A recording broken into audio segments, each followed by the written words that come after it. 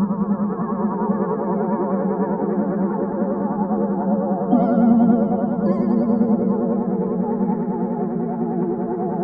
beg you.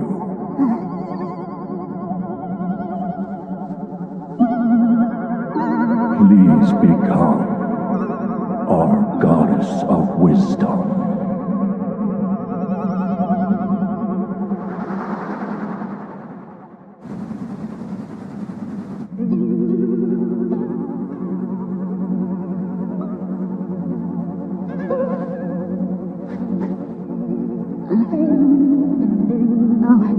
Must be time already. Thank you.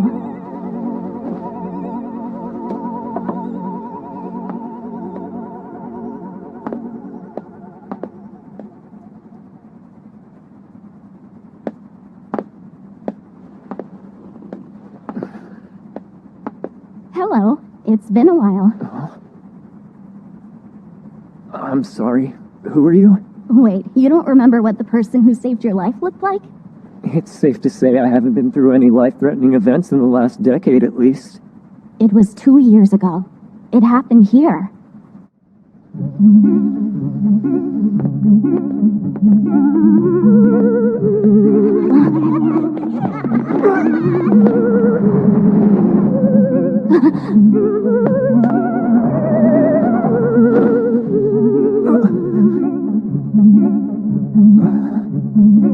Are you going to be all right? Thank you. I guess you saved me. Oh, sorry! It's fine. As the one who saved your life, all I ask is that you remember me forever. That's going a bit overboard. Although, I guess it is possible to die that way. Right, I'll remember. He reminds me of a goat. Goats are skinny, spacey beasts that spend their whole lives obliviously munching on grass day in and day out, but you can feel a bizarre sort of vitality in them. Yes, one must never underestimate a goat. An extremely agile creature that has no problems living in highlands or even wastelands. And, depending on the breed, it may also have 2 powerful horns. They're almost like demon horns. Horns of undeniable sharpness. Is this what they mean by love at first sight? Oh, that girl was you? But that girl wasn't wearing a beret. I feel like I would have remembered that. And you can only tell girls apart by which hat they're wearing? Hey, sorry. I'm not that good at remembering girls' faces. And if I remember them too well, it just makes Saki grumpy. In that case, please try to remember it again. My name's Kotoko Iwanaga, written with the characters for Koto, like the instrument. Then Child, Rock, and Eternity. I'm 17 years old, and quite lively. Cool. I won't forget this time. Yeah, I'm so sure. Considering I heard that you and Saki broke up. How do you know that? What are you doing, Kuro? Oh, Saki. Actually, she sort of saved my life. I saw. I'm so sorry for the trouble he caused. And thank you. Why are you the one apologizing? What is she? His older sister? Actually, she could be his younger sister. His name is Kuro Sakuragawa. He's a second year at Homei University, studying law. He comes here often to visit his cousin, who's a long-term patient. Is this cousin of his a somewhat tall woman with long dark hair? Oh no, they're not related to each other. That's Saki. She's a year older and his girlfriend. They've dated since they were in high school. Kuro even decided to go to the same university that she was attending.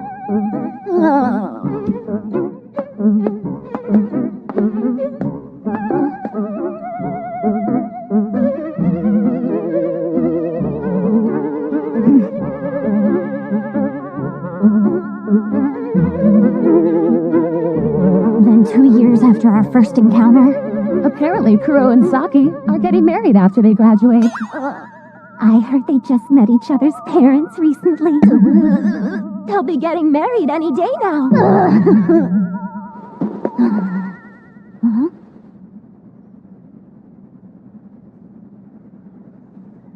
He's alone today? Did Kuro and his girlfriend break up or something?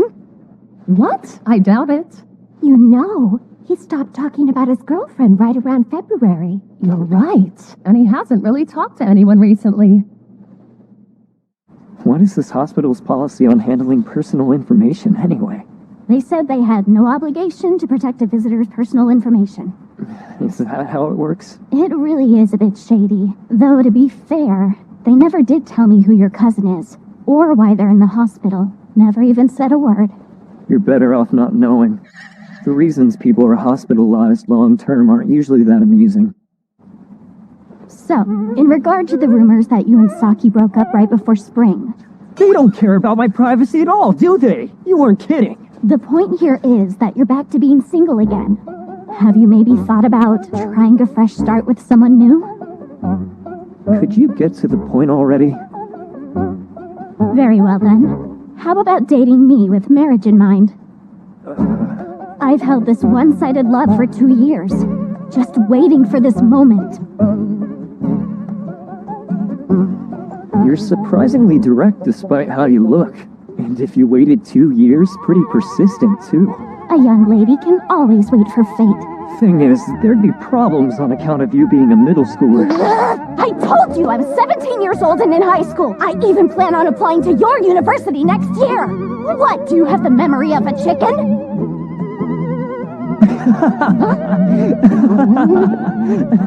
Was what I said really that funny? Nah, it just made me feel happy. A high school girl just asked me to go out with her.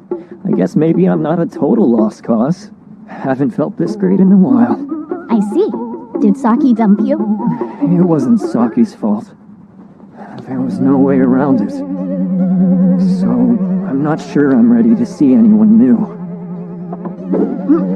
So what was it, and be specific, that ended your courtship in a sudden breakup? Over the winter, Saki and I went on a trip to Kyoto. But you weren't married! What would people think? What decade were you born in anyway? So, late one night when we were walking along the Kamo River.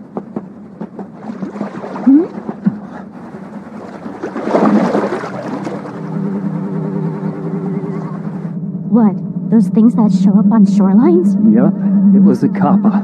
It wasn't a Gataro, Suiko, or Hyusabe? You sure know your stuff. Whatever it actually was, calling it a kappa seemed to fit best. All I know is that what I saw wasn't a human or an animal. But it was definitely some kind of moving, breathing life form. The moment we realized that, it became something so terrifying that it felt like all the rules of our world were about to crack open. But generally speaking, kappas aren't bad. These days, they're very trendy creatures that could recommend good sushi or shrimp chips. Well, the one I saw looked like he'd drag you into the river and suck out every last drop of your blood. The next day, they actually found a body in the river near there. It was ruled an accident, cause unknown. Saki's a brave, no-nonsense girl, and she doesn't believe in yokai or ghosts. But she saw that thing and got so scared she just clung to me shaking. And then, what happened? Without a second glance Saki's way, well, there were some cowardly whimpers and running off like a scared rabbit. Well, it was a kappa. After that, she said she never knew I was that kind of person, and things got awkward. She was already planning to move away for her new job.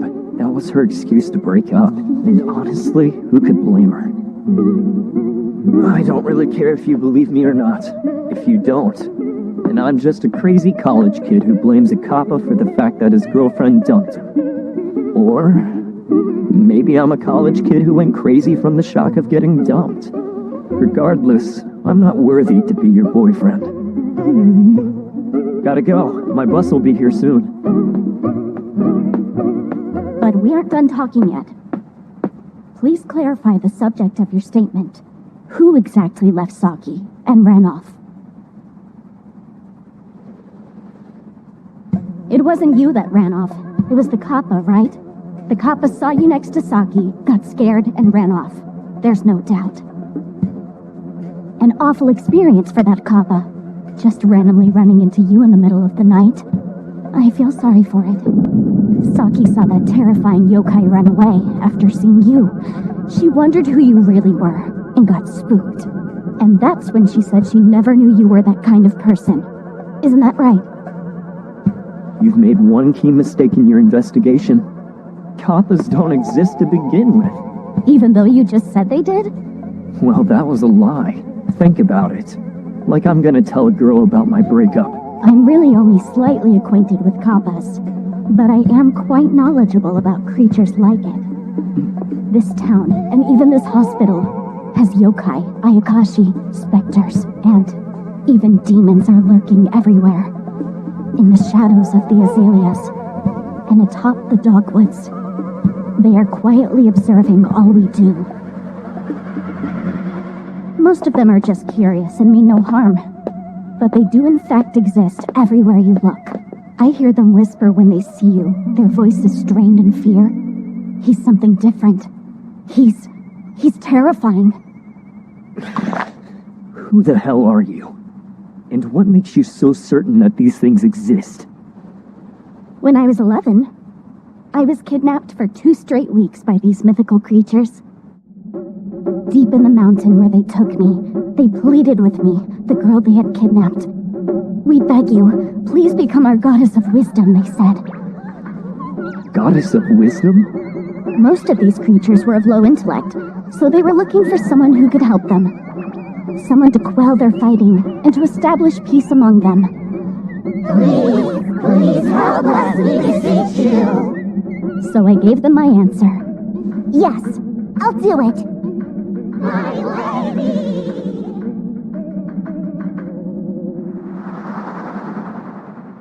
Thus, ever since then, whenever they have problems or conflicts, they come from all over the country to ask me to mediate or find solutions.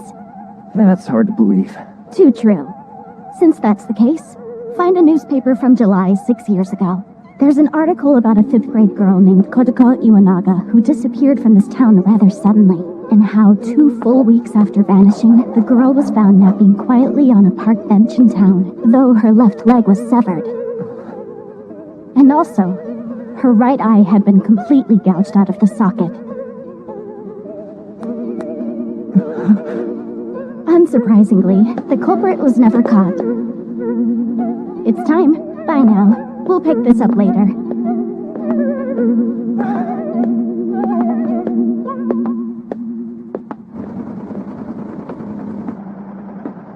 The doors are closing. Please be careful.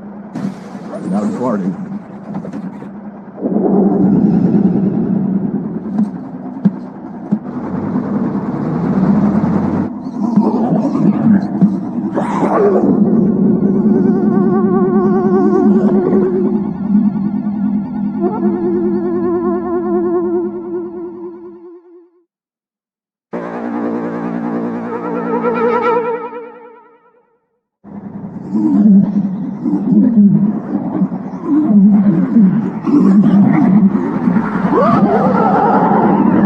My lady, are you hurt? Please tell me you're all right. I was so frightened I thought that vile creature might try to eat you alive. There's no need to worry so much. He didn't even lay a finger on me. But my lady, what could you possibly see in that smelly, terrifying monstrosity? I'm sure it's difficult for all you yokai to imagine, but to me, well, this Kuro guy is quite the looker. Could it be possible that your left eye was taken out as well? Do you want to get forcibly exercised? Oh, no, my lady. I still have so many Harlequin romance novels left to read. I couldn't possibly move on to the afterlife just yet. Those are probably the last words I ever expected to hear from you. But that creature I mentioned before is still at the library, so I haven't been able to go in days. Please get rid of that thing as soon as you can. I haven't forgotten. I might be able to take care of it tomorrow. As long as Kuro is able to help me out, it shouldn't be too hard. In Japan's greatest literary work, the Kojiki, there is a mention of a god named Quebiko. It cannot walk because it only has one leg. but it is a god of wisdom, full of knowledge of the world. It also mentions that at times beings with only one eye were also regarded as gods, or something similar. The kinds of gods that have either one leg or one eye can be found in stories throughout the world's cultures. The surface is rough, but it's been melted and hardened by some kind of acid. We won't have to take any further action. Her right eye has been gouged out, but there's no pus or swelling. It's basically healed. What in the world happened to this little girl? Can you tell me where you were these last 2 weeks, Kotoko? Were you with someone?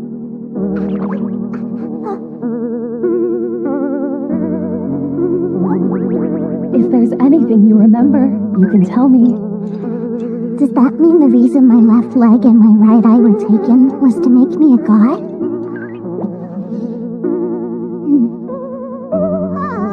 That isn't a bad trait at all.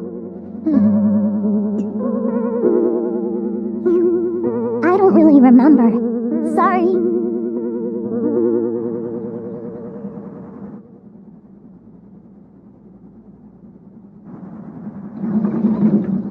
Hello. Did you finish with your research? Apparently, there was a Kotoko Iwanaga involved in some kind of incident 6 years ago. That's all I found. There's still not any proof about monsters or yokai, or you becoming some kind of god to them. Indeed. That could all be a fantasy in my head. And if that's really the case, I'm just a girl who went crazy after being kidnapped by some lunatic mutilator. Whether you believe me or not is entirely your choice. But I may be the only one in this world who can truly understand you. You're saying those who ended up with either one eye or one leg sometimes become a sacrifice to the gods? That's right, a sacrifice to forge a connection. Or sometimes a priestess who can hear the voices of the gods. Huh?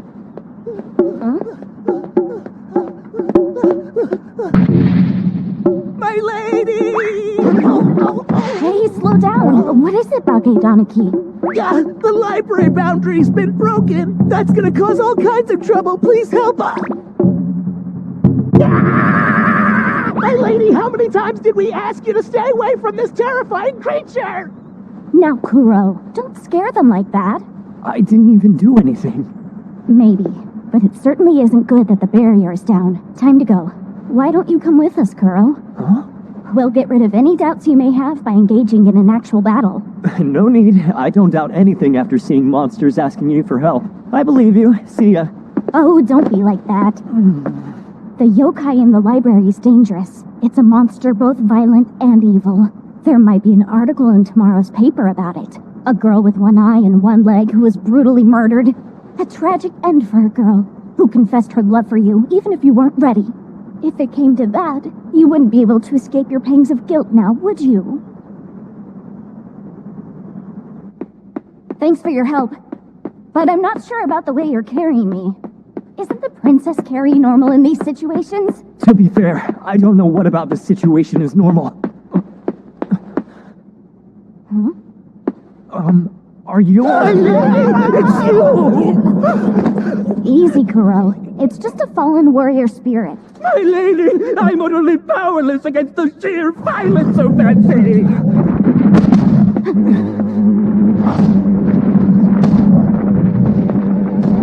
That's quite enough. The human world and Ayakashi realm have to maintain their balance. Those who disregard the rules can't be allowed to...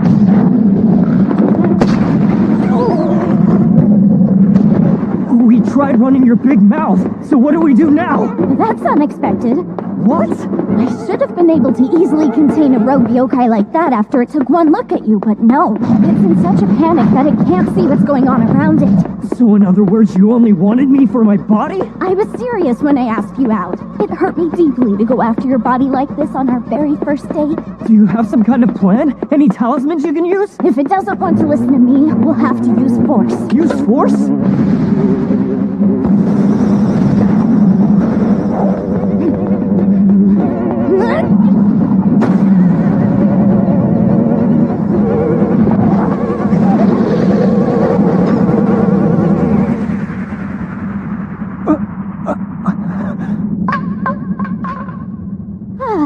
That's it. I definitely prefer being held like this.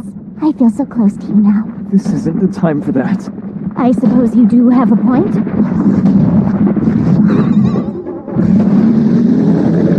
We should flee for now. Curl, what gives? We can do all the naughty things you want later. Not that. I can't let you do anything reckless. Run, Curl!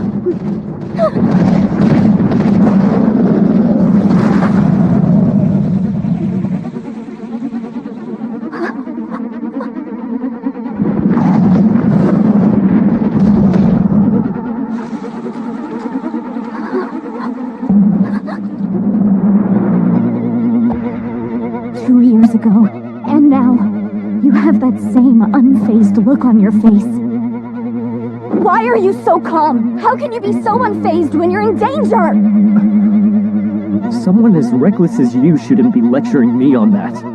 Besides, I thought you'd already figured it out by now.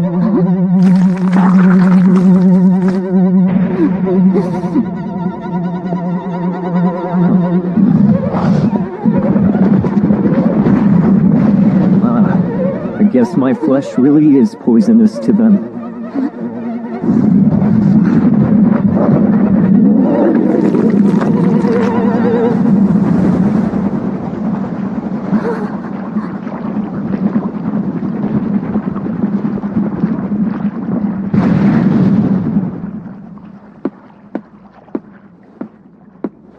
'Wait, Curl, I want to know. Who are you really? You mean the ones asking for your wisdom won't tell you who I am? Everyone avoids talking about certain things, especially if those things terrify them. You're right. If I were to borrow your words. When I was just 11, I consumed 2 different kinds of yokai flesh. All I could eat.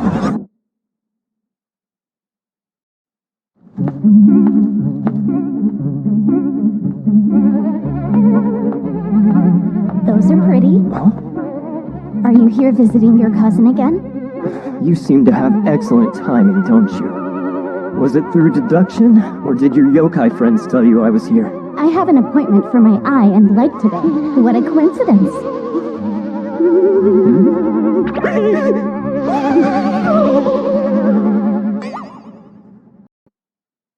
After that last incident, the Ayakashi won't stop talking about you and what you did that day. He must be a yokai of unrivaled power. I bet he's gonna cook us up and eat every one of us to the last one. So I helped you out, and that's the thanks I get? Well, it's your power that scares them. Your left arm. Are you sure it's totally fine now? Wait, you're actually worried about me? Well, I'm the one who got you involved.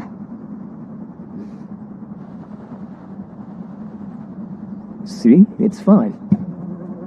Ever since I ate the flesh of a mermaid at the age of 11, my body repairs itself, no matter how badly it gets hurt. You know, it's said those that eat mermaid will become immortal and gain eternal youth. But I'm happy to say that you definitely don't look 11. About that, I think it might be because the other yokai whose flesh I ate along with the mermaids is nullifying some of the effects. Well, what was the other one? I have to get going. I'll be late for visiting hours. Kuro. I actually had a favor to ask you. Tonight I am heading off to go and see a giant serpent, who is the guardian spirit of the mountains in the next prefecture over. Would you come with me? A giant serpent? Yes. About 10 days ago, one of its servants came to visit me. It said the guardian is so troubled by something that it can't even sleep at night. So, this is a job for the goddess of wisdom to the specters. You're going to put yourself in danger again? I mean, you don't even have any special powers. How rude! I have a very special power that allows me to interact with the Ayakashi and even touch ghosts. But that's it, am I right?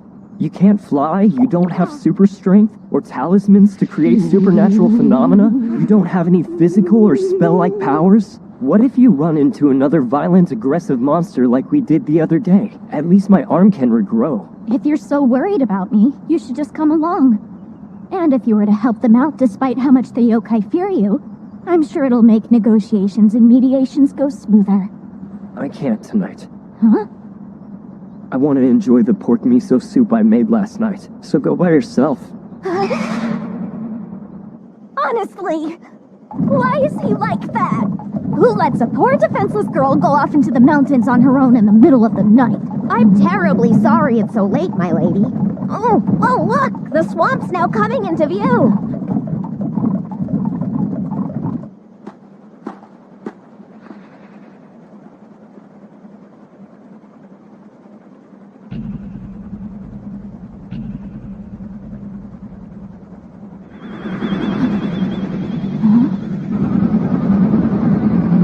I know you've traveled a great distance to come and see me as I had requested, for which I humbly thank you, my lady. Of course. That is my duty after all. There's no need to thank me for doing my job. And besides, the people here once worshipped you as a water god. It's only natural that I come to see you if you ever needed me. It's been quite a long time since the humans worshipped me as a water god. The small shrine has long been forgotten, and no one offers me anything for it to rain anymore. Though even when they did pray to me, I never had the ability to control the weather to begin with. Considering me a god was presumptuous, it's no wonder I've been forgotten. The human world developed so quickly that there are many things I don't understand. That is why I sent one of my servants to summon you forth, my lady, so I could borrow some of your great wisdom. I apologize that I cannot be more hospitable here in these mountains, but please do not be angry with me. Oh no, it's totally fine. If I seem to be in a bad mood, it isn't because of you. It's due to something personal. Something personal, you say? Right. I have a moody boyfriend named Kuro Sakuragawa. I asked him to come with me here tonight, but he declined, saying he'd rather stay home and eat pork miso soup.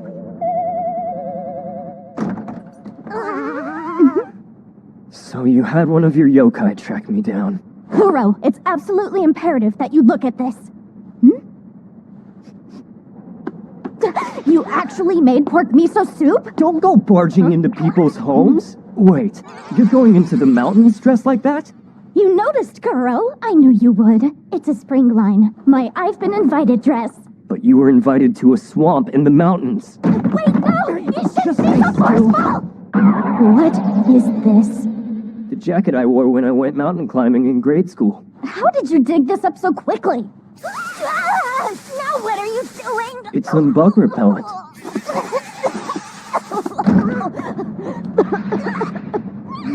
What the heck do you think you're... Here's some pork miso soup to take with you. And rice balls, too. Wait. Kuro! Don't do anything rash again. So you see, even though I told him I would be meeting with a giant serpent that might like to dine on humans, he refused to join me. Goodness, no! I would never dream of eating you, my lady. Besides, humans are far too hard to eat with the clothes and metal accessories that they put on. So you have actually eaten some humans before? I can't say I haven't. I was rumored to be a man-eating serpent back in the day. But humans don't really taste that good, and nowadays it would cause far too much trouble, which I would prefer to avoid. By the way, my lady, if you were able to bring your soup here, couldn't your boyfriend have brought his to eat here as well? I mean, he probably didn't have another thermos. That must be it, I'm sure. We've gone off track. Down to the issue at hand. You're concerned about the murdered corpse you found in your swamp recently, aren't you? Yes, I cannot fathom why that woman came all the way to my swamp to dispose of the body. So I'd like to hear an explanation that I can be satisfied with. About a month ago, on April 23rd, just past 2 p.m., 2 hikers who were out picking mountain vegetables found a man's body floating here at Sukuna Swamp. Because he'd been stabbed in the chest with a sharp knife, they ruled it a murder. However, despite having a few days passing since he was murdered, and him having no cell phone or ID on his person, they identified him immediately. Hiro Yoshihara, 35 years old. He worked for a large construction firm. Eventually, a 30-year-old woman was arrested as a suspect. Aoi Taniyo. I admit it was me. They got a confession from her. While many unanswered questions remain, they're mostly working on gathering evidence right now. That means it's pretty much an open and shut case for the time being. I assume she threw the body into the swamp to hide it, or to perhaps stall its eventual discovery. Nay! It was not to hide the body. I just happened to see her as she dumped it in.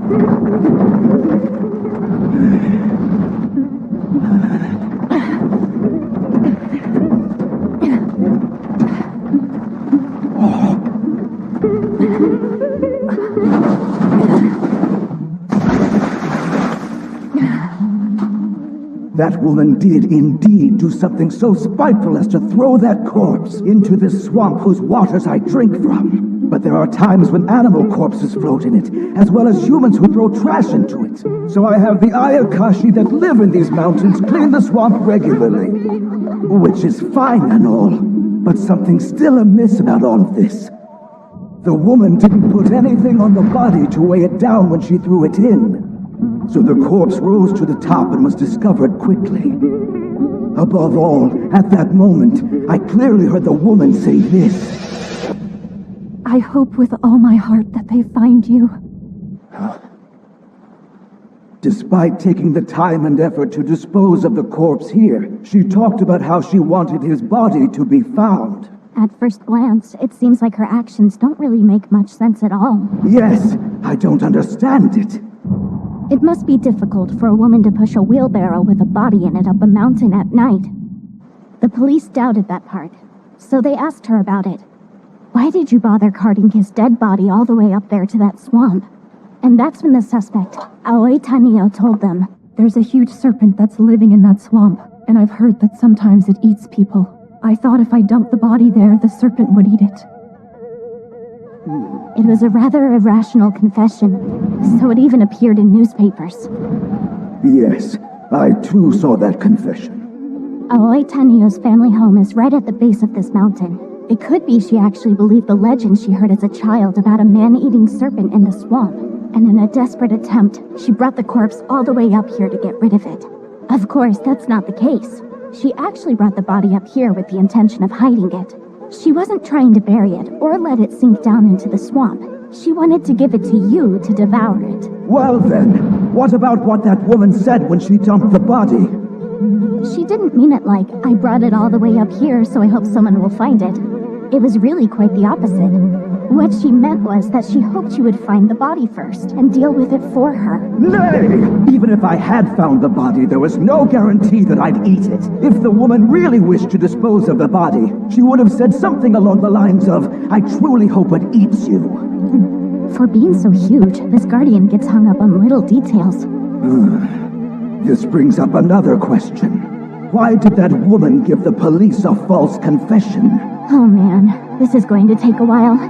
Well, in all likelihood, to conceal the real reason she dumped the body here. I would like to hear an answer I can be satisfied with.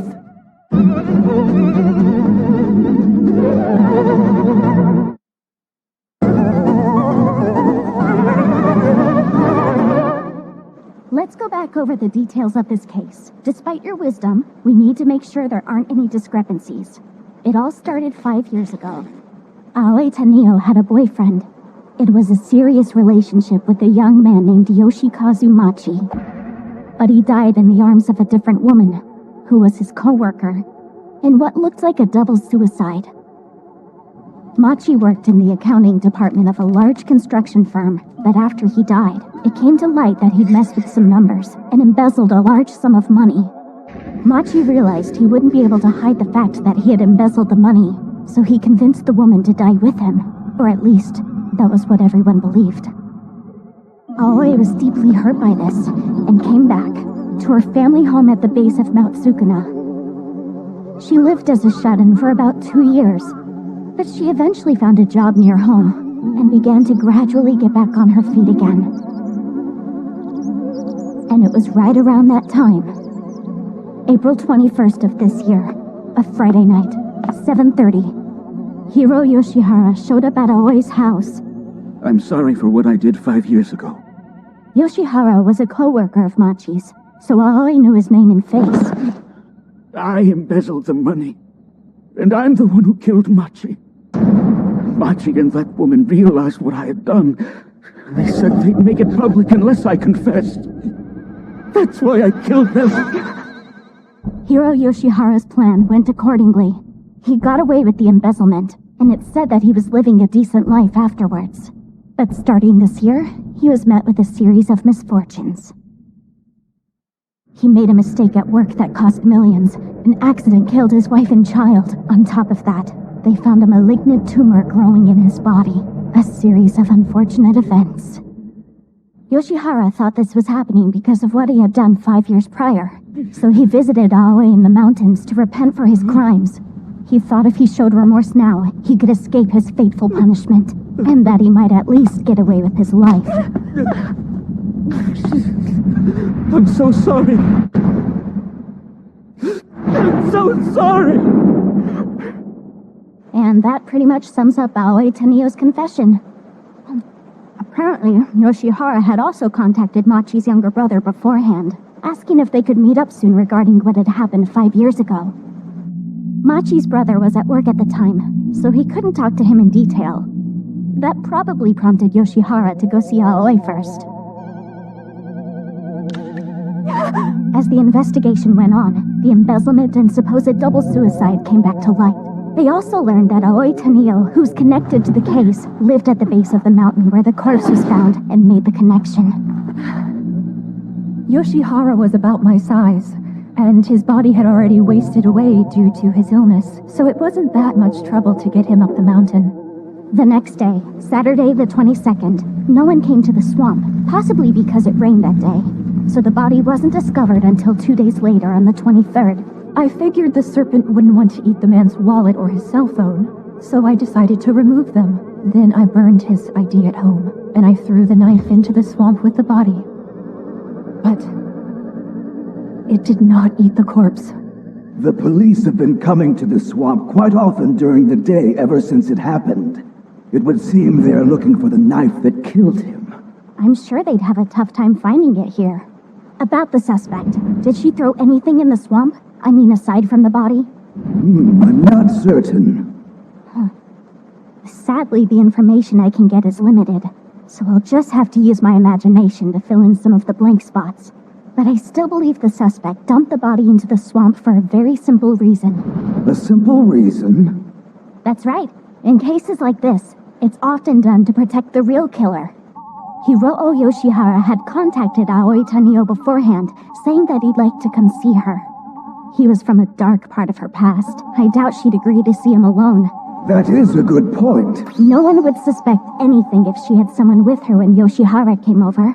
Oh, I know. I think Machi's younger brother would be a perfect example. Yoshihara told Machi's brother on the phone that he had also contacted Machi's former girlfriend. He might have had a bad feeling about that and contacted Aoi. After learning the truth of his brother's murder, he impulsively killed Yoshihara. But he still had a future. On the other hand, Aoi had been living as a shut-in and had very little to lose. That's why she decided she would protect him. After sending the real killer away, she decided to dump the corpse at the swamp in the mountains. There are 3 reasons for this. The first, to let the swamp water wash off any traces of the true killer that may have ended up on the corpse. The second, to give the true killer an alibi. But then, why did the woman say, "I hope with all my heart that they find you"? I don't understand. Like I said, there's a third reason why she dumped the body here.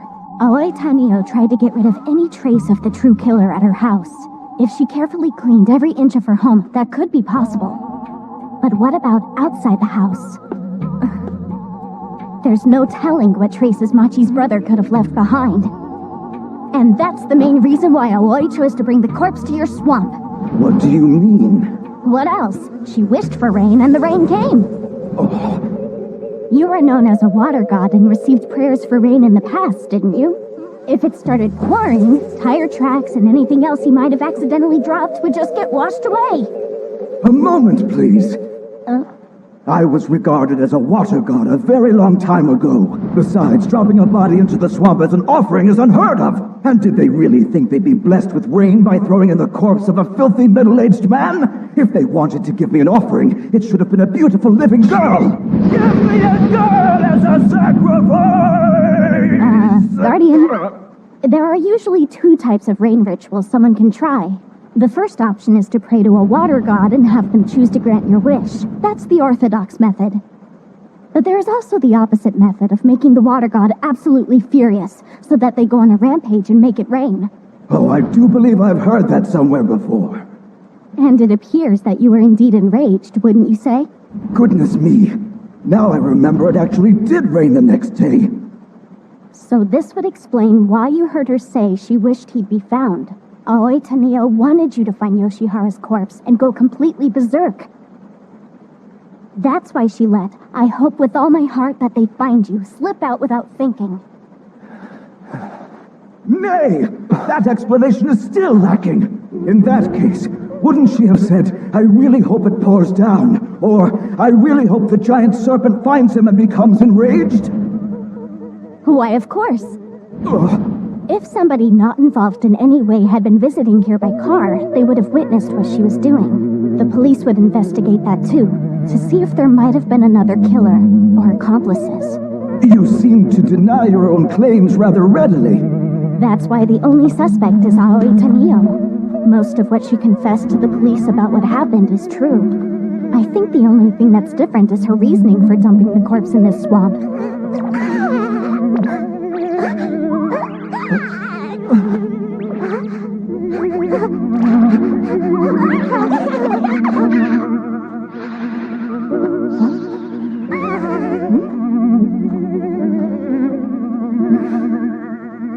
So you came! Oh, so that is my lady's boyfriend. How terrifying! I'm your boyfriend now? I'm so glad you could make it. Why don't you tell him that I'm not really your boyfriend? We can have our lovers' quarrel later. Right now, we have to resolve any lingering questions he has. Yes, precisely, my lady.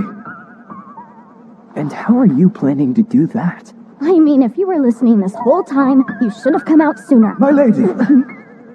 So what is the real reason the suspect threw the corpse into my beloved swamp?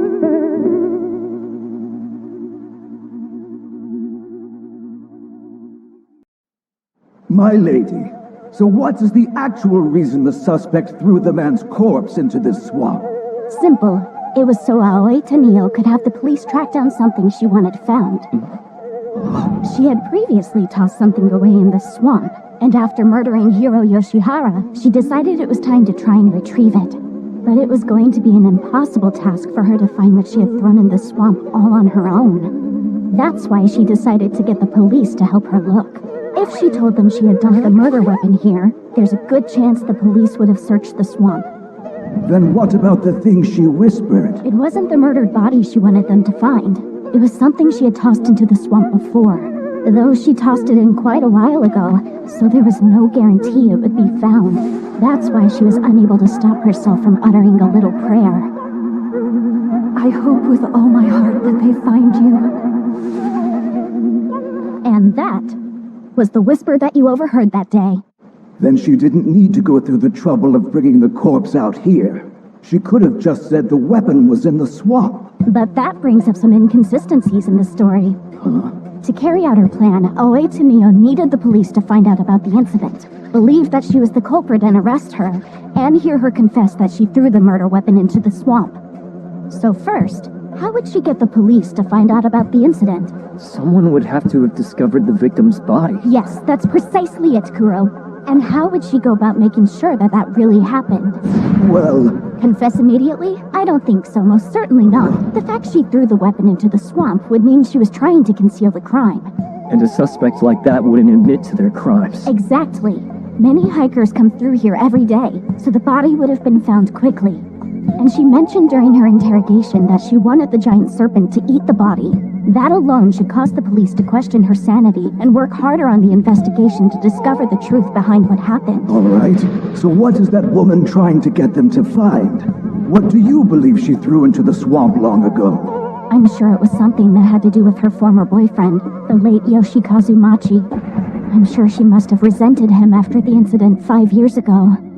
But this was all set up by Hiro Yoshihara. She found out her boyfriend was innocent. It can be presumed that she deeply regretted the fact she doubted him. I see. It makes sense that she would want to get rid of any reminders of the man who betrayed her. But now she was trying to retrieve it. Isn't this all rather dramatic? Just to reclaim a single item she'd long ago thrown away? Totally. After what happened with her boyfriend, she made the decision to return home after living all by herself in the city. She probably got rid of a lot of things during the move. Like the stuff related to her boyfriend. Even if she had kept a couple of pictures and presents, she could have just thrown them in the trash or burned them. Then what are you implying that she threw into the swamp?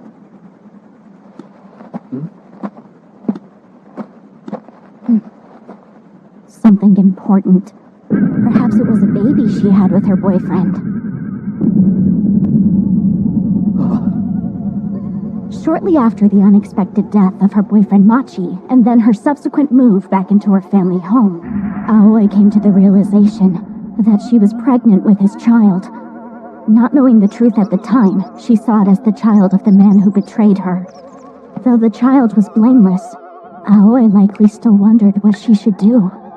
But then one day, she ended up having a miscarriage at home, and the fetal corpse ended up in her hands. How would she dispose of it? She brought it here. And then last month, she found out the truth about her boyfriend's death, and regretted her actions even more. She felt she should try to find the fetus, and give it a proper burial. That's why she came up with the plan to have the police dredge through the swamp. So with their help, that woman's dead infant would eventually be found? No, I don't think so. Well, you said it yourself earlier. That you asked the Ayakashi to regularly clean your swamp. It's most likely that our baby sank into the swamp about 4 years ago. So the mountain Ayakashi probably pulled it out a long time ago.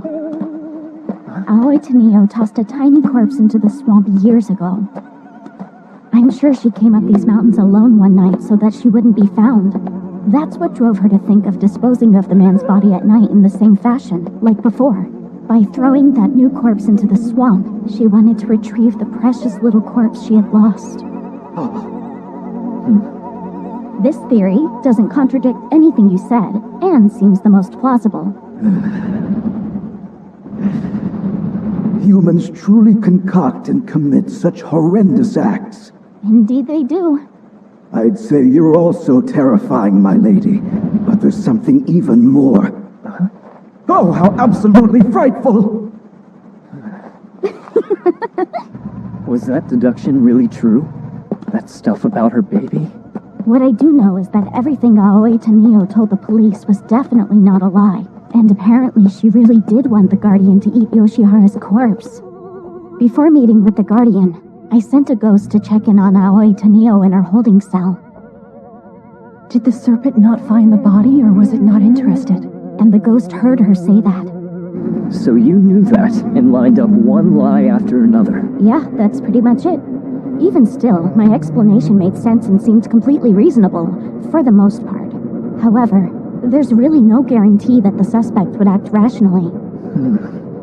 The Guardian of the Swamp had said that if the woman wanted them to eat the corpse to make it disappear, she would have just said so. But Aoi knew nothing would start until they found the body, which is why she whispered that. I believe that is all quite possible. This may be going too far, but there is also the possibility that the Guardian misheard what Aoi Tanio whispered. If so, that would completely destroy the original premise. And a great yokai who's as renowned as the Guardian would never admit to mishearing someone. Uh-huh. That's why I use some of my wisdom to navigate the problem. I think I understand your powers now. But with all of that aside, you really should be more cautious about the danger you put yourself in. And I wouldn't ever have to worry about stuff like that if you would just stay by my side. You never mentioned helping you exterminate yokai as a condition for going out with you. Interesting. You finally admit we're dating then. No, I didn't.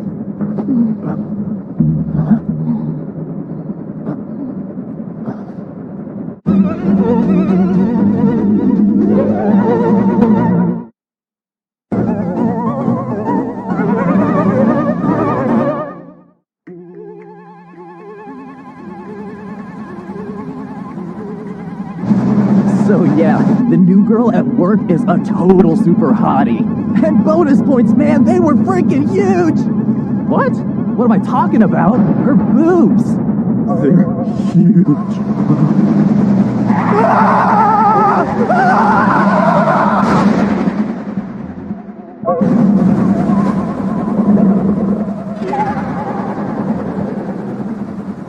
Hey, Yumihara. Yes? The other day, when I invited you out for some yakiniku, you declined, saying that eating beef reminds you of an ex-boyfriend you had a nasty falling out with, and it makes you feel sick to your stomach. If so, why are you eating the Kalbi lunch right now? I realized I shouldn't let the past hold me back, so I'm doing everything I can to get over it. I see. Well, when you do, tell me. I'll be sure to invite you out again. Oh, I've been meaning to ask. You handled the river wreck the other day, right? That's right. Well, the report says the young man thought he saw a puppy jump out in front of him, so he panicked and drove through the guardrail and then into the river. But I heard he had a different story to tell at first. He'd just been pulled from the river when he said that. He was in a state of hysteria. Once he'd calmed down, he confirmed that was not actually the case. But it's true that this college student initially told you that a girl wielding a steel beam about 2 meters long, who was wearing a flashy, frilly red and black dress, and a huge bow in her hair, but who somehow had no face, suddenly appeared in front of his car, so he panicked and swerved off the road. He said that? He did. Then why did you use the statement regarding the puppy? Because it doesn't matter if it was a puppy or a ghost that popped out. But they are pretty different. Detective Terada. Are you looking for Steel Lady Nanase? Steel Lady Nanase? You've never heard of her? Heard of Karine Nanase? Oh, isn't she? She's the idol who died at the beginning of the year. I remember hearing the media was abuzz about some unsavory rumors. Yeah, that's right.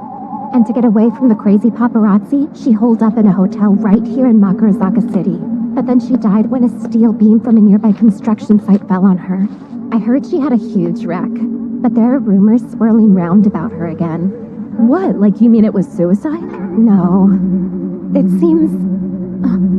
she appears every night in Makurazaka City. She's even wearing her idol outfit. And now she wields the steel beam that crushed her. The frightening, faceless ghost of Karine Nanase. And what do you think about all that? I thought it wasn't the best idea to put any stories about ghosts in writing. That's not the point I'm talking about. I want to know what your gut tells you. Tell me, do you honestly think that there's a ghost or a monster named Steel Lady Nanase out there? The college student's terrified face, the tire tracks and the guardrail that was busted through. And that eerie feeling in the air. All of those things were real. I do believe that the college student really saw something on the road that shouldn't have been there. At police call boxes all around the city, many people are claiming that they have witnessed or were nearly attacked by someone resembling Steel Lady Nanase. They're reporting at police boxes? The officers on site are shrugging it off by saying they were all just seeing things. But ever since the middle of last month, there have been cases involving random attacks and assault attempts that have been on the rise throughout the city. Detective Terada, do you honestly believe that Steel Lady Nanase actually exists and is attacking people? Hey, come on now. I'm just trying to clarify. Don't make me sound crazy. Of course I don't believe in ghosts. I'm sure this is the work of the living. If someone truly is appearing in various locations around town dressed like that, it seems like a lot of trouble for a mere prankster or kidnapper to go through. That's the part that bugs me too. If it's necessary to go through all that trouble to do this, there must be a significant reason or objective behind these actions. Something that's not just a prank, but an actual crime. These reports first started happening within the city over the past 2 weeks. We started seeing more information on the internet around then too. We've had from when the rumors started spreading until 2 weeks ago to prepare. And more recently, they finally started making their move. A police officer taking rumors like this seriously looks kind of bad. But something's definitely going on. As of right now, the suburbs have suddenly become a hotbed of activity for organized crime, meaning somebody should definitely keep an eye out. Detective Terada thinks the emergence of Steel Lady Nanase is foreshadowing a much larger crime. But Steel Lady Nanase is definitely real. She's a real ghost that has nothing to do with some other crime or plot. No matter what may happen in the future, the police won't be able to deal with her. If you'd be willing to help out, I'd appreciate it. Detective Terada, please try to remember this. There is still the possibility that yokai and ghosts exist in this world. Really, Yumihara? You believe in stuff like that? Well, I haven't seen any ghosts, but I have seen yokai before. What are you talking about? If you don't believe it's possible that there are beings that surpass all logic and reasoning in this world, you'll be blindsided one day. I'm sure there's no point in saying this. Because I didn't believe that was the case. I ended up having to break it off with my ex. So was your ex a yokai or ghost or something?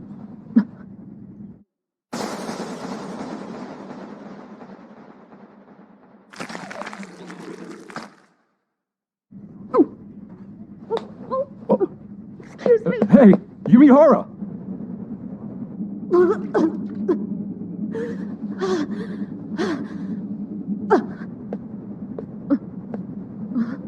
Looks like you weren't kidding when you said you feel sick after eating meat.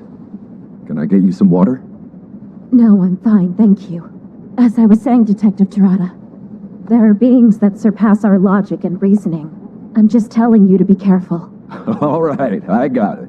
At least I get that it sounds like you were in a complicated relationship.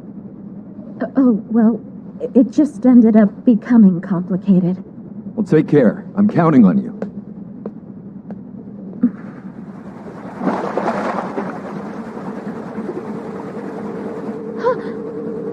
Oh, Kuro! Humans are so terrifying.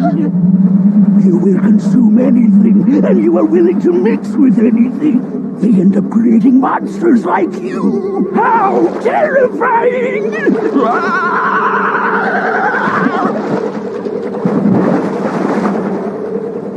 That monster happened to be my fiancé, and there'd come a day when I'd have to consider how I could stay with him. Kuro, you...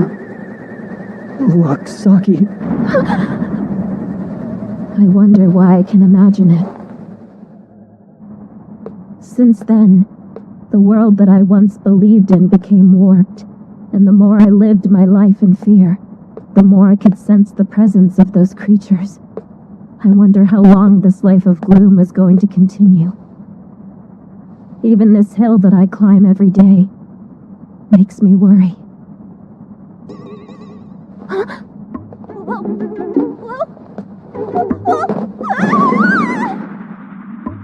A girl?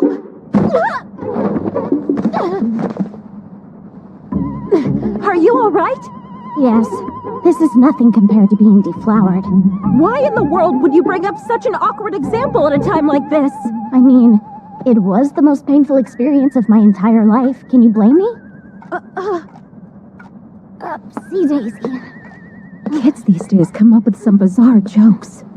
Is she a child? Wait, how old is she? I don't really know who you are, lady, but I thank you very much. She's rather petite and cute, but what's this strange presence I sense from her? I realize that you were kind enough to save me. Now please listen to my advice and run away. Run from what?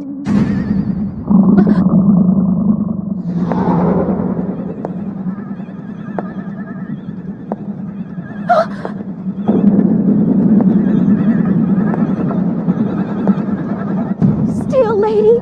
Nanase! Please get going. Your eyes aren't playing tricks on you. She's exactly what she seems to be. A type of creature that's often referred to as a yokai. I can sense it. That presence is totally real. Those giant knockers are real as well. Is that really relevant right now? Enough running. I'm done with this. I ran away from the Kappa, ran away from Kuro, and I'm living a life of depression because of it. I'm through letting these things rule my life. I'm sick of it. All this absurdity. I'm going to be done with it tonight!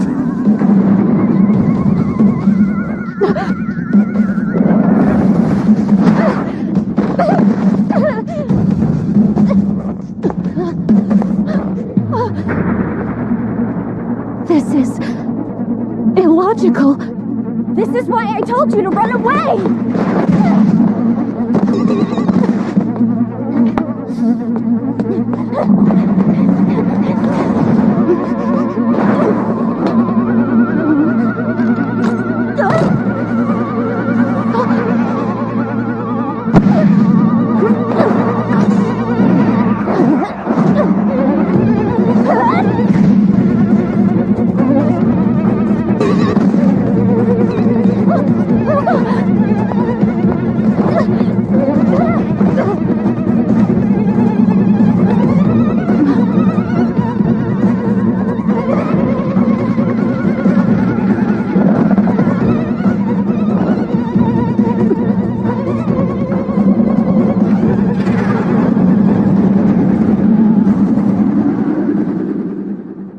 She ran away. I've got to rethink. I can't beat that thing with brute force. I don't know what's going on. She just kicked a ghost. Who in the world is she? Wait, is she not human either? It's a prosthetic. It's fine. It's built to come off if it gets overburdened. If it doesn't, I could harm myself even more from it staying on. How'd you make contact with that thing when my hand went right through it? Are you a yokai as well? Oh, no, ma'am. I'm kind of somewhere in between, I suppose. Whoever you are, I can definitely tell that you're a brave soul. Please forget everything you saw today. I'll take care of Steel Lady Nanase in the not-too-distant future. That's the whole reason I came here. I'd rather not bother getting the police involved, so I ask you to not tell anyone about me either. You can tell me more at the station. It's just at the bottom of the hill. No way! Your leg might be okay, but I'm sure you have bruises and cuts everywhere. I'll treat them for you. Don't worry, I don't plan to get a statement from you or try to contact your family. But there are a series of incidents the police think Steel Lady Nanase is responsible for, so I can't just let this go. An officer with the traffic division, Saki Yumihara. Are you actually that Saki? Oh, I'm not sure what you're talking about. Your hair is shorter, and you seem to have lost weight. Yeah, that's why I didn't realize it. I never would have saved you if I knew you were you! I mean, I wouldn't just let that thing kill you, but really... Explain so I can understand. It seems like you know me, but I don't really recall us ever meeting before. We have met once before, but this is the first time we've properly greeted each other. My name is Kotoko Iwanaga. I'm Kuro Sakuragawa's current girlfriend. Delighted!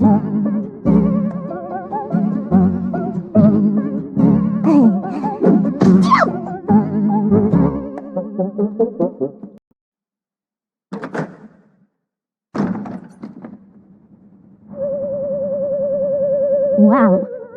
Talk about a lack of personality. So how old are you? I just turned 19. And at present, I'm going to the same university that you and Kuro both attended. I met you once a long time ago when you were at the university hospital. The university hospital? I guess I can't blame you for not remembering. It was over 4 years ago.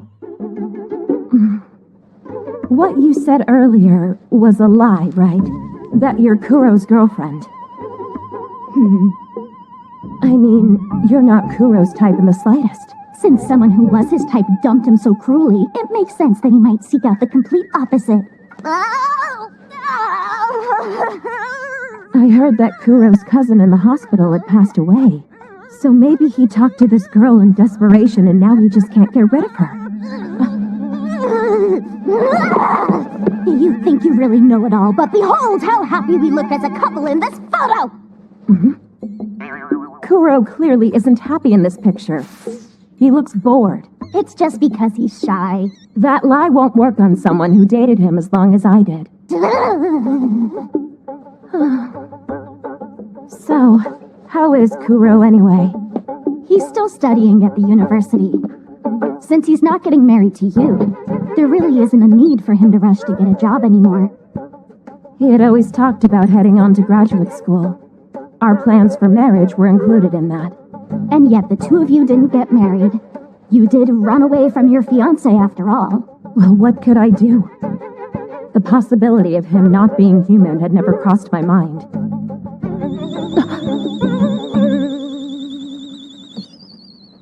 It was all too much. Of course, you're not wrong in your appraisal. Kuro seems perfectly human to the untrained eye, but likely cannot be classified that way. But I'm in a similar situation too.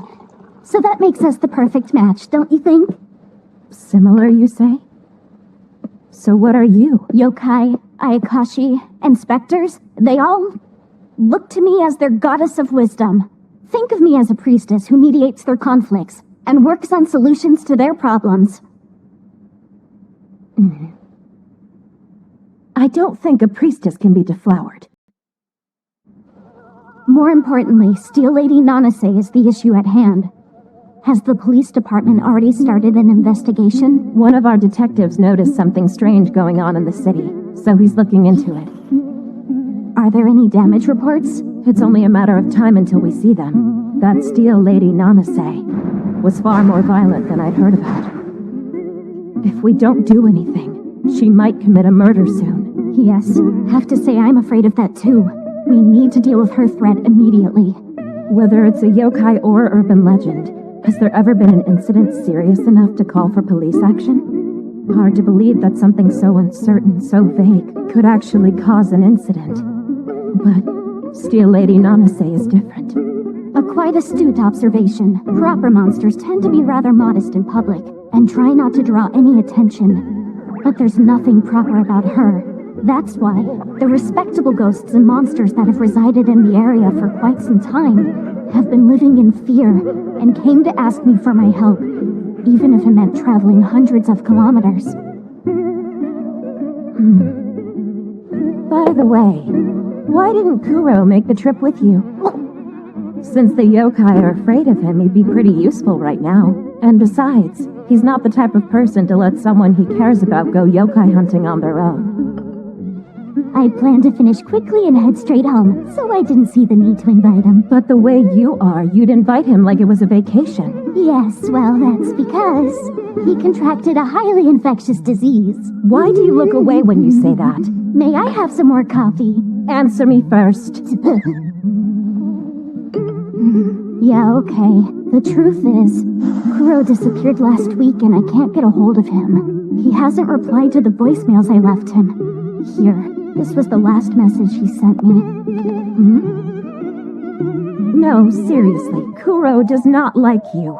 Like I said, Kuro just isn't very good at expressing his feelings. I told you lies like that wouldn't work with me. I'm the only one fit to be with that big idiot. Why is he acting like this? Back when Kuro and I were dating, he never even once ignored any of my phone calls or text messages. He was always right there by my side whenever I needed him to be. You have some nerve bragging when all it took was a little cop-out to scare you off. What? I'm just worried about Kuro because you're clearly some kind of stalker. There's no reason for a woman who severed all ties to Kuro to be worried about him. That's right. This has nothing to do with me now. But it's unlike him. To go a week without contacting you? Definitely weird. Oh, yeah. Still, though, it's not like I don't have any leads at all. Besides, he won't actually die even if you kill him. It's likely that whoever tries to kill him will be in for a really big disappointment.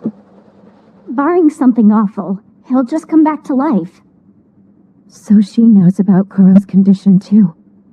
And she stays with him despite that fact. She's doing what I couldn't do. I guess she really does deeply care about him. I promise to do whatever I can to solve the Steel Lady Nanase situation, but if you bump into her again, I suggest you run away while it's still an option. That monster is ferocious. It's risky to take it on in your state. I mean, your eye. It's fake, right? Huh? Ah, so you did notice that. One eye and one leg. This is what makes me so close to the gods, as well as the Ayakashi. Which is also the reason that I'll be perfectly fine. Well then, thanks for the cup of coffee. Oh, if you would like me to, I'm happy to send you an invitation whenever Kuro and I tie the knot. Don't bother! I never would have imagined I'd run into Saki. How random. But I doubt I'll ever see her again.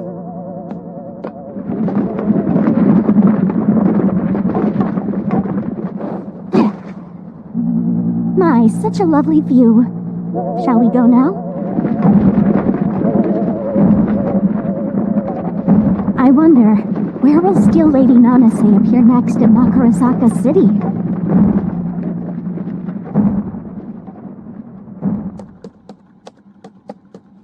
Kari Nanase. The idol, real name Harugo Nanase, wasn't particularly famous. Though her fame grew because of how she died. Most people didn't know about her before. She was discovered in June at the age of 17. Those melons are superb! Their glory can't go unnoticed! Sir, please stop. You can't blurt that out. You're a fool if you think my chest is all I've got going for me. Oh, so vivacious! The total package! She was scouted by the president of a talent agency. She struggled in the beginning, but a year after her debut. Hey, I landed you a new job! It's a main role in a late-night drama! What? 完全燃焼しよう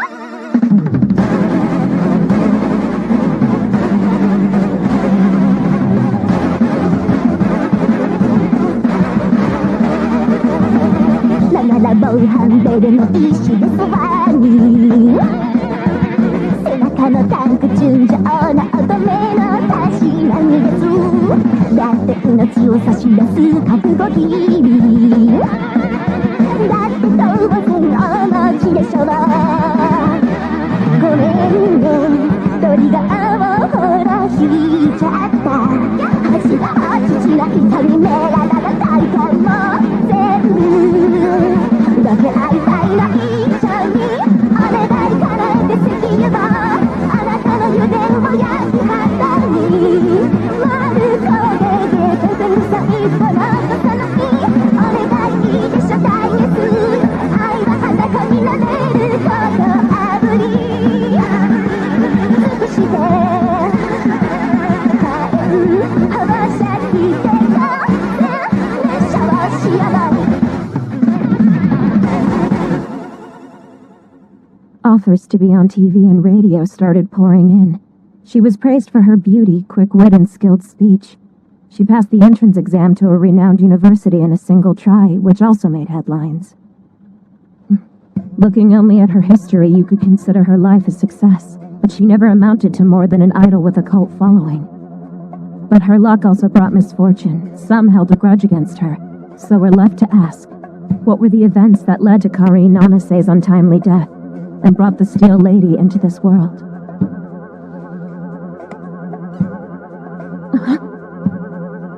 There's a whole site about her?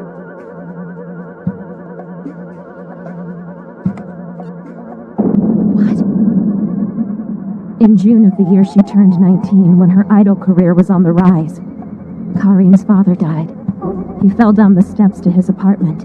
It was ruled an accident, and nothing about it seemed suspicious at the time. In honor of my father, I'm going to keep working hard. However, near the end of November that same year, suspicions suddenly began to arise about his death. There were rumors Kari Nanase resented her father because he quit work when she got famous, so she killed him and made it look like an accident. There was also a large life insurance policy covering him. Her father had begun complaining to his friend a month before his fall down the stairs. That girl's made a damn fool of me. She's always wrote how smart she is in my face. A note hinting at his suspicion that his daughter was trying to kill him was discovered 5 months after his demise. That story made the rounds online, and it wasn't long before the tabloids and gossip papers picked it up. How dare they publish this ludicrous article? Some other agency must have spread these rumors. I'll sue their asses for libel. Wait, but sir, a lawsuit only exacerbates things. The wise move is to let it quiet down. You should go rest somewhere far away. I know you have what it takes to get through a trial like this. You don't need to tell me what I already know. I will be back soon enough, so just do your job and find me my next one. And so Kari Nanase went on hiatus, jumping from one hotel to another, staying one step ahead of the paparazzi. In late January, she found herself in Makurazaka City, with no idea that she'd die a few days later, not far from her hotel.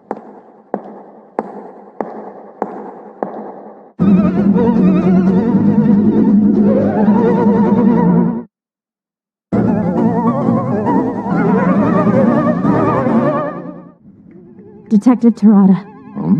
Do you think it's completely unfathomable that Steel Lady Nanase could actually be a ghost? And here we go again. After taking a look at Nanase's history, it could make sense for her to reappear as a ghost. Suspicions that she was behind her father's death were never cleared up, and those who spread the rumors refused to take responsibility. I'm sure Kari Nanase was doing whatever she could to get her name out there. I think I get it. How she'd come back as a vengeful spirit just to attack society as a whole. I think I can believe that much. Yes, of course. I realize the existence of ghosts seems far-fetched. I don't deny they exist. Things like spirits, I believe in them enough to go visit my relatives' grave sites at least once a year. But her, something's just different. Like she seems artificial. People saying she's wearing a miniskirt, or is missing part of her face, or swinging a steel beam. That all just sounds like stuff the society that drove Kari Nanase to an early death would be excited to hear about. If she truly came back to become a vengeful spirit, it seems strange that she'd be dressed that way. That means there must be something else, something hiding in the shadows, other than an idol's will. He's right. If the Steel Lady's supposed to be a vengeful spirit, logically she probably wouldn't be pandering to the masses. But Steel Lady Nanase is a vengeful spirit. But sadly, at this point, it's nearly impossible to convince Detective Terada of that. That's not all.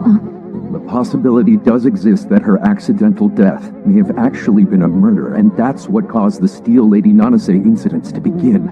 Right. Yes, of course. The investigation files. If you'd look through them for me and just explain the important parts to me later, that would be extremely helpful. Right.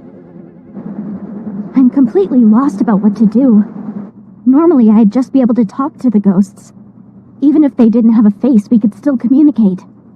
It goes without saying, those who are powerful enough to kill people have to possess a certain amount of intelligence. But that's not the case with Steel Lady Nanase. She's supposed to be a ghost, but I sensed no will or ability to think, and she didn't respond to my voice. A grudge, evil thoughts, vindictive feelings. Those should power her existence, but I don't sense them in her either. It's almost as if she's an empty puppet. Her very existence is enough to terrify all of the yokai in Makurazaka City out of ever going near her. I really wish I had more useful information to work with. This illustration looks exactly like what I encountered yesterday. Between all the eyewitnesses and knowing what the living Kari Nanase looked like, I'm sure something similar could be drawn. But is it possible to draw something this accurate? This illustration looks like it was done by someone who saw Steel Lady Nanase personally. Except, it's actually the opposite. If that's true, it's going to be much more difficult to defeat her. First things first, I need more info. All the information they have online is a jumbled mess. I want accurate references, everything regarding Kari Nanase's death from a reliable source, which means the police. The last thing I want is to ask Saki for a favor. The body of Kari Nanase was found on Saturday, January 30th. The location was a construction site that was near her hotel.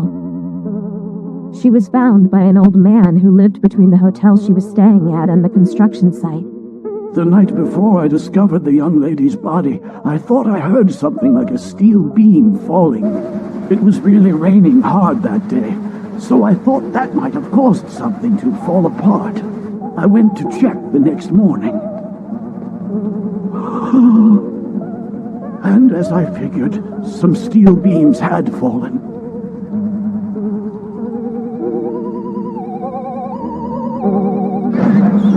The steel beam that had killed her was about 3 to 5 meters long, and the body's face and head had been shattered. Her face was unrecognizable, and dental records wouldn't help. Everything was crushed from the neck up. The police found her cell phone, wallet, and university ID, which led them to believe that it was Haruko Nanase. Her fingerprints from the hotel room matched those on her personal belongings. They declared the body was in fact Kari Nanase's. The estimated time of death was between midnight and 1 a.m. on the 30th, which also matches the time the old man heard the noise. The police continued their investigation with the possibilities of an accident, murder, or suicide, but officially it was ruled an accident. Normally they would have come to a conclusion much faster. Perhaps it's because this was the bizarre death of an idol, but they're taking their time and putting a lot of work into the investigation. Probably because the department's reputation's on the line. But there's one thing that's bugging me.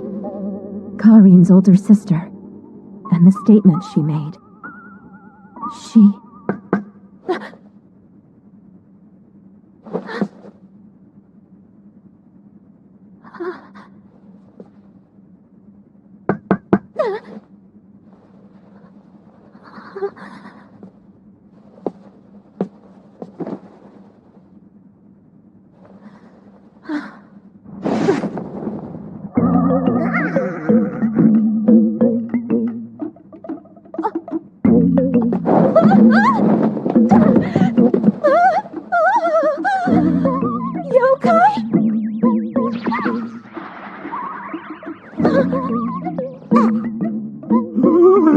I'm terribly sorry to disturb you so late! I cannot blame your ladyship for being surprised by my visit! Allow me to introduce myself! I'm the tree spirit known as Genichiro! I have come before you tonight on orders from Our Lady of One Eye and One Leg! Our Lady of One Eye and One Leg? It must be her! Yay! I beg of you, please do not be violent with me! I come to you in peace! And besides, I am nothing more than an old and frail tree Please stop. spirit! There's no reason for a spirit to fear me. And could you please keep it down? Oh, but my lady told me that you had rather violent and brutal tendencies, and that I should be careful and mind my manners. I'm punching that brat the next time I see her. Okay, so what does she want with me? It's in regards to the Steel Lady Nanase situation. She wanted to humbly request your assistance in the matter. She needs my help? If you cannot offer any assistance, then from now on prepare for every night to be just like this. The tree spirits Genjiro, Genzaburo, Genshiro, and so on will come asking for your assistance just as I have tonight.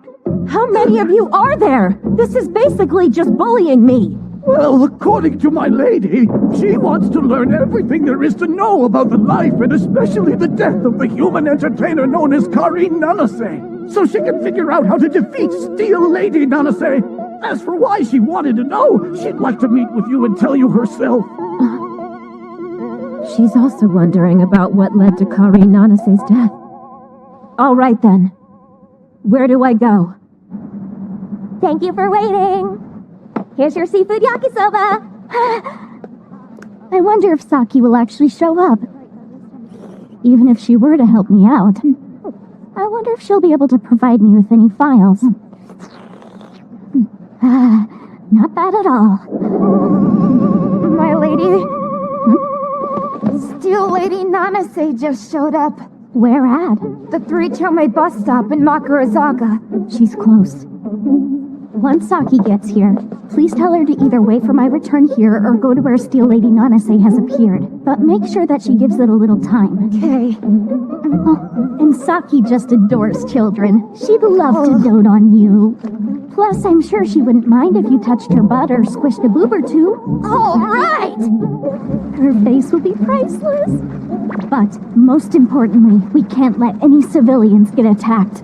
It's impossible for me to try covering the whole city, but since she appeared close by, I need to do something. It's her!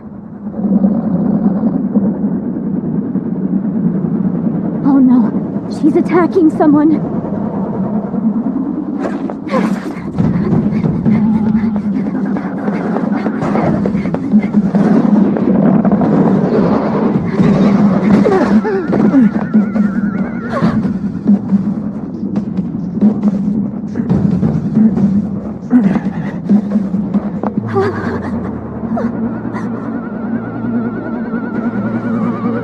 Is that Kuro?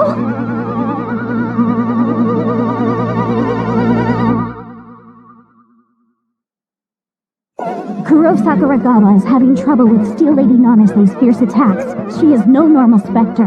After Kari Nanase's death, why did she manifest as a monster and gain such powers? Next time, a monster of the imagination.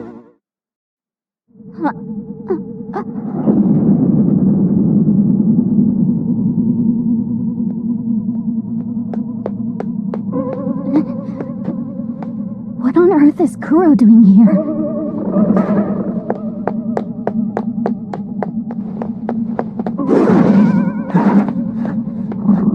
The way he moves is so clumsy.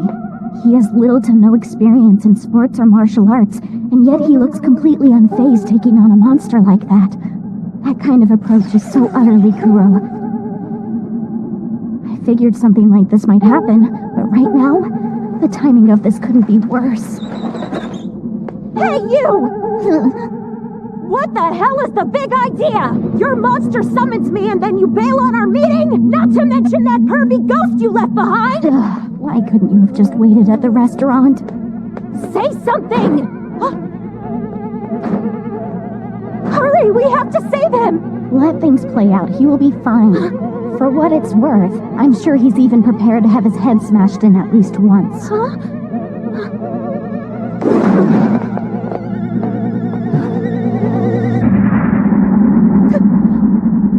Kuro! But why is Kuro here? Get too close and you might get caught in the middle. Let's just watch for a bit. But it looks like he could go down at any moment. He's tripping over his own feet. Yeah, but it doesn't seem like Steel Lady Nanase is that much stronger than he is. It should be simple. Especially if Kuro's willing to take a steel beam to the face. Even if he's close to death, he'll be able to get right back up in no time at all, due to the immortality he gained by eating mermaid flesh.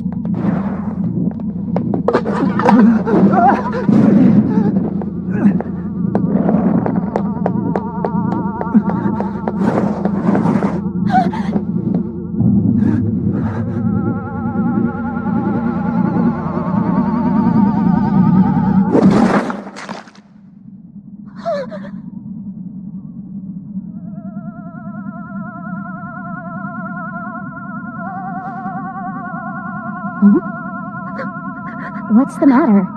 Is this the first time you've seen Kuro die? Of course it is. Really? Then why'd you break up with him? I saw a cut on his hand heal up immediately. I watched his severed fingers grow back. And when it happened, he acted like there was nothing strange about it at all. Well, that's to be expected with an immortal. A man in perfect health. Couldn't she just accept what a great husband he'd have made? That she'd never have to worry about him being injured or sick? No. The way she's acting now, I guess not. Is it so strange to suddenly feel scared at the thought of becoming family with someone like that? Am I not allowed to reconsider that marriage? Dozens of his relatives have died of strange illnesses or unusual causes. Kuro's the only one of them who's living a decent life.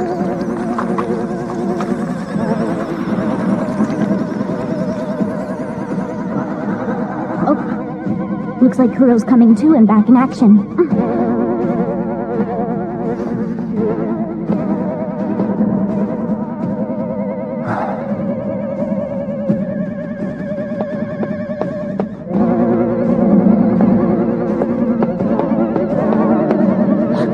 If he gets that close, she'll kill him again!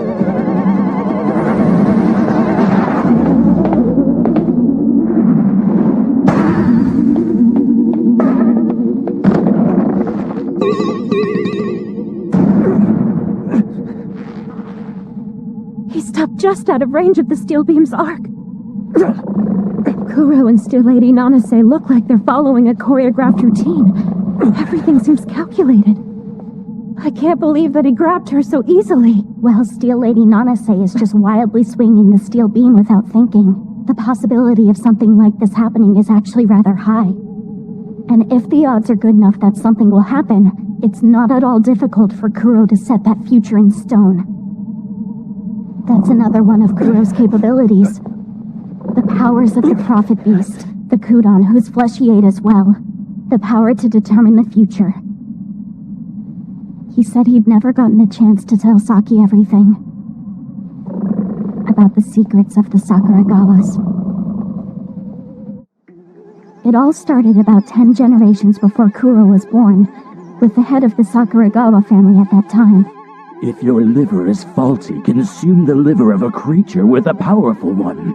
If your eyes give out, devour the eyes of a creature with great vision. Then it follows, if you ate the flesh of a Kudon, you can acquire its prophetic powers. If I could look unhindered into the future, I could gain an unlimited amount of wealth. The Kudon. A yokai with the head of a human and the body of a cow. It can speak the language of men, and once it predicts the future, it dies.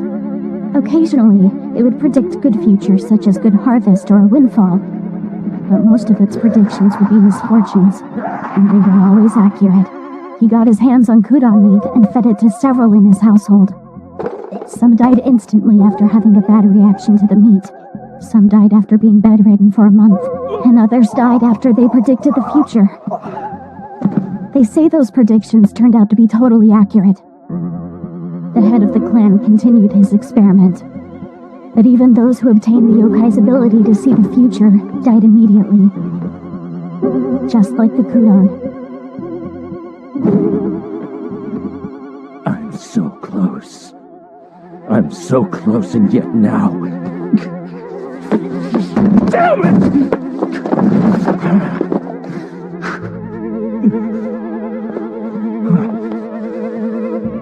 And then he realized, those with the ability to predict the future simply needed to have immortal bodies.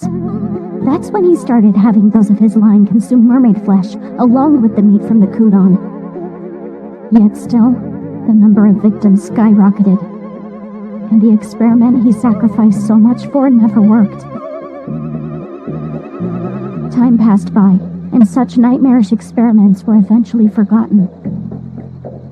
Until... Kuro! Huh? Grandmother! Your dinner is waiting for you. Okay. We are grateful.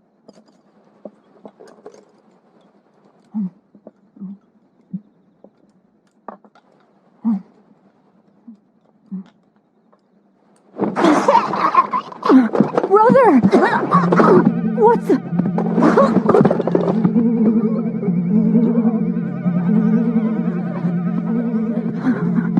Grandmother, the others, they're all...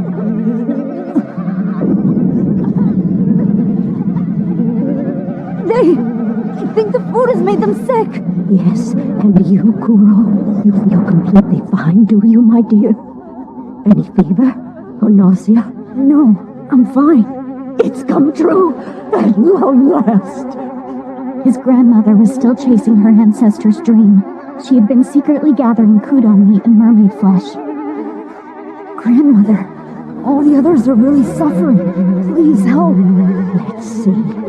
I'd love to know what the weather will be like tomorrow. Huh? You should be able to tell me that much, Kuro. I need you to die once and go see the future. And then his grandmother, in her madness, tried various experiments, testing if he was immortal and if he could predict the future. She cut up his body and mortally wounded him frequently, until he nearly stopped feeling pain almost altogether. Kuro.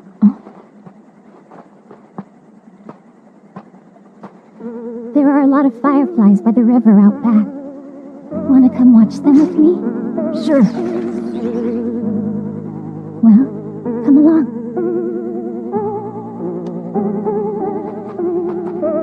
Something wrong?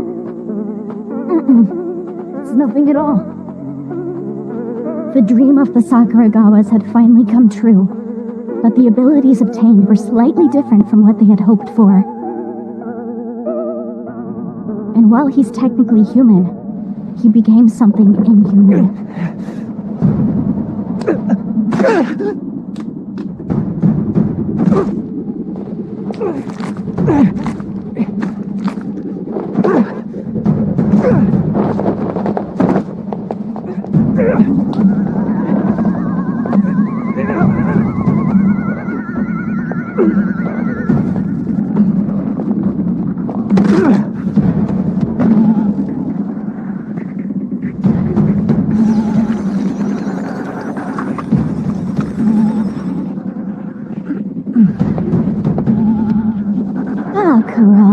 The way he does something like that with no hesitation is one of his charms.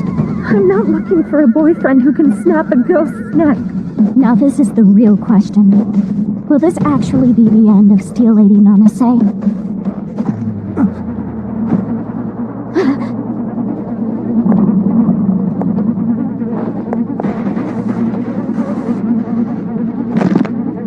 Why am I not surprised? This means we only have one option left on the table.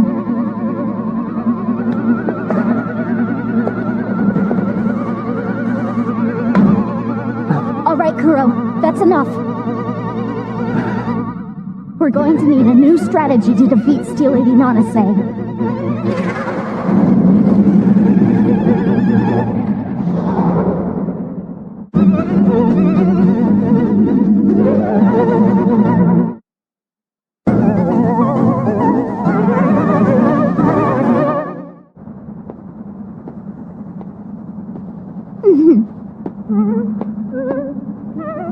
Saki, what are you doing here of all places? I work as a police officer for the city. And what is it that brings you here, Kuro? Oh, well, Obviously, if your darling girlfriend asks you to show up, you'll show up even if it means fighting a monster, right? something like that. Though I had no idea you'd be here, Saki. Running into you is a surprise for me as well. I, for one, had no intention of letting you see each other. You mean to tell me she actually is your girlfriend? Yes, this weirdo really is my girlfriend. Excuse me, Kuro? Why do you sound like you hate it? Because you're frustrating as hell. I'm sorry, Saki. I'm pretty sure Iwanaga caused you some trouble. FYI, Kuro, I actually saved Saki, I will have you know. I don't deserve this kind of treatment. Just say you're sorry. There is no way you didn't cause any trouble. Oh, it's all right. I'm sure we both caused each other a little trouble.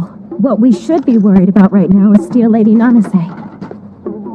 So anyway, it's good to see you, Kuro. Yeah, it's good to see you too, Saki.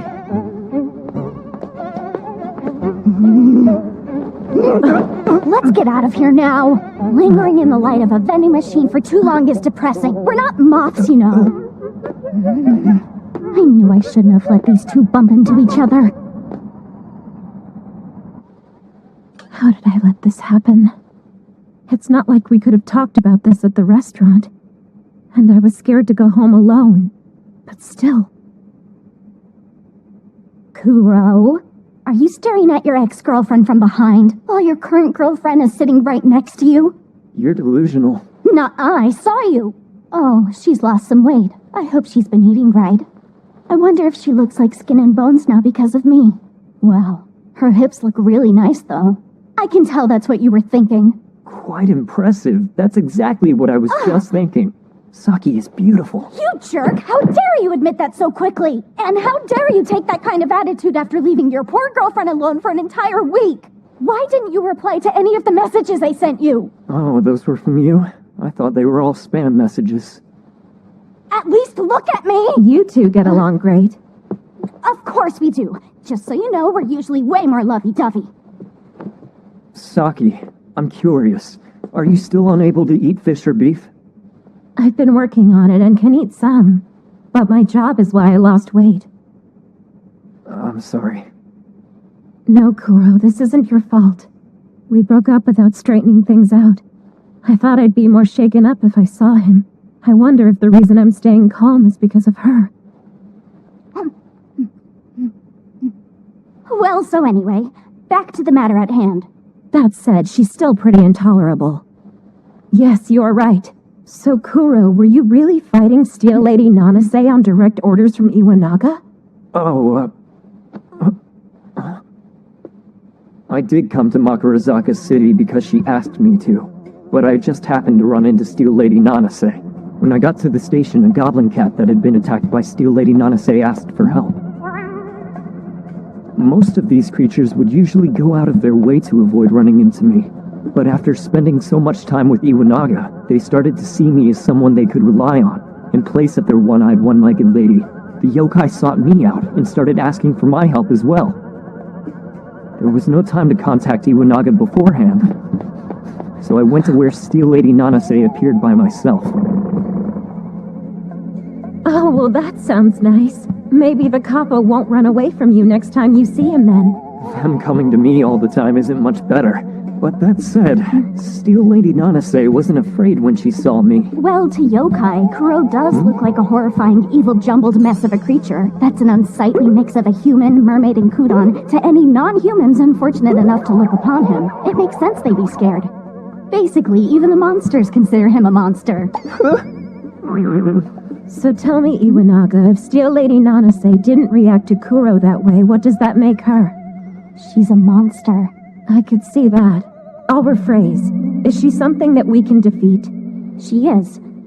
The reason that I wanted to meet with you tonight was to discuss that. Steel Lady Nanase is different from a normal specter. She was created from the delusions and desires of modern-day humans. A monster of the imagination. I hadn't planned to tell her everything, but at this point, I'll tell her as much of the truth as I can so she can start to comprehend how vastly different our world is from the one she lives in every day. I'll show her how radically different we are from what she knows. That's the best plan. The traditional yokai, monsters, specters, mononoke, and beasts from urban legends, the ones we're familiar with, have monsters of the imagination. It may all start off as something trivial. Like somebody says, a super creepy pale lady wearing a mask came up to me, but she was so frightening I just ran away. That's how the story would start. And then what happened? But the story on its own isn't very interesting, so... when I took a closer look, I realized her mouth was split open under the mask. I got so scared I ran away, and she came running after me as fast as she could. Whoa, that's super creepy! And now a lie has been added to the story. And before long, that story starts to spread. A pale woman wearing a mask. Asked, do you think I'm pretty? But under the mask, her mouth was... But under the mask, her mouth was... For now, this is all still just a story. It only becomes a problem when this fiction is given a name. The Slit-Mouth Woman. They give that story a single name, which manages to generally describe what it ends up looking like. That weaves together all the various strands of vague rumors, finally solidifying them into a uniform image. At first it was just make-believe, but now that the fiction has a name and a shape, it implants itself into the minds of thousands, tens of thousands, perhaps even millions of people's minds, which in turn gives it flesh and blood, turning it into something real. People's imaginations manage to create a monster. Do you honestly expect anyone to believe this happens every day? You ask that after seeing a kappa and a ghost? Under normal circumstances, monsters of the imagination are nothing to be afraid of. Their popularity wanes, and even if they gain a form, it's weak, and usually they disappear soon afterward. The Slit-Mouth Woman disappeared, as did the human-faced dog. In that case, Steel Lady Nanase, Seems rather different from the other monsters of the imagination. This monster's been given the name Steel Lady Nanase, and yet she's so powerful. Yes, precisely. How did this thing manage to gain a form less than a year after Kari Nanase's death, and then become as powerful as it is? There is in fact a way to make that possible. Usually these monster rumors take time to spread. So what can spread these ideas instantly, where countless eyes can see them? Only certain media outlets even bothered reporting the accident. Seems like it was only really popular on the internet. Right. The culprit is the internet. The internet can relay information all around the world in an instant, and billions of people have access to it. And it's able to gather and consolidate an immeasurable amount of varying ideas in one place. In one place? I see, like that Steel Lady Nanase wiki page I found. So you know of it. That'll definitely make this easier. That site is the reason her name and description are so well defined, and why it spread at such an alarming rate. And with the illustration of her on the top page of the wiki, that gave her a form that's difficult to attain from rumors alone, defining her look in an instant. That drawing of her, you remember? Don't you think the Steel Lady on that page looked like the one we saw down to the finest detail? Now that you mention it, yes. So what? Do you think it's possible to illustrate a specter made up entirely of rumors? And to do so precisely without eyewitnesses? That's quite improbable. Thus the opposite happened. How so? The image in that drawing wasn't modeled after the ghost, but because so many people saw that illustration, they imagined Steel Lady Nanase actually looked like that, so it was the form the spirit took.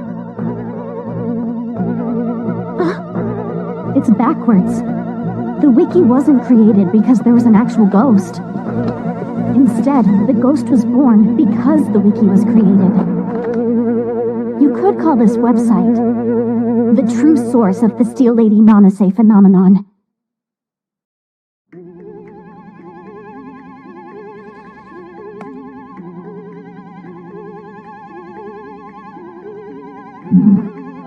It has its own wiki site. Monsters of the imagination only exist and survive through people's ideation. So long as people keep fantasizing about the Steel Lady, she will remain immortal. Even if we cut off her head, she'll just keep coming back. Her life comes not from within her, but from the desires of others. Steel Lady Nanase doesn't have the ability to think. She's an automaton that continues moving in the way people expect her to. This makes her completely different from your traditional yokai and ghosts. Iwanaga. Then how do we defeat her? Steel Lady Nanase is bound to kill someone soon. I've never seen a monster of the imagination grow to this extent. I dove into the wiki page, but it seems like they're somehow making her even more violent. Precisely why we'll have to use this site to our advantage in order to bring her down. If she's become immortal because of everyone's imagination, we'll just have to conquer that imagination. Saki, this is where your abilities as a police officer will come in handy. You're saying you want me to get the police to shut the website down? Not at all. It isn't very realistic to shut down a personal website without a valid reason. Then what do you want from me? Information. I need you to get me valid information on Kari Nanase's death. We craft a story, one plausible and interesting enough to surpass the rumors. Steel Lady Nanase is a ghost, as well as a monster of the imagination created from that story. To find a way past that, we'll overwrite this part of the story and convince people to think that she's something people made up and not actually a ghost. If the people who believed in Steel Lady Nanase's existence believed the revised story, then Steel Lady Nanase would lose her vitality and cease to exist. A story where the ghost doesn't exist. So you plan to apply a rational explanation to an urban legend and prove that it was a lie? Impossible. Once a rumor starts spreading, it doesn't matter if there's a rational explanation. Not everyone will accept it. If the rumor seems more believable, then lies can replace the truth, regardless of whether there are discrepancies. That's correct. The truth isn't always the strongest approach. But Steel Lady Nanase is also the truth. Which is why I'm going to use rational fiction to counteract her. I'll post something on the forums more appealing than the standard Steel Lady Nanase is a ghost. A statement that suggests that the stories about Steel Lady Nanase are all fiction and should be forgotten. Rational fiction? Ghosts don't exist. Therefore, Steel Lady Nanase doesn't exist either. No one's interested in a story that resolves like that. It's the hopes and fears people have that make her existence more interesting to them. The Steel Lady exists, but is a monster of the imagination. She'll vanish if people stop thinking about her. Telling that truth produces the same result. In fact, there'll be more people writing that they hope she exists, because that's far more interesting. But even if it is a lie, if we can manage to create a story that's more interesting than the false specter, people will flock to it instead. Though many people really do believe in spirits, they also wholeheartedly wish that such terrifying things didn't exist. These desires coexist on opposing vectors, so we can easily flip their direction. Alright, that makes sense. But still, since you sympathize with specters, the idea of you trying to prove that they actually don't exist is basically fraud. Yes, that's true. It's a hoax. But there's no other way to exterminate this monster. Let's discuss something a bit more realistic. In order to convince the forum posters that Steel Lady Nanase isn't a real-life ghost, there are two problems we need to address. First, we have to explain who's causing all of these attacks that have been happening all around Makurazaka City. Second, we have to be able to explain why they're doing something like this. We offer a new solution that will realistically explain these two factors. We will bind Steel Lady Nanase in rational fiction. I need accurate information to make this plan happen. If I were to write something using just the information about her that's available online, and later someone points out there is an error, suddenly our solution sounds less credible. And that's the reason why I need information from the police, especially concerning Karin Nanase's death. You're asking an officer to leak personal... Oh! What's this? I thought this might prove more difficult since you're an officer in the traffic division, but you already have documents on Karin Nanase right here. Hey, give that back! Hey, Kuro! What is with this girl? I tried warning you yesterday, didn't I? I told you not to get involved with the Steel Lady. But seeing how you have documents on her, I'm sure you can't let Steel Lady Nanase go either. As I told you yesterday, a detective I know believes Steel Lady Nanase is part of a larger incident and is investigating. Then we have the same goal. We have to defeat her somehow, and that's exactly why I need these. Saki, will you help me out here? I'm fine with helping you gather some more information. But what about the perpetrator? Even if you're going to make up some rational story, we don't have a suspect we can arrest. And I'm not at all comfortable with the idea of framing someone either. I'll figure out a way that we can avoid all of that. Our ultimate goal here is to offer a story more appealing than the truth. That there's some ghost out there actually causing all of these incidents. So in the long run, it doesn't matter if we can't pinpoint a suspect, because Steel Lady Nanase was deliberately made up by someone online. We just need people to believe that solution. What you're saying is it doesn't matter if the police can solve this or not. As long as the people who believe in Steel Lady Nanase are convinced by something that makes sense to them, we win. Is that about it? That's correct. That seems a bit harsh. Compared to a fake solution that relies on a police investigation and going to trial, it seems less difficult. I guess I can at least reveal everything I'm allowed to. I suggest we start with an outline and go back over any questions or doubts. Karin Nanase was suspected of killing her father, and the media was after her, so she hid in Makurazaka City. Her body was discovered on January 30th of this year, just after 8 in the morning. One of the first questions in the investigation was what Karin Nanase was even doing there. She was found at a vacant construction site for a future condo. That's a very unlikely place for a 19-year-old girl to visit. And after midnight, it was pouring, so there was really no one around in the area. It was rather unusual for her to be out in that rainy weather so late. The only plausible explanation is that someone must have called her out there to meet with her. Indeed, and according to the reports I've read, there were cigarettes next to her. There was an umbrella and 5 cigarette butts. And inside her coat pocket, they also found a lighter and an open pack of cigarettes. Karin Nanase was a minor, so she wouldn't legally be allowed to smoke. The police suspect that she came over here with the intention to smoke without being bothered or noticed by anyone. Karine Nanase was called there to meet with someone, and smoked while waiting for them to show up. Of course, it's also possible that the person she met with was already waiting there, and they were the one who was smoking. That wasn't completely ruled out, but it was pouring down the whole night, so even if someone else was there, any footprints would have been washed away. But if someone was trying to get a hold of her, you'd think we'd find a record of them trying to call her phone. But all they found in her phone history were messages between her and her manager. Even early on in the investigation, police were trying to rule this as an accident. Steel beams suddenly falling, killing her instantly would be the easiest and most rational explanation.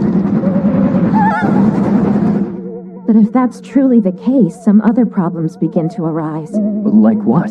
The fact that there was no sign of her trying to defend herself as the steel beams came falling down on her face. If a steel beam was about to fall on you, even if it was hopeless, you would try to move, or at least instinctively try to brace or defend yourself somehow. But there was no sign of that, so it's also debatable that she might have allowed herself to get crushed. Yeah, that's a good point.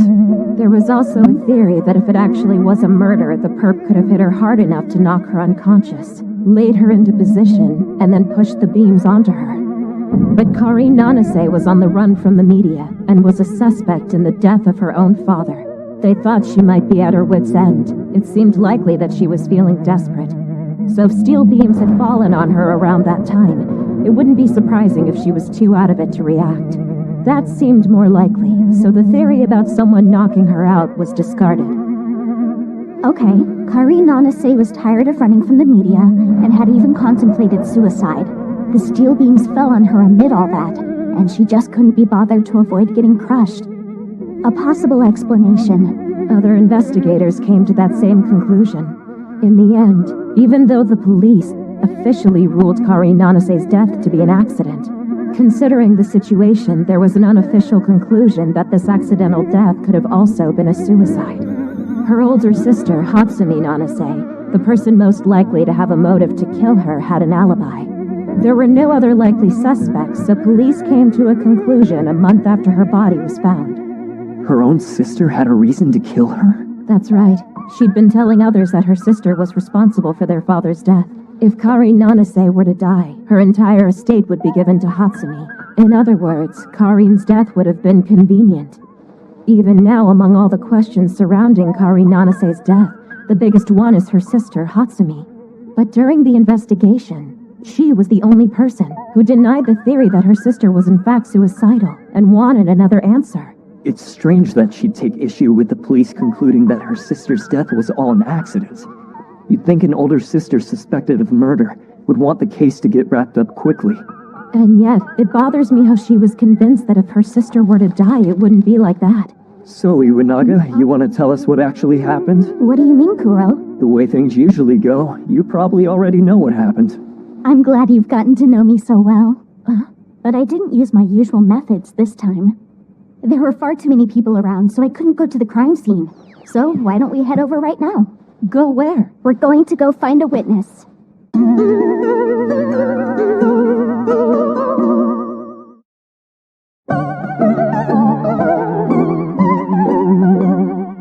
Why in the world did you bring me here? It's been over 6 months since the body of Karine Nanase was found. What's the point in coming to the scene of the crime now? Right, you won't find anything, which also means no one will be watching, and that means it's an opportune time for those who aren't human to come forth. All right, let's take a look, shall we? She won't be satisfied unless she does all this. It's a holy priestess's dance. And priestesses draw magic circles now. Didn't you see how cool it was? Who were you trying to show off to? Well, naturally, for the one who's about to be summoned forth. You guys are so loud.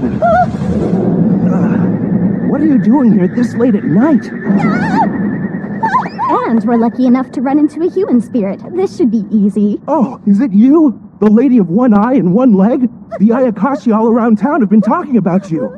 So that means that he's the creature that's part Kudon and part mermaid? Yes, he's part human, too. Oh, how disturbing. So, out of curiosity, have you been here for a while? Yes, ma'am, ever since I died at this site last year. So you would have been here when it occurred. The accident happened in late January. one in which a 19-year-old girl was killed. Oh, do you mean Kari Nanase? So you know of her then? Well, after all, I witnessed the moment that she met her end. That night in the rain, she was all alone. The poor girl seemed terribly depressed. And then... Huh? Oh, hey, look out!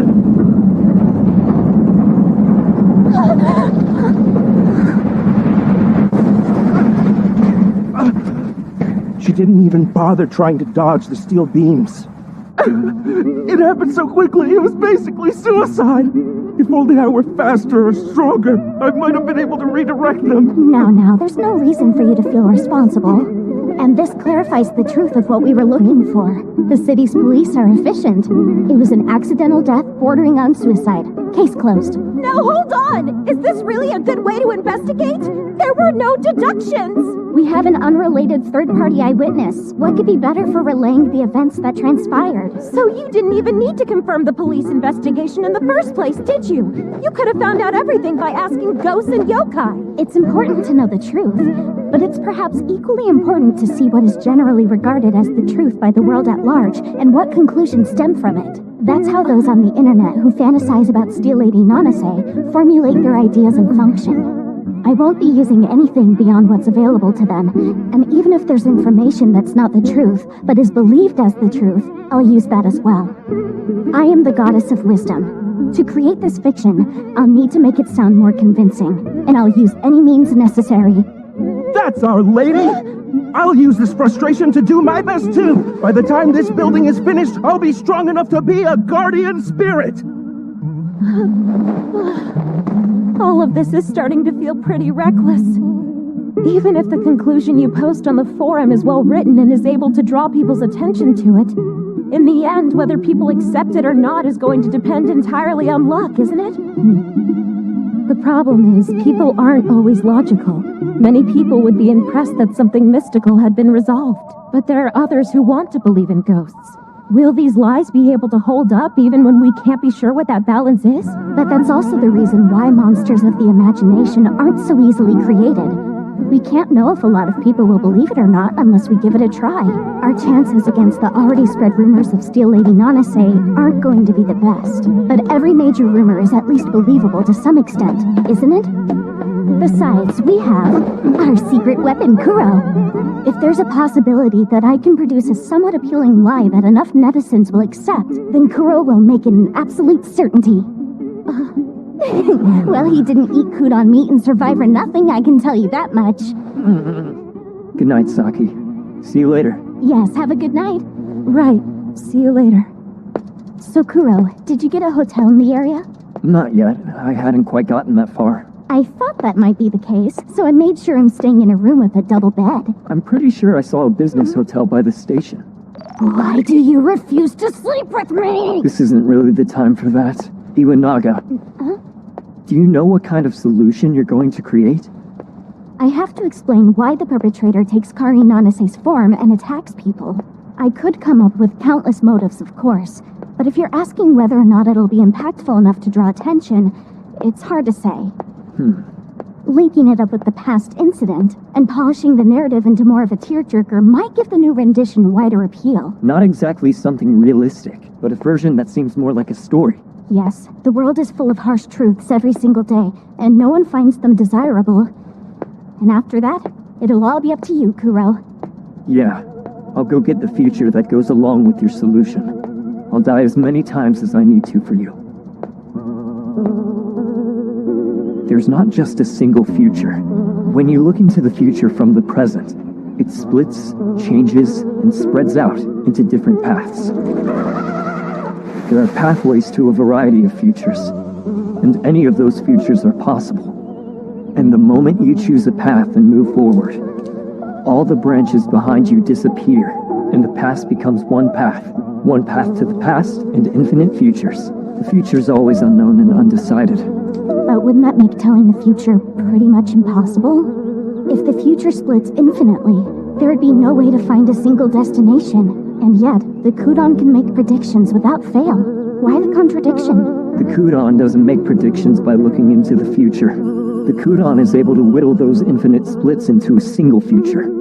It has the power to determine which future will occur and what destination awaits. So that's the true power of the Prophet Beast Kudon? What a terrifying ability. In order to use that power, the Kudon loses its life. It searches through the endless amounts of futures and ultimately decides on one, so its life force probably burns out. However, it can't determine any kind of future, nor can they use it to their advantage. What are the limitations?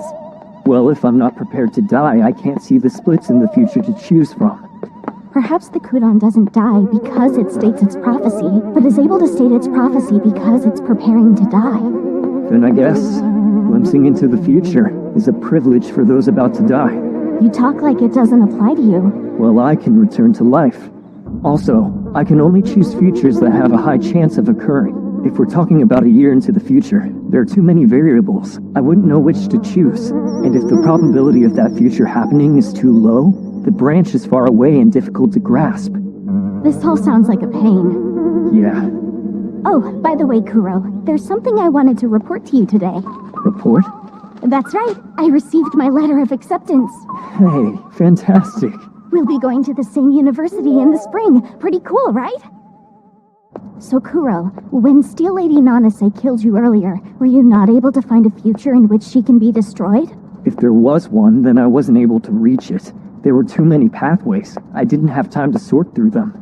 Finding the best future to defeat that thing and coming back to life took everything out of me. Though you didn't actually defeat her, you always think you can solve everything on your own. Yeah, look who's talking. I can come back to life, but if you die, that's it. You leave me alone for a whole week, and now you act like you're my guardian? Back then, Kuro died once, determined a future, and came back like nothing had happened. But even after all that, he couldn't determine a future where he was able to defeat Steel Lady Nanase. That was a potential future outside of Kuro's grasp. That's why it's my job to make it something obtainable. If I can at least set up an opportunity, we can defeat Steel Lady Nanase, and Kuro will make that opportunity a reality. So, you haven't told Saki about her, have you? Nope, I didn't say a single word. Well, that's good. It hasn't been determined that she's actually involved in any of this. So hey, why didn't you try using your power over the future to choose a path where you and Saki didn't break up? If I can do that, I'm going to grab a future where it's okay for me to break up with you. Wait, what are you trying to say? That's so mean! Why are you always like this? Don't worry. It's not like I think I can get back with Saki. I imagine she feels the same way. I don't overly appreciate the two of you agreeing like that either. Oh, so what exactly do you want me to say? To passionately tell me that you'll make me happy no matter what. What's so funny? Kuro's attachments to the people in his life can seem rather weak. So weak, I can see him leaving me one day and seeing it as a favor. He's such a pain. Why can't you ever be true to your feelings? Even just once. Let's head to the hotel. Once you're through the park, turn right. Yeah, sure. I need to think. If a victim turns up now, creating the solution will become exponentially more difficult. It's okay. I'm sure Steel Lady Nanase won't be able to kill anyone yet, so we still have a chance. As long as no one approaches her, nothing should happen tonight. I'm a detective. What are you doing out here so late and dressed like that? Like the rumor said, a woman without a face, wearing a red dress and carrying a steel beam. Is that special effects makeup? It's pretty well done. Is she charging me? Then I have no choice.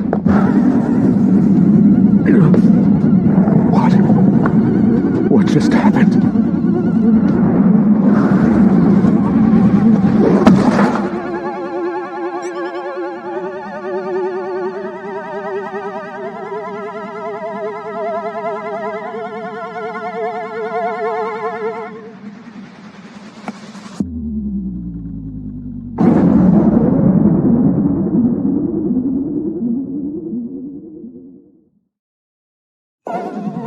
Steel Lady Nanase killed Detective Terada.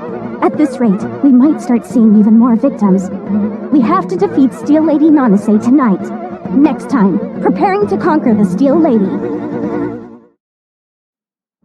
The victim's entire head had been smashed in by a blunt object. It was so bad that we couldn't identify his face or match any dental records. But we're certain that the victim is Sergeant Tokunosuke Terada. We're still unsure why Detective Terada went to an abandoned gas station by himself in the middle of the night. On his cell phone, we found some personal text messages exchanged between the two of you. The estimated time of death was today between the hours of 2 and 3 a.m. Where were you, and what were you doing? I was at home, alone. The body of a man thought to be an officer of the Makurazaka City Police Department was found around 6 a.m. It was reported that a body with its face smashed in was found at an abandoned gas station along the freeway. You okay? Chief, Yes, sir, though a little stunned. Detective Terada seemed really happy lately because he was hitting it off with you. There's a high likelihood he was killed due to a grudge incurred on the job. Suffice it to say, other officers are being questioned about their interactions with Detective Terada, just as you were.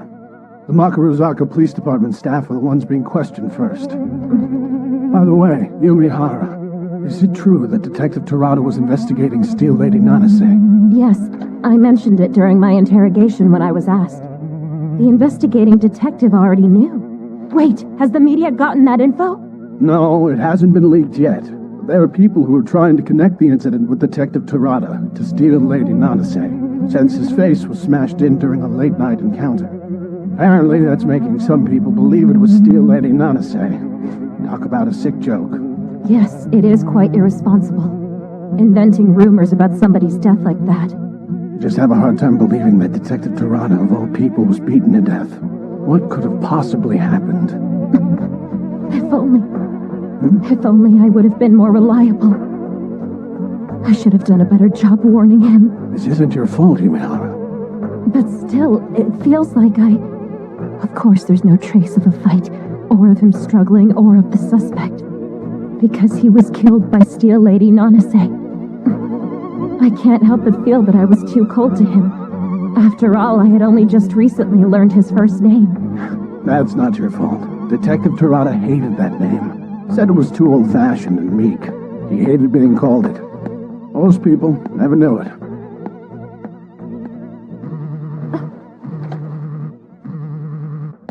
The police won't be able to capture the real culprit. Neither Steel Lady Nanase nor the imaginations of the people that created her. The case will likely go unsolved. The only ones who can defeat that monster are those who know the truth and have the power to do something about it.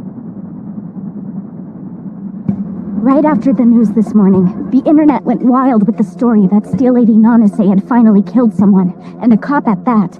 Even a few TV personalities are saying this death is connected with Kari Nanase's. This went national instantly. The posts have been multiplying exponentially.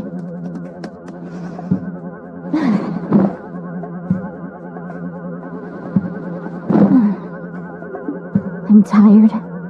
I can't remember the last time it rained.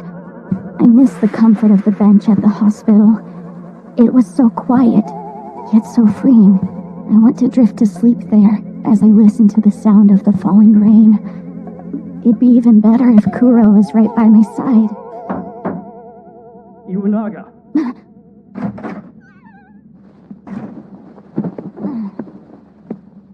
Time for a break. Have some. Keep your blood sugar up. It's a bit lackluster. Just enough to make me hungry. That's what you say after being given high-quality chocolates? That snark is rich from the person who's staying at the same hotel as me, yet got a separate room. Aren't you supposed to be my boyfriend? Look, I did that because I wanted you to get some actual sleep, okay? How about you don't let me sleep? Early to bed, early to rise is the key to good health. Did an immortal just try to talk to me about health? What's up? Nothing, just thinking. Have you made any progress with your research on the wiki? Well, things have definitely taken a turn since the incident this morning. The vast majority of the comment section believes that this is the work of Steel Lady Nanase. If you do a search for the victim's name, you can see that he was even an Olympic candidate in judo. But someone like him being beaten to death with no signs of a struggle sounds so bizarre, it's easy to think Steel Lady Nanase's to blame. People are spouting off theories and rumors concerning Detective Terada's death. Then there's the net creeps going on about Kari Nanase's boobs. That makes a lot of sense. Her chest was incredibly bouncy. What, did you touch them? Or did you try to squeeze them when you were holding on to her? I wasn't thinking about that at the time. You definitely could have if you chose a future where you brushed against them. You had the opportunity! If I cared so much about big boobs, I never would have dated you or Saki. You may have yearned for something different. Just once in your life, you might have wanted to manhandle those exceptionally choice mounds of fat! Ugh! Can you swear to Amaterasu that you didn't have such pervy thoughts cross your dirty mind? This is starting to sound like you're projecting. Let's get back on topic. At this point, it's hard to dismiss Steel Lady Nanase as being nothing more than a mere rumor. People are now more inclined to believe it was a ghost. It was already happening before now. Ever since the rumors of Steel Lady Nanase began, the idea that this was a ghost, and that it was harassing people, were well received. The scales are tipping too far toward one side. Look, Kuro, I'm going to be blunt. Go on. I think that Rika is heavily intertwined with this case. In truth, I think she's at its core. I knew that, but I can't defend her now that someone's dead.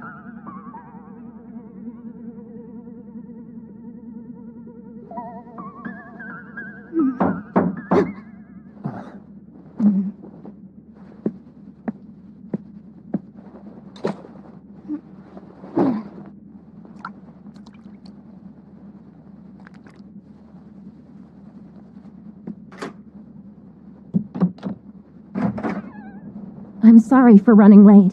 Are you okay, Saki? I'm fine, thank you. There's no doubt, is there?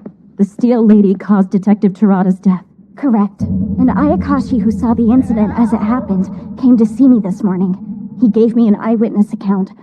I see.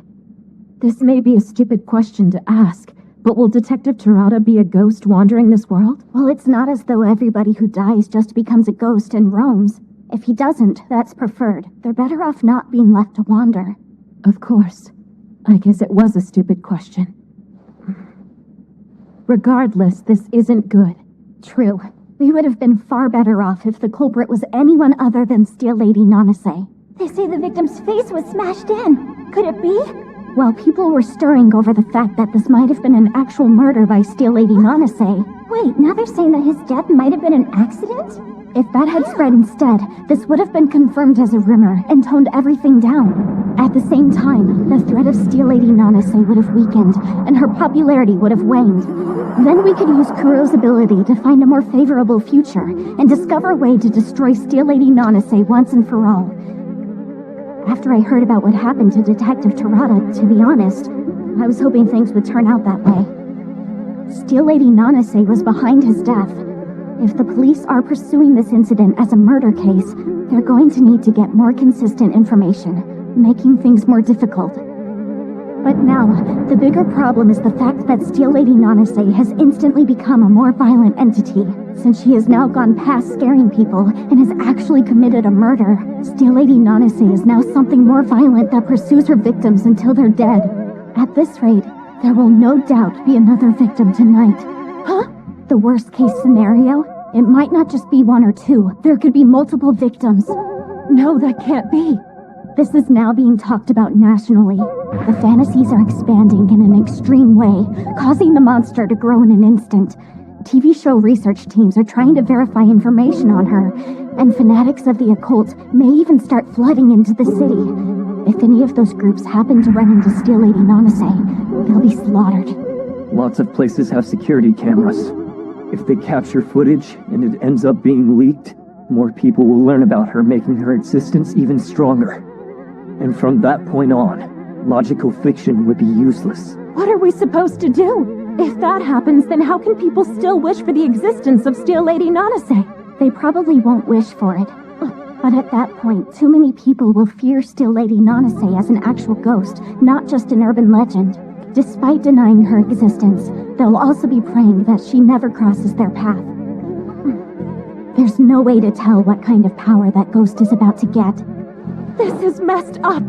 Has the truth always been so paper thin you can rip it apart? I wouldn't say paper thin, but you're correct to believe that it can be ripped to pieces. It's exactly why. Someone out there has to protect that truth. This'll decide everything. We have to defeat Steel Lady Nanase, and we have to do it tonight. You want to do it by tonight? But there's no time left at all. Saki, I need information. In order to create logical fiction to take the ghost down, I will need the truth at all times.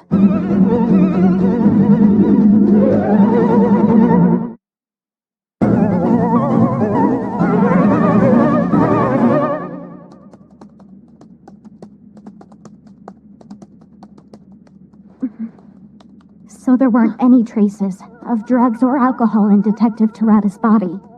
Right. They weren't able to find out anything useful from his body. Thank you. It's just starting to sound more and more like Kari Nanase's death. The media hasn't said anything about drugs or alcohol in his system either. And on the internet, they seem to be amused by the fact that he was killed in such an unusual and unique way. Because that seems more like Steel Lady Nanase? Right. Because how do you hope to win a fight against a ghost? They all agree on one thing at least. They'd be helplessly killed too.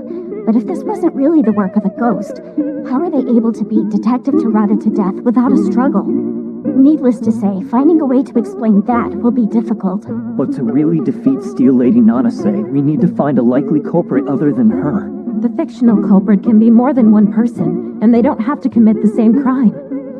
Surely we can also make it seem like the previous events were unrelated, right? The issue with that is then we'd have to explain why the culprit wanted to make their crimes seem like something Steel Lady Nanase would be guilty of.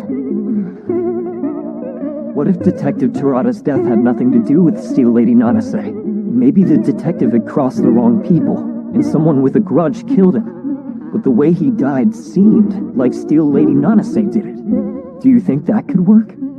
Even if they can't narrow down who did it, if we give a similar explanation, we can distance ourselves from Steel Lady Nanase. And then, all we have to do is explain the motive behind the attack. From there, we give other explanations as to what happened.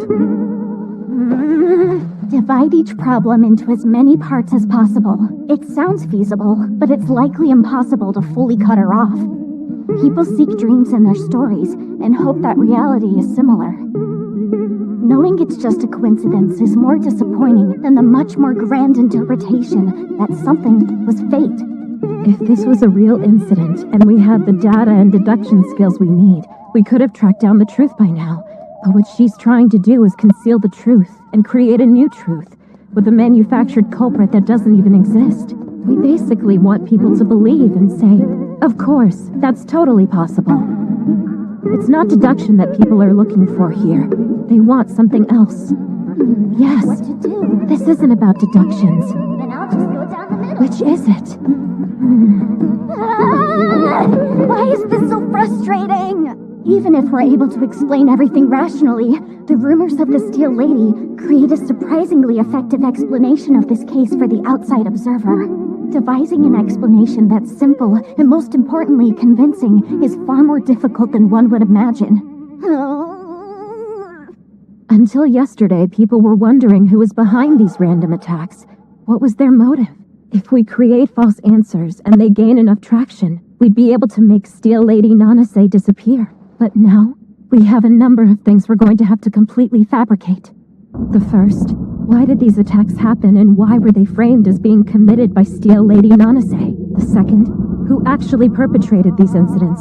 The third, why was Detective Terada killed in a way to make it look like Steel Lady Nanase was the culprit?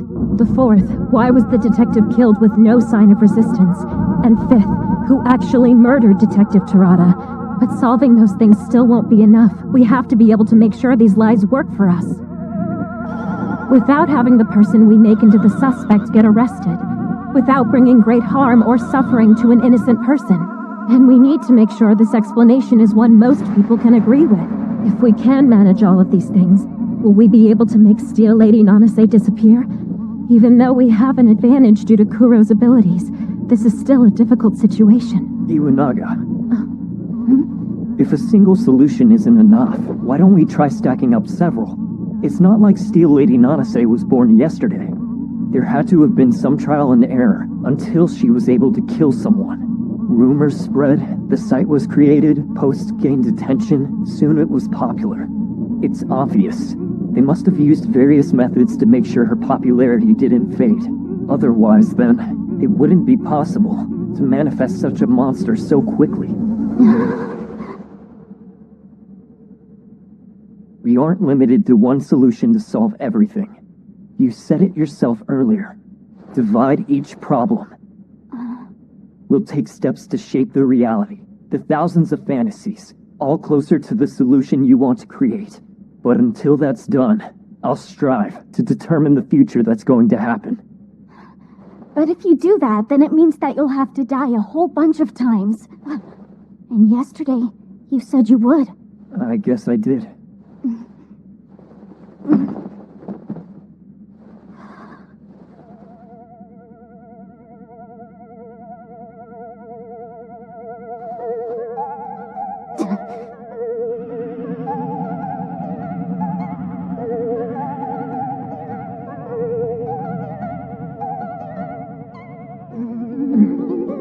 She's been breaking down all of the information since yesterday, figuring out how we can use it and what truths we can make into lies. What was still uncertain, what has been absolutely verified, she must have tried over and over. Taking the misshapen blocks that compose our reality, and determining how to create a past that never actually existed. Rather than seeking the truth, she's creating alternative facts, a new ludicrous fiction. And with the pieces aligned, it's about to be completed.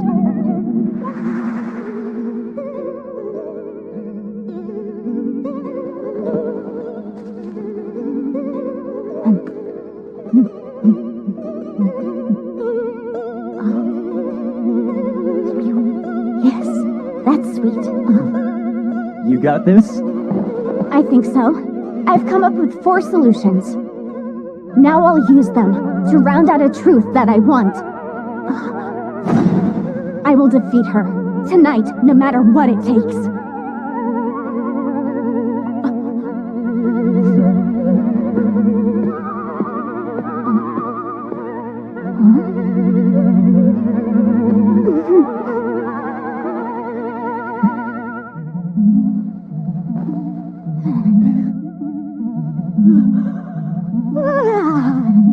I'm gonna sleep for a bit.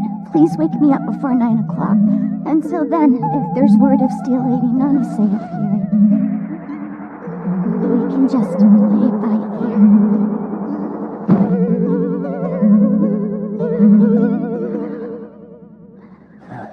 Let's go and get some food for Iwanaga, so she can eat when she wakes up.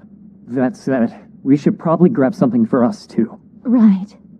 We've ordered the yokai and monsters around the city to contact us if they see Steel Lady Nanase. If they see her, I'll head straight to the scene and stop Nanase from getting away. And then, I can fight all night if needed. Which means I can stop her and prevent further victims. And what if the Steel Lady escapes? We'll use our intel network to find her again, and I'll stop her. Sounds like trouble. And yet it's still the best way. If we hear from them, then I would like to ask you to help me get to the scene. I've already lined up a rental car. Sorry to get you involved in all of this, but can I count on your help? The last thing I want to see is any more innocent victims. Plus, I need to get over this already. It's been a while? I meant since you started going out with her? It's been around 2.5 years since we first met. So right after we broke up? Well, no. Iwanaga only started talking to me in May, and it's not like we started dating immediately. I never really had any intention of going out with her. Well, it's not like I have any right to complain about it, but I believe you, I guess.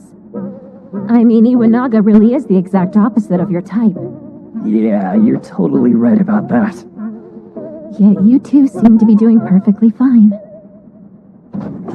I think it's good. You really shouldn't keep chasing after Rika anyway.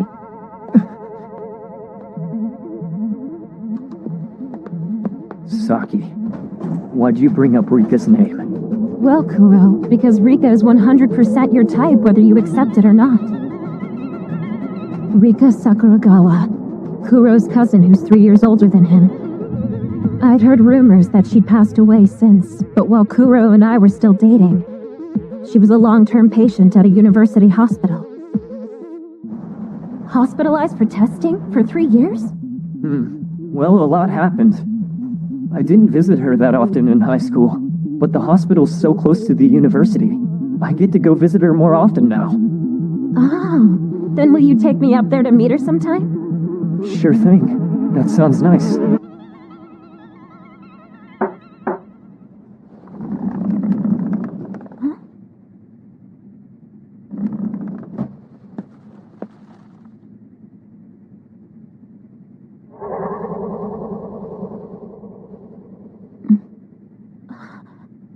She was a beautiful woman, with the palest skin and a frail body. The first time I met her, I knew instantly this woman must have been Kuro's first love.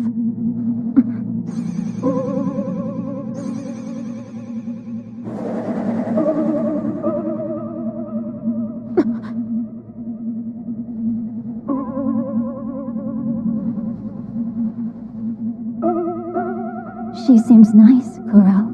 This is my girlfriend, Saki Yumihara. We go to the same college. It's nice to meet you. Well, I'm heading to the cafe downstairs. Huh? I think I'm in the way here. I just wanted a chance to say hello, so you can take your time, okay? Excuse me.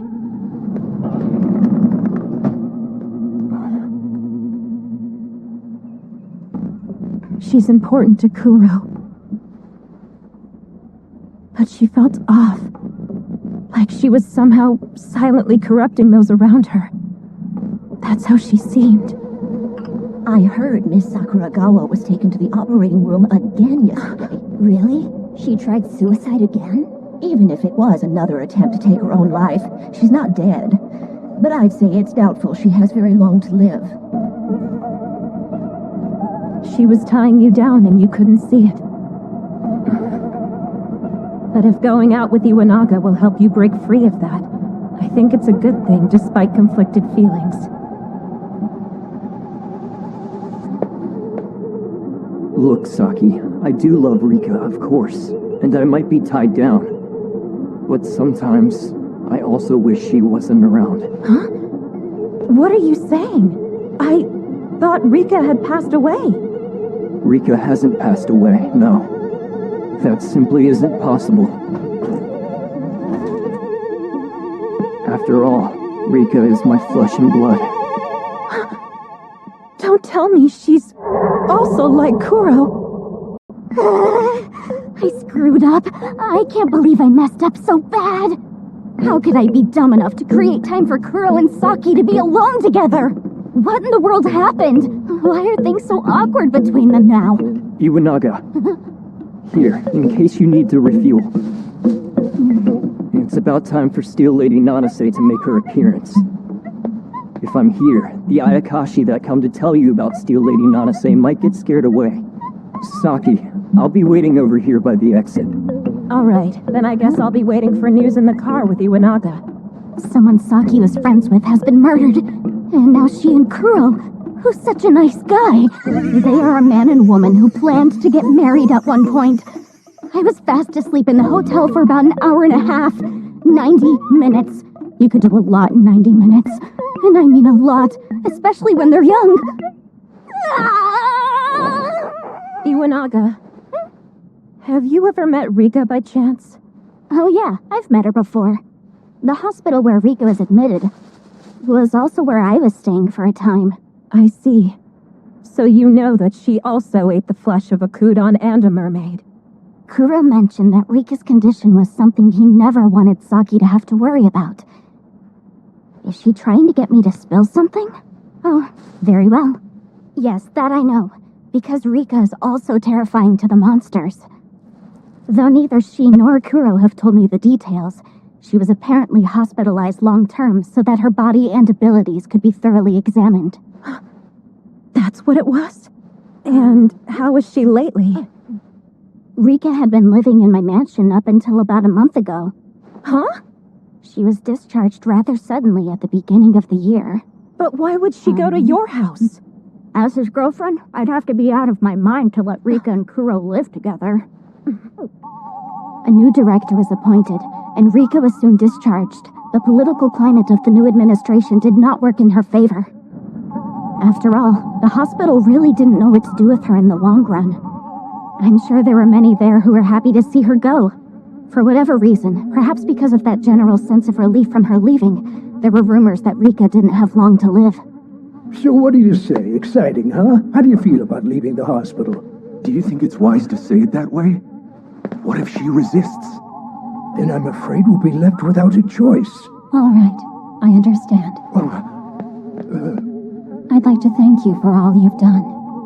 I still need to get my things together, so could you call my cousin Kuro? Rika, given the suddenness of your discharge, have you found a place to stay yet? Not as of yet. What? Do you think I could stay at your place for a while? No, you can't. My place is really small. So no? What if I promise to do housework? What? Welcome home, Kuro. Your bath is ready, Kuro. Good night, sweet dreams. What's wrong? Did I say something strange? No, but it's just I only have the one bed. Well, yeah, you live on your own. Right, which is why... I've got it! I'll talk to Iwanaga about it. Iwanaga's folks know a lot of people, so they might be able to come up with something. You don't have to go through all that. If I can't stay with you, I could always sleep in a park. Hey, Iwanaga, there's something I wanted to run by you. Oh, Kuro, what's up? It's unusual for you to turn to me for help. Hold on. I'll need to charge a consultation fee. The Goddess of Wisdom is charging for consultations? Indeed, but depending upon the client, I'd much prefer favors or offerings over cash. Don't worry, I won't ask for much. But what if the discussion were to involve you as well? Tell me, where are you right now? The special lecture, the one you wanted to attend at the university, it's happening right now. Yet you've chosen to call me instead, and ask me for a favor of some kind. This is no ordinary matter. And that very familiar recording I hear over the phone tells me you're at the hospital right now. Which means that whatever you're about to ask me has to do with Rika. All the more reason I should be allowed to be a bit forceful about this. But don't you worry, Kuro. I wouldn't ask for anything too difficult. What are your conditions? You'll let me have the spare key to your apartment. Don't be stupid. What's so stupid about your girlfriend asking for the spare key to your apartment? It's not like I'm planning to do anything unacceptable. Wouldn't it be lovely to have your girlfriend to do your housework and welcome you home each day? What? Welcome back home, Kuro. I didn't cut corners preparing your meals or your bed. Bathe together, bathe together. Go sleep, go sleep.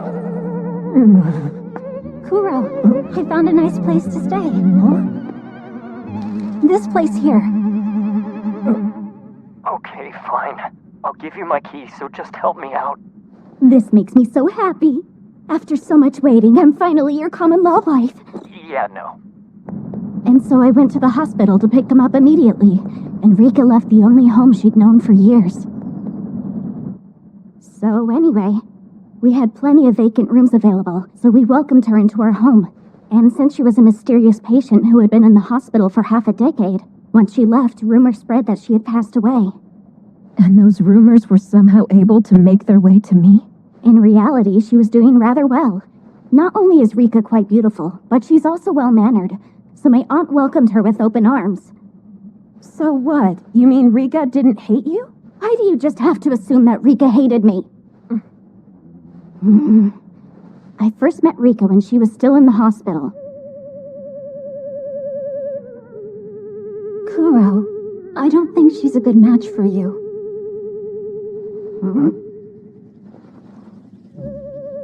I agree. That's cringeworthy. I know, it was a personal low point. The best part was when Rika scrambled to remedy the situation. I mean, she's not good for you. But she might not be the worst for you either. You actually made Rika feel bad about something? Oh yeah, you bet I did. After that, we quickly made up, and occasionally went out, just the two of us. We even threw birthday parties for each other, with cake, of course. You and Rika? Happy birthday! Thank you! Hooray! Well, then what is Rika up to now? You said she was at your place until a month ago, right? We're not sure where she is. Huh? A month ago, she told my parents that she had finally found a job and a new place to stay, and she left immediately thereafter. We couldn't contact her on her cell, and the new address and workplace she'd given us were fake. And what did Kuro do after he heard about it? Kuro went berserk and pushed me down onto the bed, and used my young body to vent his frustrations. Answer seriously. Nothing at first. He just said that Rika probably had something very different in mind. But 2 weeks later, he started trying to get a hold of her repeatedly, and then he sent me a single message before disappearing. So tell me, Saki, what's bothering you? What did you and Kuro talk about at the hotel while I was still sleeping? It didn't take you long to realize that Rika was behind Steel Lady Nanase. Kuro didn't come to Makurazaka City because you called for him. He was here looking for Rika. Something must have gotten Kuro and Saki talking about Rika. Well, not like I really care if she found out about it. But that must mean nothing happened between them. Guess I can relax. Why did you keep that information from me? Because I still don't have any proof. Even when she was staying over at my place, Rika would mess with the computer a lot. But I never actually looked at what she was doing. I never would have assumed that she was keeping herself busy by creating a wiki page and bringing Steel Lady Nanase to life. And I didn't really know about Steel Lady Nanase until the monsters came to talk to me about her. I only came to the realization that Rika was involved when I was doing some research and saw the picture on the wiki page. Wait, you mean the picture on the main page? Yes, precisely. That image was painted in the same style that Rika uses.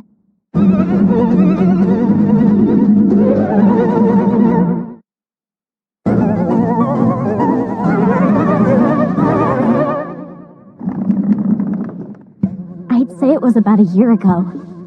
She suddenly became very serious about painting. Looking back on it now, I believe Rika fully intended to create a monster of the imagination, even back then, in order to consolidate hundreds of thousands of fantasies and give them a shared vision of a monster. Name and shape are key. The most effective way to do so would be to illustrate the story. Once it's visualized, everyone would have the same specific image in mind. I'm sure Karin Nanase's accident gave her the perfect material to work with. Karin was an idol in the public eye. She was involved in a dark scandal and died a very dramatic death. Add a ghost to the mix, and it has ample opportunity to evolve into a yokai or an urban legend. There might have already been rumors of the ghost of Karin Nanase appearing in the city she died in, but the one who amplified them and gave them a unified vision was Rika.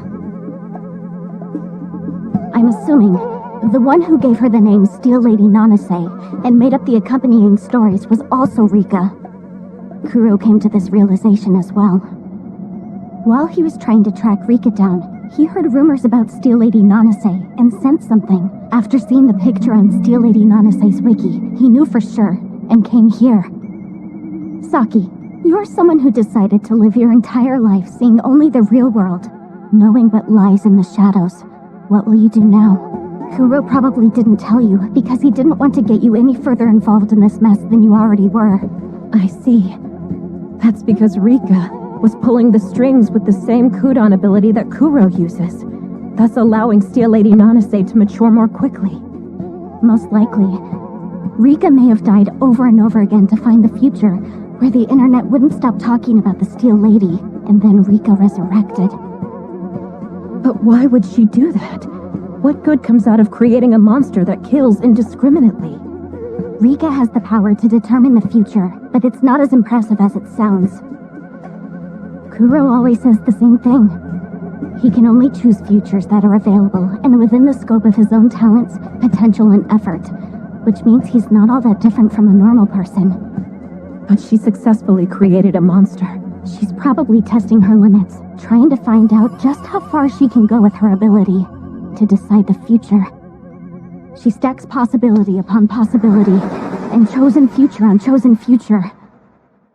If you take a phenomenon that has a 50-50 chance and make it happen 10 times in a row, you get something that has a probability of 1 in 1,024.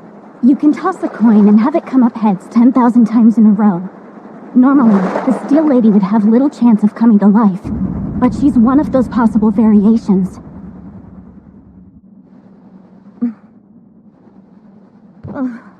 It's not like you can get anywhere by creating a monster.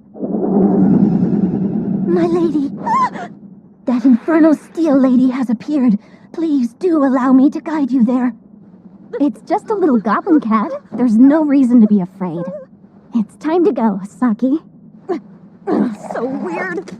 We'll have to put Rika's goals aside for now and concentrate on defeating Steel Lady Nanase. Whatever Rika's goal may be, it doesn't change anything. This world is not uncertain.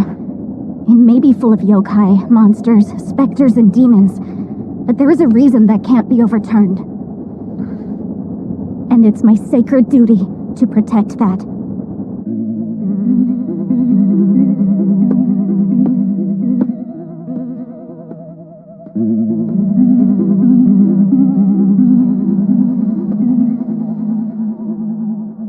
Tonight. Definitely. It's time. I need to have more.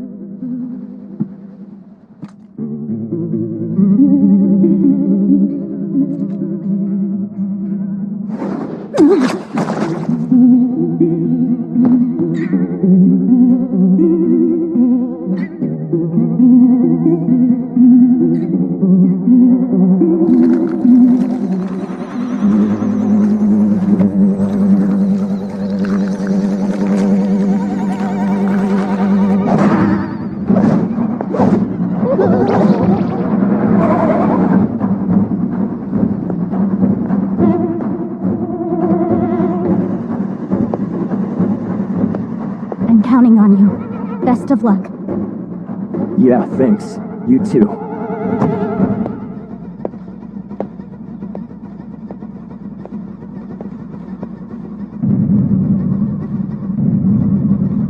We won't be bothered by anyone here, and Kuro should be able to fight Steel Lady Nanase all night. Just because he has the power to come back to life doesn't mean I want to watch my boyfriend get killed over and over again. I've just connected to the wiki page. All the posts that had settled down for a while are starting to pick up again. After what happened to the detective, I'm sure people want more information and to provide their own theories. But if the person managing the site is Rika, couldn't she simply censor what you post? Or even delete it outright? I really don't think she'd do that. If she censors or deletes any posts concerning doubts about the story, that'll give the impression that the admin has some kind of problem with those types of statements. Which would force many users to believe that these posts are being censored because the ghost doesn't actually exist. That would be disadvantageous for someone who is trying to make Steel Lady Nanase manifest into our reality. So she has no choice but to leave all the posts on the wiki page alone. Fair enough. At the hotel, you'd mentioned that you came up with 4 solutions. But doesn't it all come down to numbers? Sometimes that's all you need, for lies to break through the truth and create a new reality altogether. The discussion we're about to start on the Steel Lady Nanase wiki page might resemble a committee to discuss a proposed bill in a parliament, a company's board of directors, or a foundation's board of trustees. The matter being raised for discussion is if the ghost named Steel Lady Nanase truly exists or doesn't. Rika's work has already gained majority support, and she has enough data and a well-grounded argument to support her creation's existence. So will I be able to overturn the majority opinion and win the vote? This is where my true skills start to really shine. If she's already won over most opinions, won't it be nearly impossible to reverse? Yes. If this was a normal parliament or board of directors, those with voting rights would have banded together, forming alliances. And there are too many risks in declaring the opposite opinion at the 11th hour. Instead, the ones who have the voting rights in this committee are the people viewing the site. Tens of thousands of people who have almost no relation to each other. Their opinions are everything. Irresponsible judges who have no idea they're involved. That's scary in and of itself. Certainly.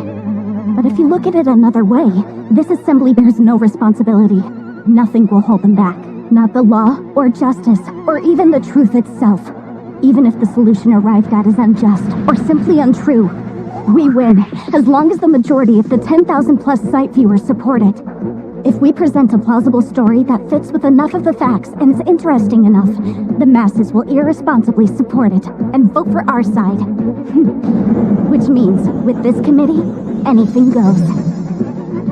We can obscure and hide the real data, make claims that black is white, as well as present several contradictory answers, so that at a glance, the argument can seem totally reasonable as well as rather entertaining. Then we can transform fiction into fact. We can actually get away with that here.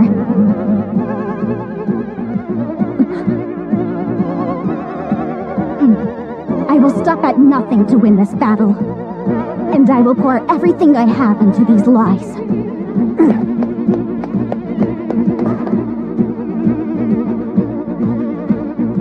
The committee to conquer Steel Lady Nanase is now in session.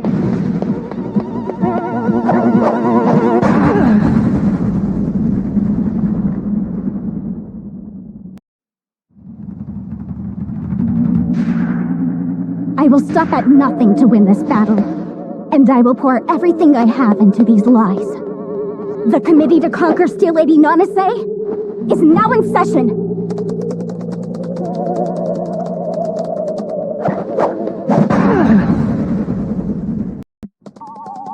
Does Steel Lady Nanase truly exist? Or is she a fictional being, mere rumor, who was created by someone for a specific reason? Isn't she nothing more than an urban legend? Saki. Huh? If you notice a significant change with Kuro, please let me know. Yeah, all right. He's defended himself against Steel Lady Nanase without getting killed so far. Until yesterday, all the talk about Steel Lady Nanase was someone said they saw her, or someone said they'd been attacked. Always second-hand accounts. But as of today, there's been a significant change. There was a recent incident where a detective named Terada was killed by someone believed to be Steel Lady Nanase. The place, Makarazaka City. Time, the middle of the night. Despite getting killed by having his face smashed in, there were no signs that the detective resisted. The cause of death was announced as a blow to his face. And so, unless something like Steel Lady Nanase hit Terada in the face with a steel beam, it's hard to believe anyone would die like that.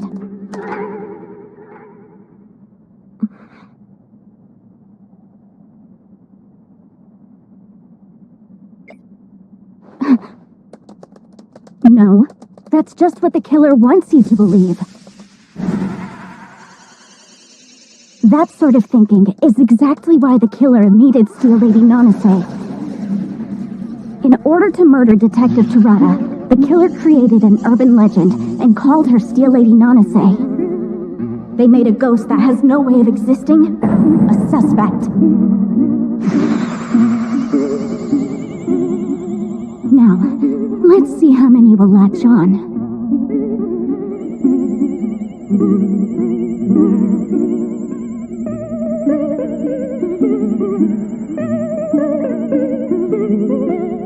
Detective Terada was very good at his job. He always kept an eye on changes within the city. He could almost sense when a crime was going to happen. And he wanted to take action before the incident got out of hand. He was an excellent detective. That's what the killer tried to take advantage of. A small community on the internet was talking about an urban legend from Makarazaka City. By taking advantage of that legend, they committed real crimes and attempted even more. One crime right after the other. The killer dressed up the way Steel Lady Nanase had been perceived and attacked people night after night. They made their steel beam from either wood or styrofoam and padded their chest to help attract attention. With black paint on part of their face, it would probably look smashed in when seen at night. Top it off with a large hair bow. Witnesses wouldn't have time to think it through, so they just assume her face had been smashed in. But is that even plausible? Maybe not 100%. I mean, it is a lie, you know. It just needs to be somewhat believable. The killer waited for statements like, "I was attacked by Steel Lady Nanase" to spread. Not just as an online rumor, but in real reports taken to the police. But the police didn't initially take these stories seriously. I'm sure many victims had second thoughts about filing a report. But if incidents like that began occurring all over the city, wouldn't a good detective think something was going on and take action? Someone could be acting like a monster from an urban legend as part of a much larger plot. And with the work they're putting in, it can't be dismissed as a mere prank. They might actually be planning some crime. That thought crossed his mind, so he began investigating on his own. This is the exact response that the killer wanted. If Detective Terada started investigating Steel Lady Nanase by himself, they'd easily be able to get the detective alone. Thus, the killer was able to create a time frame where the accomplished detective would be on his own. Too long. Didn't read this. What are you basing this on? But Steel Lady Nanase is real. The only logical explanation is that it really was a ghost. I say let's hear them out. I'm sure there's got to be some people here who don't believe in ghosts. The killer at that point made contact with the detective. This is Terada. Detective, I was just attacked by Steel Lady Nanase. She ended up running off. But she dropped her weapon and bow. I think they left some footprints behind you may want to check out. But if I'm wrong, I don't want to look like a fool. So please come alone. That could be all it took for Detective Terada to rush over to the call on his own. And the place he was summoned to ended up being the scene of the crime, the abandoned gas station. If he'd been called like that, Detective Terada might have really gone to an abandoned gas station. In the time before Detective Terada showed up, the killer rigged a few things at the abandoned gas station. First, they suspended a massive pendulum from the roof by attaching a rope to a hook on the edge, and secured a weight at the bottom. The weight had to be heavy enough and dense enough that it could crack someone's cranium open with a single swing. The angle of its swing needed to be precise and calculated for the detective's height, which the killer had previously researched. Once they had all that finished, the killer would keep the rope extended, take the end of the pendulum that had the weight on it, and set the weight on the other hook set up further along the roof. However, this hook was attached to a mechanism that could undo it at any time by remote control. Once that hook was disengaged, the weight would come flying down at incredible speed. This is an insane amount of work just to kill one person. The killer would have to get Detective Terada to stand in the spot they had previously chosen. But that wouldn't be difficult. The killer could have held something of interest to Detective Terada. If they waited with that in hand at the abandoned gas station, Detective Terada would undoubtedly stop his car near the killer. Detective, here's the bow that she dropped, and those footprints are just over there. It's a bit dark, so I'll go on ahead and turn on some lights so that you don't trip. Wait here, I'll be right back. Sure. And that's probably all it took to get Detective Terada to stand where the killer wanted him to. At that moment, the killer used the remote control, releasing the hook that held the weight.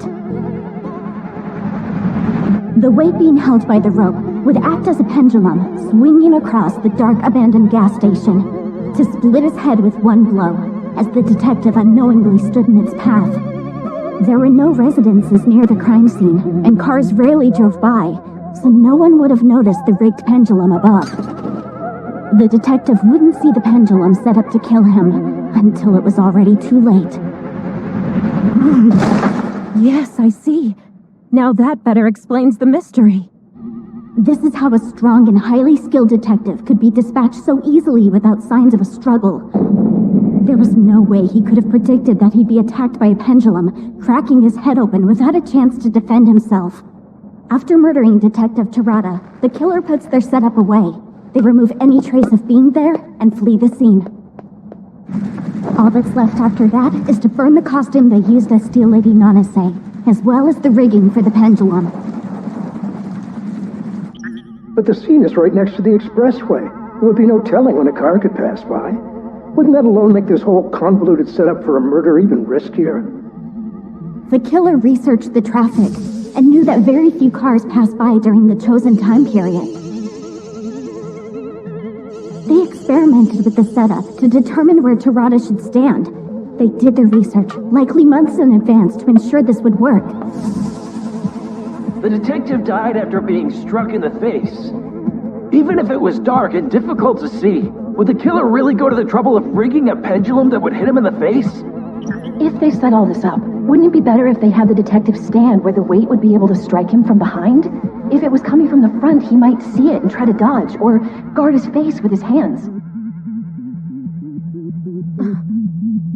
Precisely. The killer's pendulum setup was originally designed so that the weight would strike the detective from behind, where he wouldn't be able to see it coming. It's entirely possible that Detective Tarada could sense that something was coming toward him. The man was an outstanding detective.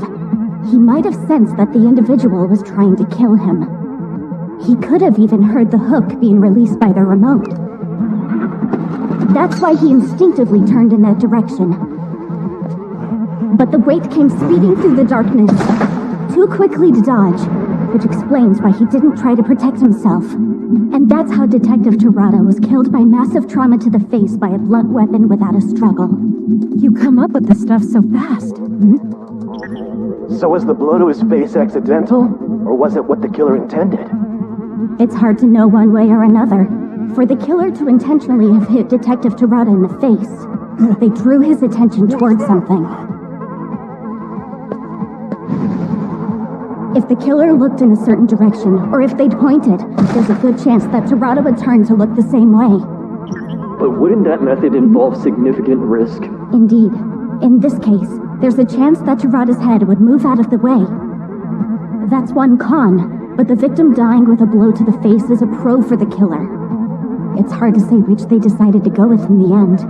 What is certain is that the end result of it all was exactly what the killer had wanted.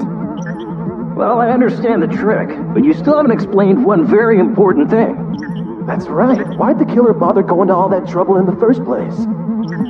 Not to mention, using the urban legend of Steel Lady Nanase itself as a cover for murder sounds like a total hassle. Even if the detective was truly exceptional, they could have tried to poison him. Rather than preparing Steel Lady Nanase's costume and a pendulum, it's far easier to just use some poison. That's a valid point. Why would they bother using such a complicated trick? This lie isn't very persuasive.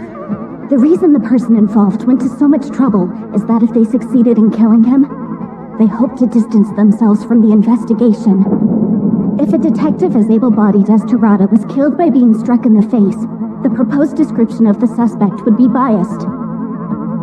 If they couldn't figure out the trick, they suspect a male who had strength equal or more to Tarada's, and who was most likely an acquaintance of his as well. Which means the murderer is the opposite.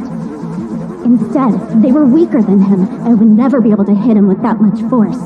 Somebody it would seem unlikely for Detective Tarada to be alone with in the middle of the night. If they had murdered him with poison, it would seem like the most obvious method for them to use to kill a man of his stature. Which means, the killer is a woman.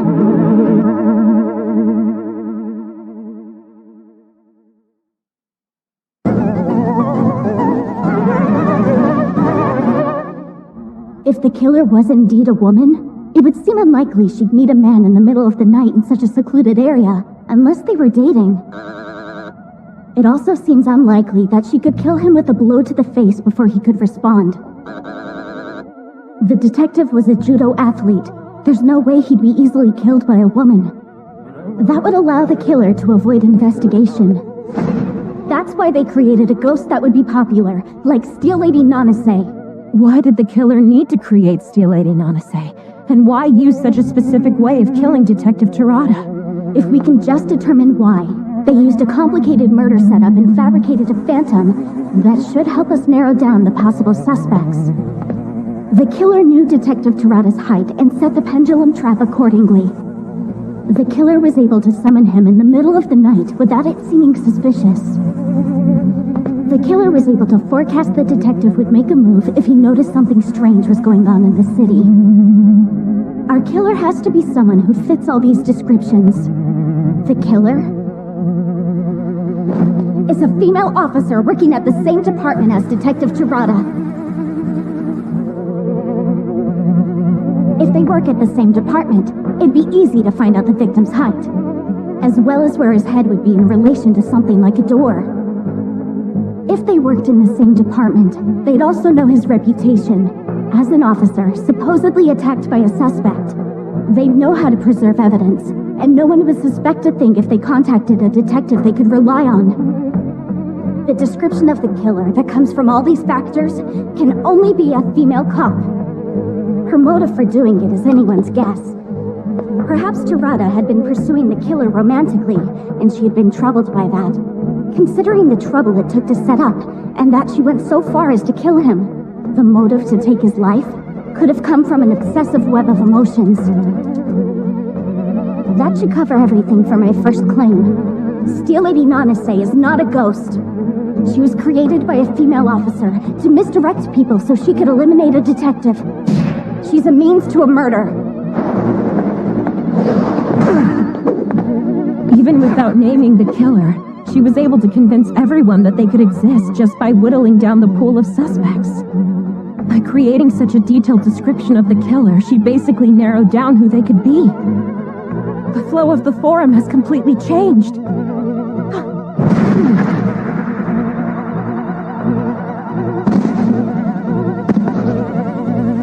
Kuro must be working to track down a future where everyone supports Iwanaga's solution.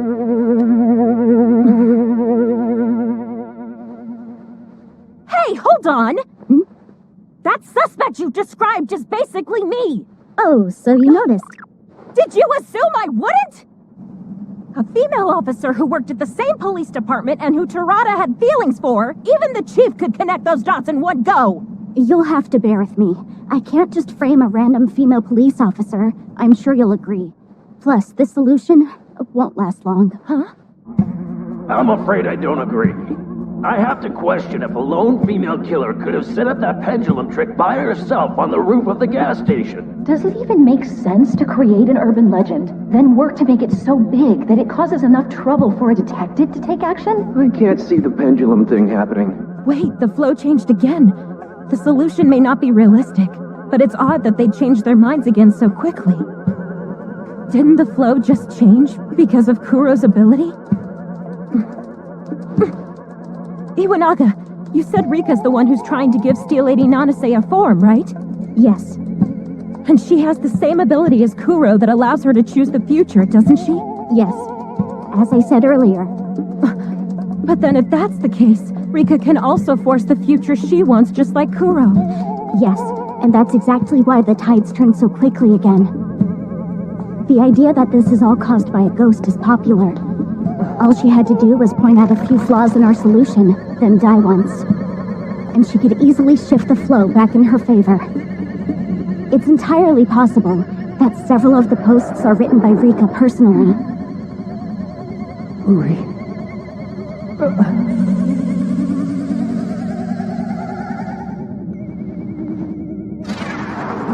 This wiki site, despite a sudden influx of traffic concurrent with mass posting by users, has somehow managed not to completely crash its server. And we haven't run into any trolls. That's not normal for a net discussion, is it? So that means Rika is probably choosing the future with the fewest problems while maintaining the site. She may not be censoring our posts, but it's clear that she has the home field advantage. Rika surpasses the laws of nature, which means the way to solve this hasn't changed at all. In fact, because Rika got a head start and had everyone believe that Steel Lady Nanase exists, we're at a disadvantage. This assembly is unique. After all, the truth never existed here. This is simple fiction. Both Rika and I know that Steel Lady Nanase didn't exist before. But Rika is still trying to give that fiction a form.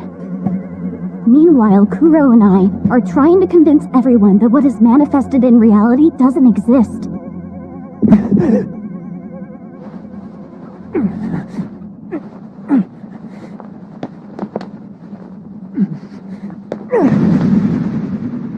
This is a committee of dueling fictions.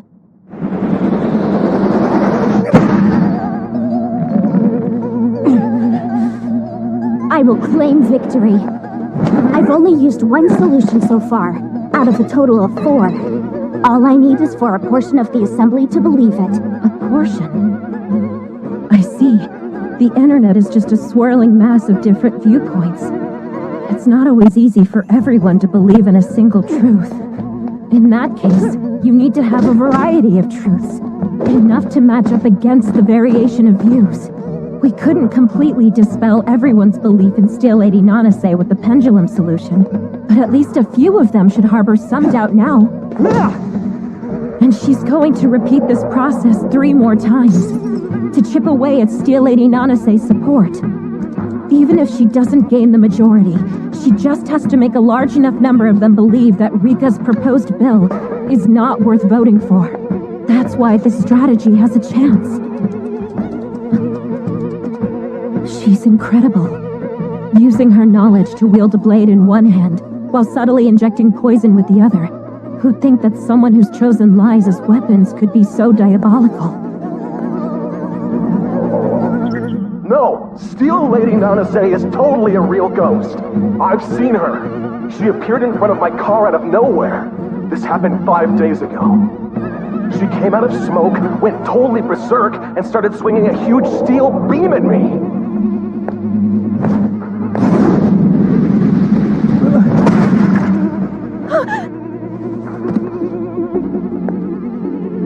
That was a vengeful spirit, no doubt about it. I could have been killed by her, just like that detective was.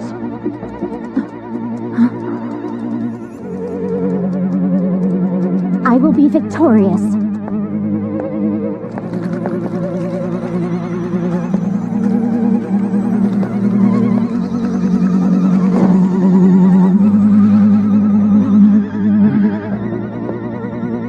All right, let solution 2 commence.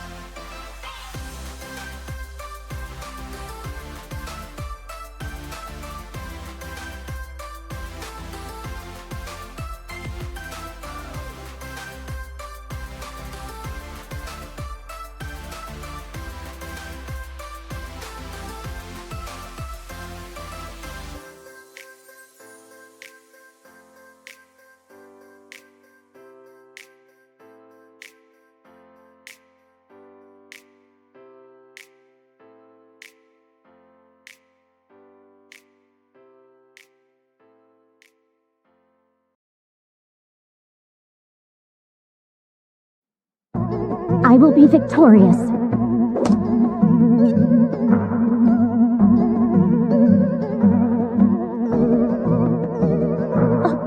Hey, wait! I thought your game plan revolved around the idea that Steel Lady Nanase was not a ghost. The unreasonable won't bow to reason, so we'll be inconsistent too. That's the best way to establish logic from within. If we can convince them there is a particular reason for a ghost to appear, we will inevitably find the way to make that ghost disappear. Take away its raison d'etre, and then the ghost will stop appearing. Solution number 2 is go! Steel Lady Nanase isn't imaginary. She's a real bona fide ghost. The question is, why did Kari Nanase reappear as a ghost and start attacking people? What? Wait, we're doing this again? The one who killed Detective Terada was Steel Lady Nanase. He was out by himself, investigating the Steel Lady, and was unlucky enough to meet the real one, who crushed his head with a steel beam. Detective Terada didn't believe in ghosts, so when he met a real one, he was shocked. And that's when he was hit. He never had a chance to fight back. The reason the crime scene looked so incomprehensible is because it was the work of a ghost. So what could be the reason compelling Kari Nanase to reappear as a ghost? What were the regrets she left behind in this world? Wouldn't dying in a tragic accident count as a compelling reason? Kari Nanase's death is considered something akin to suicide, even though it was an accident. That night, Kari Nanase was so overwhelmed with despair, she accepted the fact that her face was about to be crushed by a falling steel beam. It could even be argued that she chose to die. So why come back as a ghost to wander this world again? And why would she pick a steel beam as her weapon of choice after letting one crush her face? If she became a ghost to strike back at the society that drove her to an early death, I think it's safe to say that she's finally gotten her revenge. Since emerging as Steel Lady Nanase, she's become a bigger star than she ever was. We have to ask what made her turn violent and go as far as killing someone. The real reason Nanase was chased out of the spotlight as an idol is because of the death of her father. A rumor started that she had killed him. That in mind, her ghostly return would only instill fear and stir up further criticism. Therefore, the reason Kari Nanase became a ghost wasn't her hatred towards society. She appeared because she wanted to tell the world about a different problem and a different truth. And because the world refused to understand what she was trying to say, it was only a matter of time before she became violent. Just think about it. She hadn't been cleared of suspicion of murder. It followed her all the way to the grave. But if Kari Nanase really had murdered her father, what message would she be trying to tell the world right now? She's enraged because she didn't kill her father, so she returned as a ghost to make sure everybody knew the truth. But then, is that truly the core of it? Isn't her unbridled rage actually an indicator that she's longing for something else? But this isn't a deduction. True. For the second solution, I'm nothing more than a mere fiction writer. The readers here seem to believe in ghosts and support theories that include them. I'll solve this mystery and ritualistically make our ghost problem a thing of the past. Let's go back to the beginning. Why did Kari Nanase, who had a cult following at best, suddenly become the target of mass media allegations of something as horrible as patricide? Someone plotted against her and forged these nefarious allegations. Kari Nanase had fallen into a trap, and that's why she's reappeared in our world as a ghost. Kari Nanase's return is a protest against the sinister person who tricked her and drove her to commit suicide.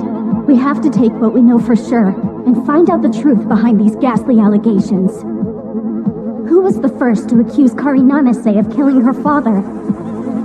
What I'm proposing is risky, but I have to take the chance while it's here.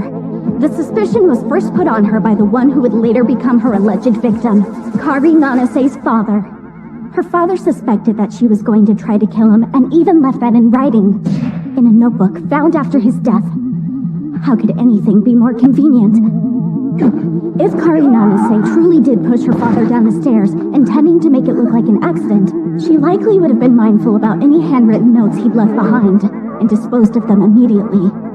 Besides, it's hard to believe she'd actually murder him while he was telling others that she scared him. She would have instantly been a person of interest. I heard Kari Nanase was super intelligent, and that's how she was able to dodge investigations. But if that's the case, she made a lot of mistakes. You lay it all out like that, a lot of it seems unthinkable. So, Kari Nanase wasn't involved in his death. She didn't harbor any malice toward him. So why did her father feel like she had him in her crosshairs? The one who lured Kari Nanase into a trap was her own father. In order to derail his daughter's blossoming career, he killed himself in a way that would appear accidental, and made sure someone would find his handwritten thoughts about his daughter's malicious nature. The strangest thing about this story, it could be true. One can only imagine the dynamics of how their relationship worked. There are reports he quit his job because he expected part of his daughter's earnings. That girl's made a damn fool of me, I tell you. She's always rubbed her superior intelligence in my face. But wait, she's your daughter. How can you stand there and say such awful things about her? You're crazy. It's probably true that her father was wary of their relationship. He was surviving on his daughter's flashy job after all, but he also developed an inferiority complex because of it. He was suffering and felt like no one cared. That's what caused him to resent his daughter. If he couldn't achieve the same amount of success as she could, he would commit suicide and drag her down with him. That was the purpose of his death. It was his last show of pride. To that end, he left a time bomb, implicating his daughter via his journal. And as he planned, Kari Nanase was looked down upon and treated with suspicion. Miss Nanase, would you care to comment on your father's journal, specifically the last note he wrote? I really don't know anything. No, I'm sorry, but I have to go. Hold on! In this reporter's opinion, the note your father left behind was perfectly clear. He said that you were gonna kill him! Miss Nanase! That's what drove her away, and led her to an accident that many considered borderline suicide. That's how Kari Nanase left this world. And her soul moved to the afterlife. And in the next world, she was reunited with her late father, where she heard the awful truth straight from his own lips. Huh? She heard the awful truth straight from her father's lips? Are you kidding me? Where else was she supposed to find out the truth? After finding out her own father maliciously tried to ruin her, she became filled with regret, and her soul was unable to fully move on. That's why she came back to our world, and is desperate to tell people the truth. She wanted us to know the tragedy, that she did not kill her father, despite all the hearsay. It was her father who killed her. That's why she came back. That's why her spirit has gone on a rampage. Her father's betrayal turned her evil. She devolved into a monster. But if we remember her as she was and wish for her soul to move on, then the Steel Lady will stop haunting our streets at night.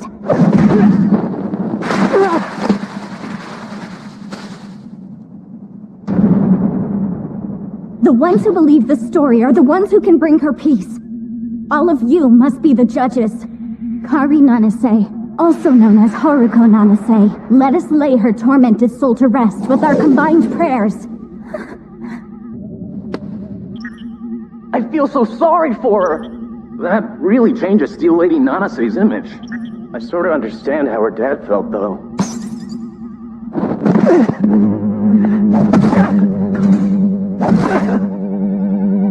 They're totally accepting this despite her bringing up the afterlife.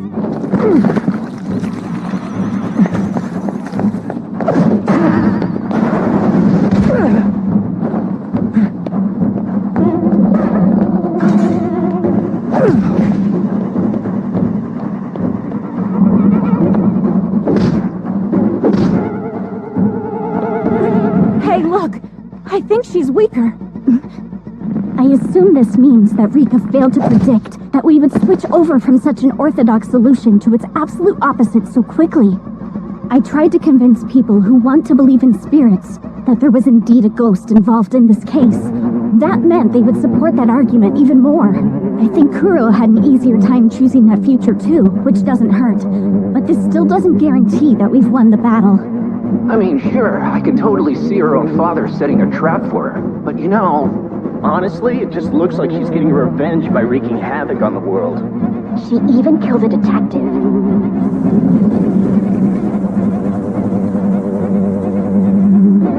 Rika started exerting her control over the flow. If Kari Nanase's ghost appeared more clearly before now, and came across as more spiteful, the second solution might have been able to conclude everything. But unfortunately, Steel Lady Nanase's fame is a huge obstacle to overcome. It's hard to believe that a spirit who had such valid complaints or requests would become a ghost so bent on wreaking havoc. Nevertheless, Rika wasn't able to completely deny my story.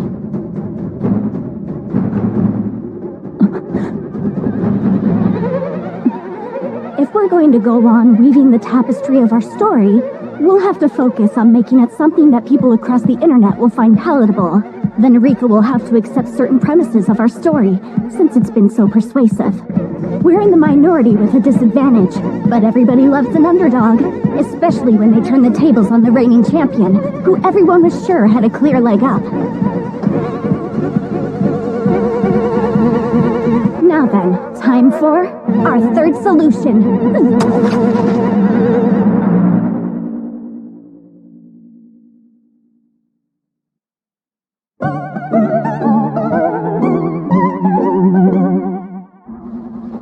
Let's try another hypothesis. Steel Lady Nanase is not a specter. She is a fake ghost created by a living human being for an unknown purpose. Which means the one who killed Detective Tarada is also human.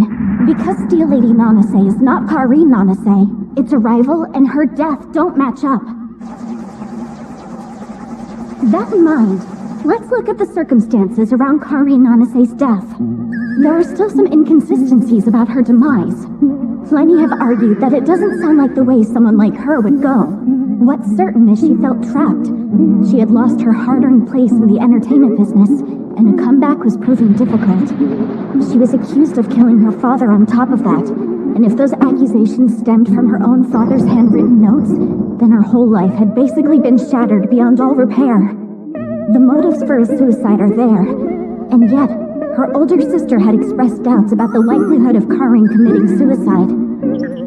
I heard the interview with her. She said she didn't think that was enough to actually get to her sister, and that she wouldn't willingly let herself die such a gruesome death. When a family member commits suicide, there are times when the remaining family members can't readily accept it. If the reason behind that suicide is another family member, they find a way to shift the blame to someone else so they won't be suspected. But her older sister made statements to the police that only made her a more suspicious character in their eyes. Would she have said all that simply to shift the blame somewhere else? She'd had her doubts from the very beginning. Did Kari Nanase, aka Haruko Nanase, truly perish? Couldn't it have been someone else whose face was crushed by the steel beam? Wait, a double? A double is pretty much a given when you have a corpse without a face. The authorities took the proper steps to identify the corpse. Her clothes, blood type, fingerprints, physical appearance, but in all frankness, how trustworthy is any of that? Clothes can be changed, and she wasn't the sort of person whose fingerprint would already be on file with the police. You could quite easily switch out the personal belongings in her room with someone else's. Her teeth were smashed to pieces along with her face. There are plenty of other people who share her blood type. You can't dismiss the possibility that she'd been switched with someone else. Which means it's theoretically possible to have a double. Because her face had been smashed in, dental records would be useless. It's possible someone could have planted a double. Let's get real. Switching bodies would have been impossible. The rules of reality don't matter here.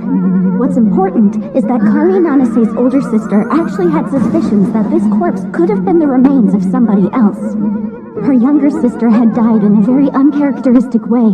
The little sister who was smart and on the road to becoming a popular idol. There's no way she'd die like that. Of course she'd think that way. Or, the more spite you might have bottled up inside, the more likely you are to suspect someone else. So who was responsible for leaking her father's journal out to the media? The only probable answer is Kari Nanase's older sister. Was Hatsumi actually fond of her little sister Haruko? It's safe to assume she had been unfairly compared to her glorious little sister their whole lives. The siblings most likely were not on very good terms at the time. Allegations that Kari Nanase killed her father arose, yet Hatsumi never made any statements in her sister's defense. She didn't even try to criticize the media that had driven her sister to the brink of suicide. I believe Hatsumi sent the media her father's note to get a bit of revenge against her sister, but the results of her sending the note probably far exceeded her expectations. That's why.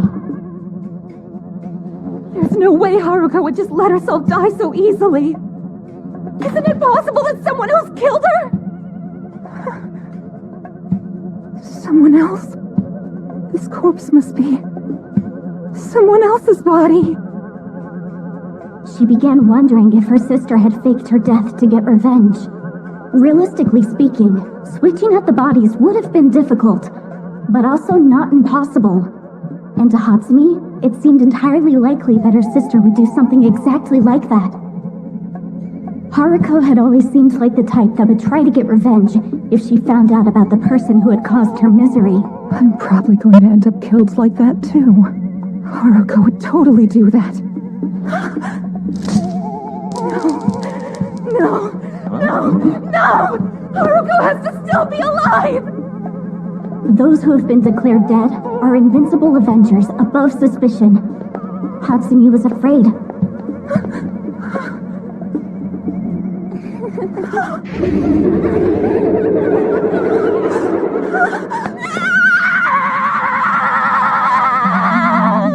She was so terrified by the shadow of her dead sister that it started affecting her daily life. She needed a lie to save her, and it came in the shape of Steel Lady Nanase. Huh? I don't get it. Let's say there's an outside party who cares deeply for Hatsumi and was trying to help her out. Haruko is dead and gone. Hatsumi needs to accept that, or she's going to break. This is the only way to help Hatsumi.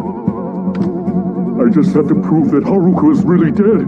I just need to make it so the ghost of Kari Nanase appears. And then I was like, no way. He took on Steel Lady Nanase's form and started attacking people on the streets at night to fake the existence of this ghost and to start rumors spreading about it.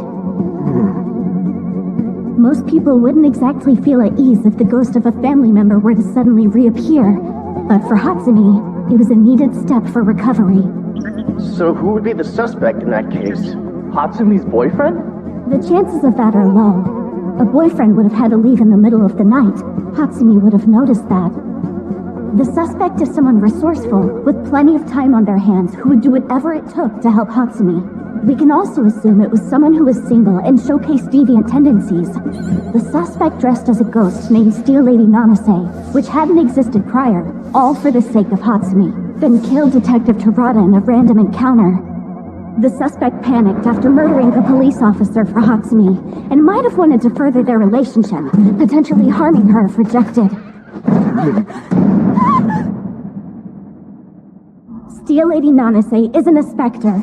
We must track down this dangerous degenerate quickly, and confirm that everyone else involved in this is safe.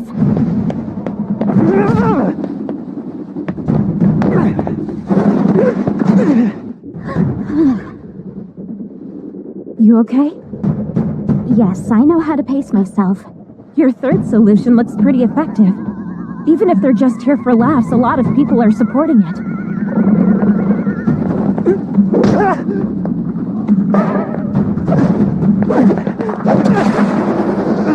If that's the case, Steel Lady Nanase doesn't seem to be getting much weaker.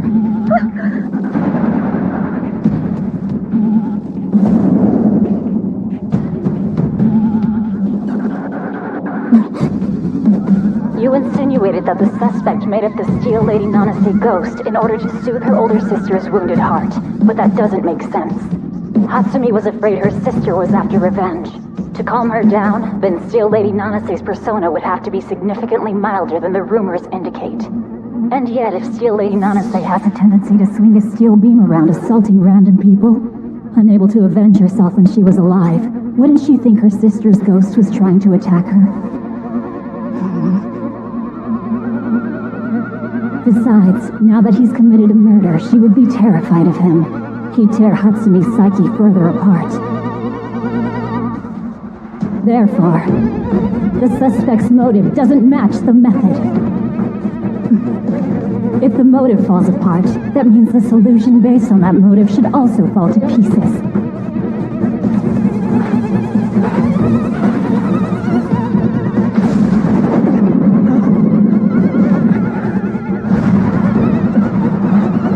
That's right.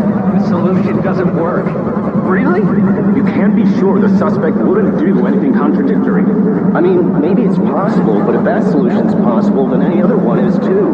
The suspect's clearly a bit messed up.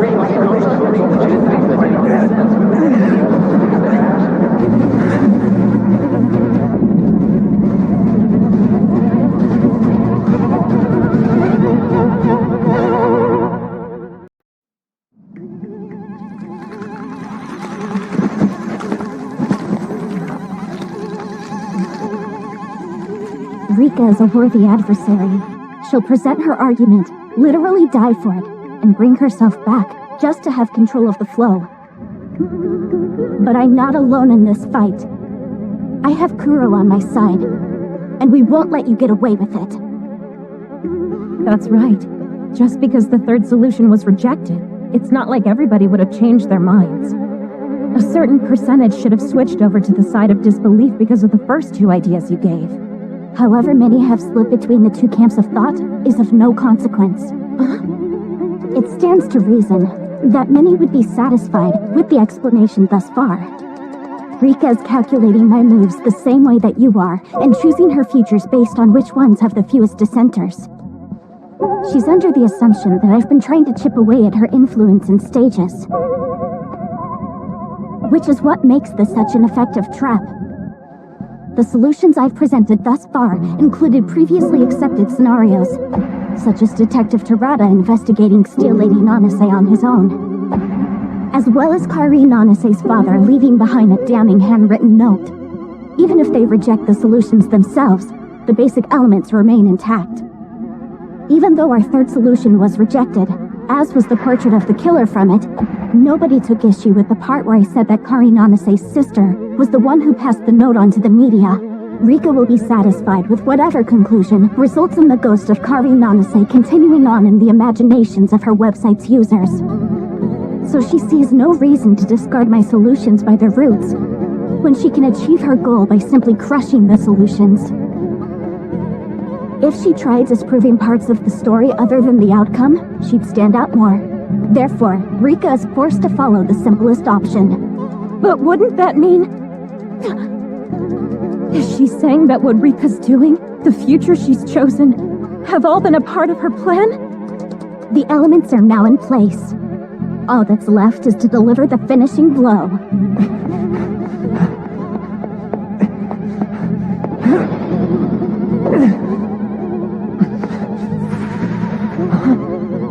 New fiction is born from fiction, and inverts into the truth. Steel Lady Nanase will be finished.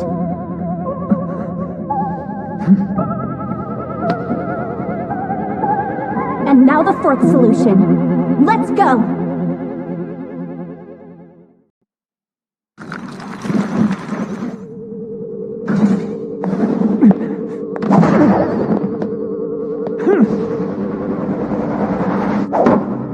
I still say, Steel Lady Nanase is pure fiction. The three solutions I've presented thus far form the foundation needed to get to the actual truth. Someone's behind this. They not only created Steel Lady Nanase, they also murdered Detective Terada. We've been waiting for this! Just give it up. Stubborn. The one we've been focusing on is the one behind this, i.e., Kairi Nanase. She's actually still alive. The person who died at the construction site was someone else made to look like Karin. If you have a corpse without a face, it being switched for someone else isn't a stretch. Ultimately, the real Kairi Nanase is still alive. But that was debunked earlier. Oh, come on. No one believes that TV drama nonsense. But if Kairi Nanase was alive, there'd be no Steel Lady Nanase. Her father is dead, and her sister had turned her back. Now she was all alone. If I can just wait it out, things will settle down. Of course, I wouldn't be able to be an idol anymore, but I'm still young. I could start over again if I had to.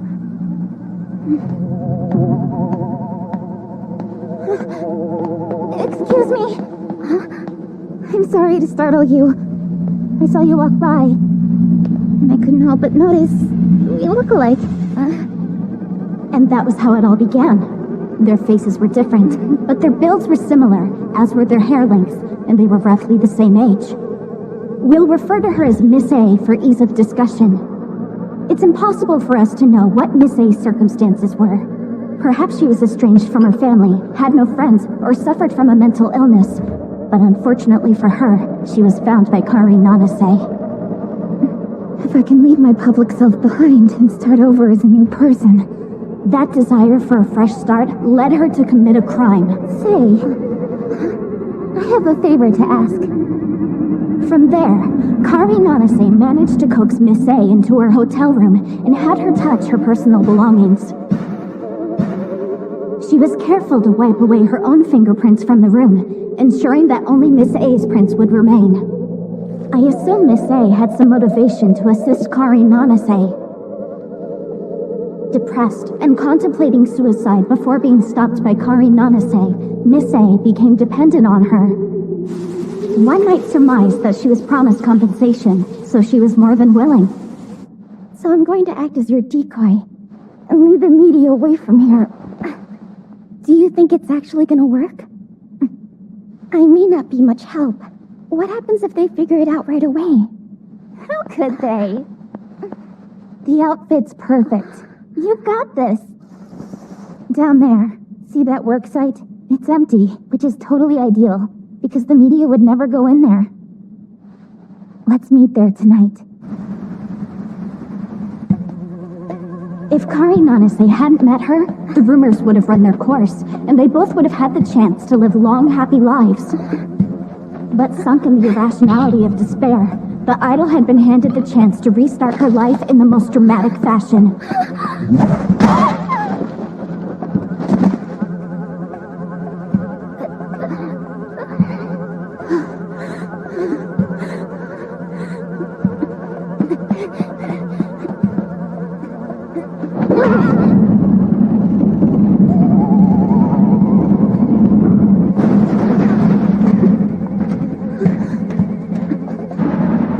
Miss A's face was crushed beyond recognition. The steel beams made it impossible to identify her that way. And that would explain one of the long-standing questions of the case. Why did Kari Nanase let the steel beams hit her without any signs of a struggle or a defensive posture? It's because the body wasn't hers. It was the body of someone else who'd been knocked unconscious before the steel beams fell on her. Karin finished falsifying the scene of the accident, and then she fled. Miss A's identity gave her a shot at a new life. It was the chance she needed to break free from her past. And that's all filed away. Here's your driver's license back, miss. She'd need to change her appearance to keep from being recognized, but that shouldn't have been too difficult for her. Someone that determined would have been able to pull it off. The body that the police found at the construction site in Makurazaka City this year was not Kari Nanase. She fooled us all with the faceless corpse switch. Meanwhile, she's alive and well. Steel Lady Nanase cannot be a ghost if Kari Nanase's alive. What about the Steel Lady people have seen? Does that mean Nanase made up her own ghost? But why, though? If Kari Nanase is still alive, then what the heck is Steel Lady Nanase? If her ghost appeared, that'd make people believe she was really dead. So the creation of the ghost was a sort of unofficial death certificate.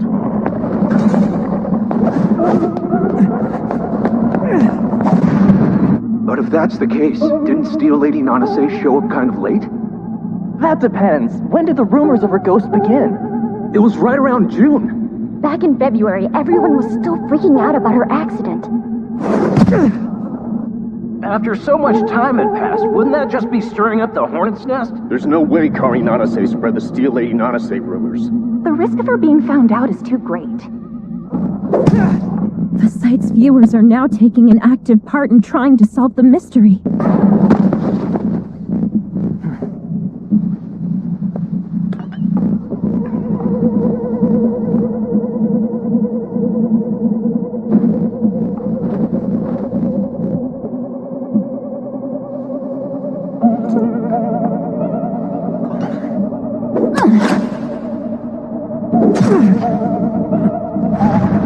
Hang on, suppose she was living life just fine until around May. But then maybe she heard a rumor that there was a girl who looked a lot like her. That's realistic, unlike plastic surgery, which takes too long and has its limits. I think I see. By that point, she might have even moved away.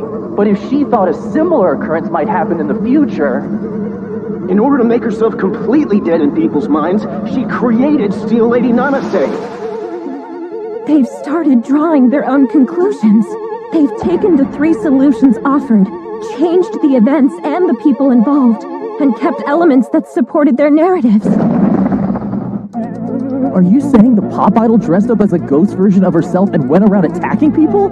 More than once, I'd wager. She wore the outfit and carried the steel beam to make the rumor spread faster. Plus, jiggly boobs. To reinforce the spectral aspect, she created a character named Steel Lady Nanase, complete with a steel beam and a smashed face. This logic about why the ghost was needed, it's just like in the 3rd solution. Using pieces of that solution will give a satisfactory answer. She got their attention by getting them to logically try to explain an urban legend. So this was the real reason why she gave multiple solutions. Until now, this site had gathered up the imaginations of hundreds of thousands of people to give form to Steel Lady Nanase, as well as life. But not anymore. This time, the people on the forum are trying to use that same power of imagination to prove that Steel Lady Nanase doesn't exist.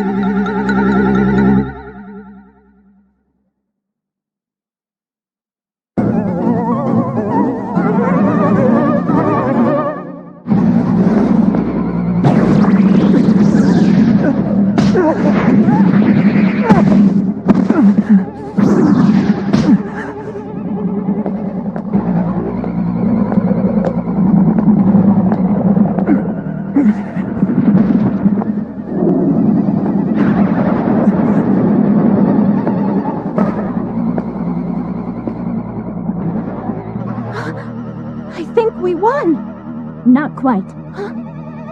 Though soon enough. I have yet to deliver the final blow. Until then, I'll prevent Rika from grasping the future she desires.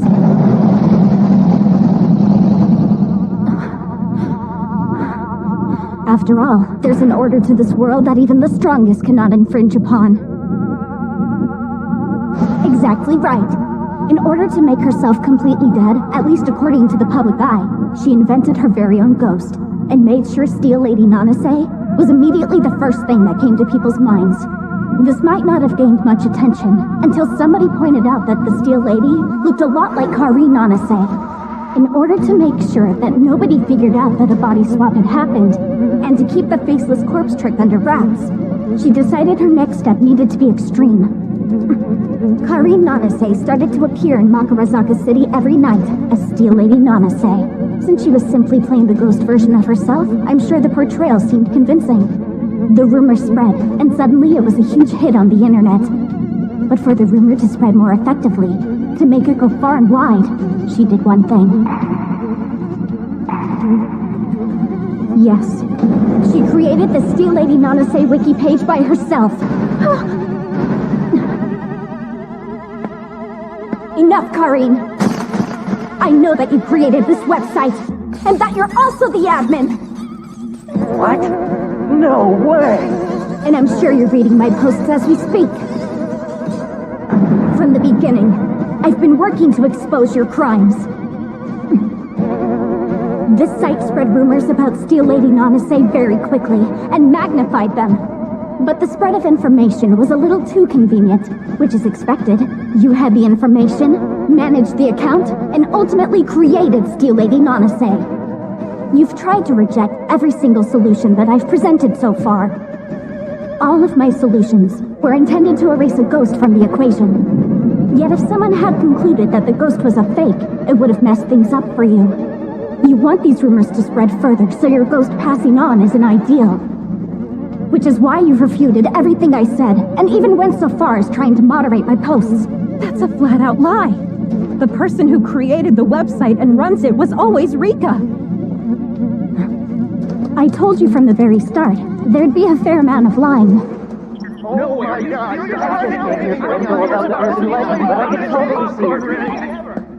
The truth is completely irrelevant on the internet. To the people invested in this lie, this forum that they're in is the front line of the entire case. Now I'll explain to the Assembly why you chose to kill Detective Terada. Hell yeah! Lay it all out there! I don't want to What's gonna happen? Just last night, in Makarazaka City, you were there to inflame the Steel Lady Nanase panic by checking out the next location at which you plan to appear. The detective who didn't think Steel Lady Nanase was a ghost drove by and saw you, and thought you were suspicious. You were probably still dressed normally at the time, but there was something he couldn't overlook. The fact that your boobs were massive. Such distinguishing features reminded him of Steel Lady Nanase, and made his intuition go to work. For what it's worth, I heard that the detective wasn't a fan of big breasts. Of course, the same could be said for Kuro, taking my petite frame into consideration. Kuro isn't the kind of man who judges women based on their chest size or appearance.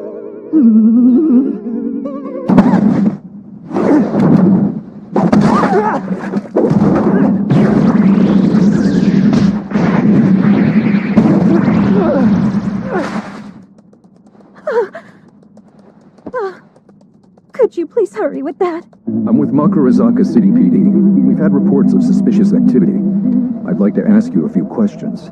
What brings you here this evening? Oh, I was just riding my bike to the convenience store. I was getting a little hungry. Then he said the last thing you expected to hear. Have I seen her before? Yes. There's something familiar. That face. Nanase. It is you.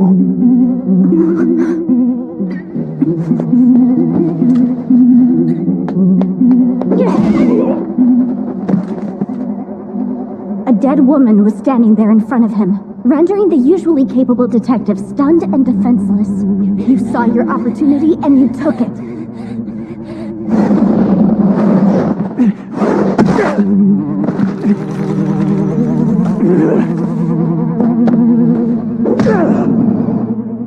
After knocking Detective Terada unconscious, you recognized the chance to make it look like Steel Lady Nanase had attacked him. If there was no sign that the detective fought back and his face had been smashed in, it'd be a tough sell to believe a woman like you had committed the crime.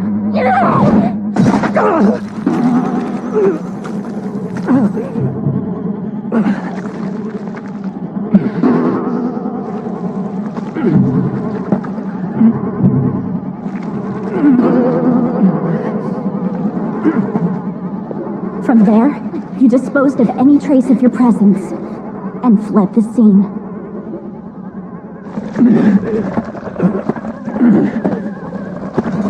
And this is the extent of your crimes to date. If you choose to refute this as well, then be my guest. But if you're able, I ask you to prove to the forum that you are not Kari Nanase.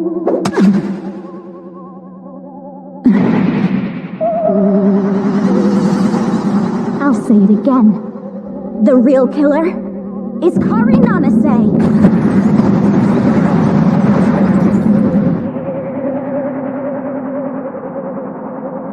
But this is a total lie.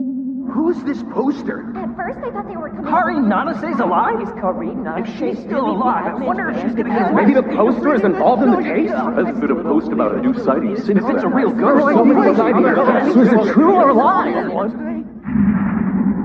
She reeled them in.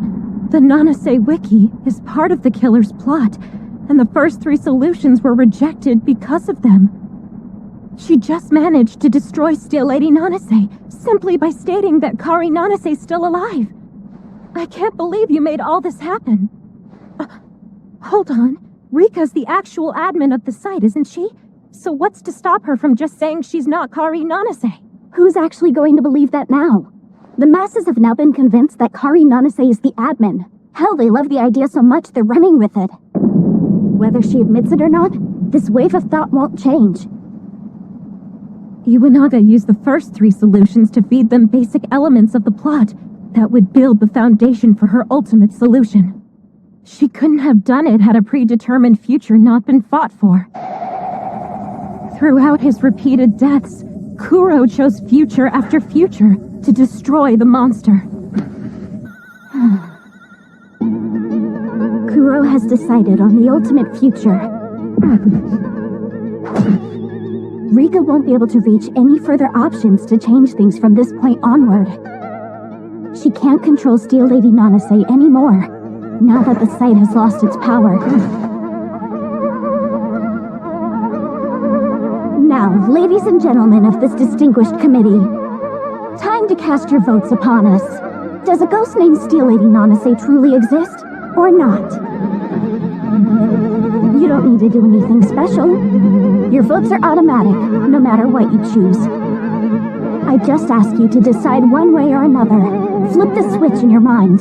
Choose based on what your own conscience tells you. There are real specters in this world, but there are also many false ones. Fiction reverts to fiction. Now, the monster born from lies shall be struck down by them.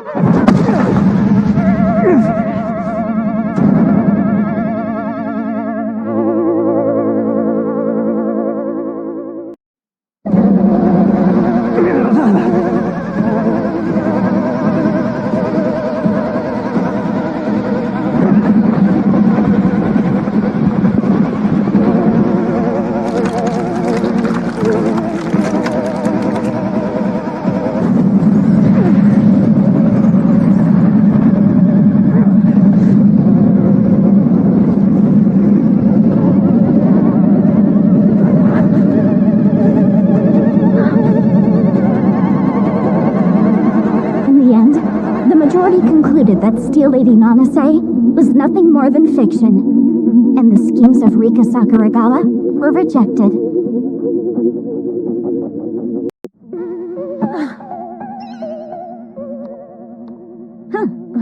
Well. Just received an email. Happens to be from Rika. Huh? I've been posting from Kuro's laptop. Guess she knows his email address. So Rika knew that it was the two of you getting in her way this entire time?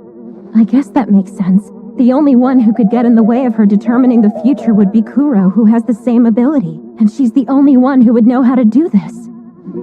Seriously, Rika? I've had to ask you half a dozen times to not call me by my first name. What are you saying? Don't you like Otoko? I have difficulty saying it myself, and others do too. And because of that, it just doesn't feel right when I hear people say it. That's why I've always had Kuro call me by my surname. Oh, I see. Now I understand why he calls you by your last name even though you're going out. So what? Are you saying you had doubts whether Kuro and I were actually dating? Well, that's what I've said from the beginning. Forget it. What did Rika's email mean when she said this time? I assume she'll try to make another monster of the imagination. This wasn't enough to dissuade her either. But why is Rika doing something so horrible? People's imaginations hold an infinite amount of potential, making yokai, phantoms, and demons too. We give life to monsters without even realizing it. And so, anything's possible. One might even create a god. But that's not an answer at all. What point could there be in creating a god?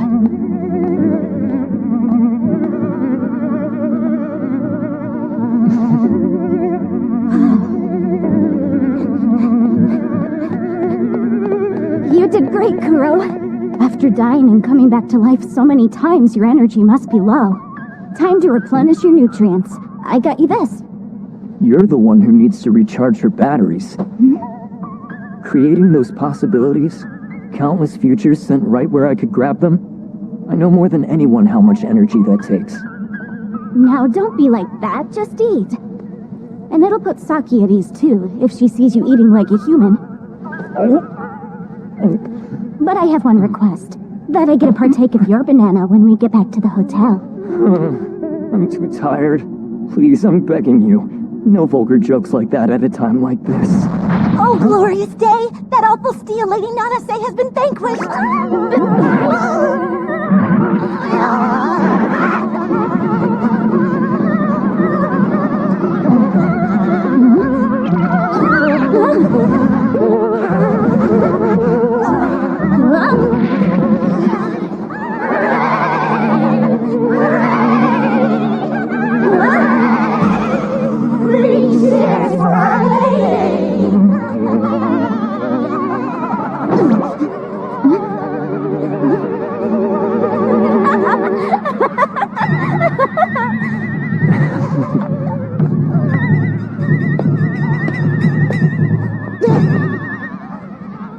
Let's head back home. Oh.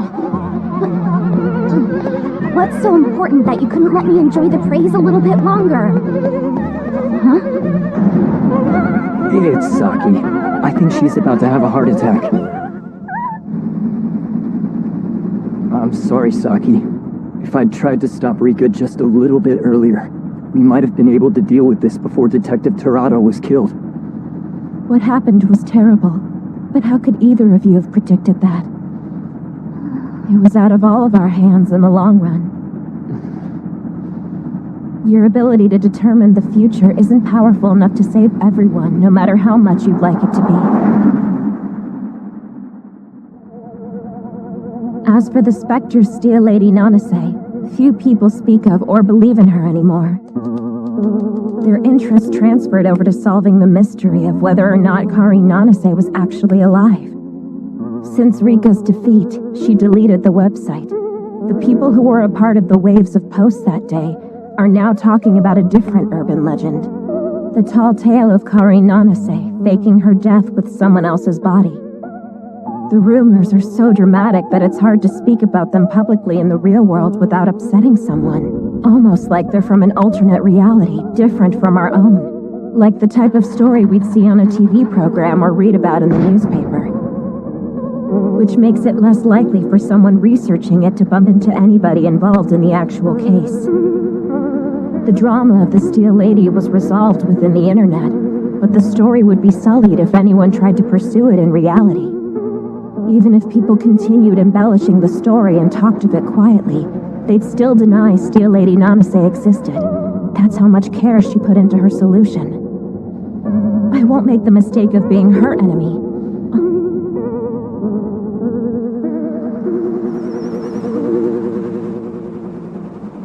As for the police, they intend to look into the idea that the corpse was a doppelganger and find out who created the site, even if they do look into it.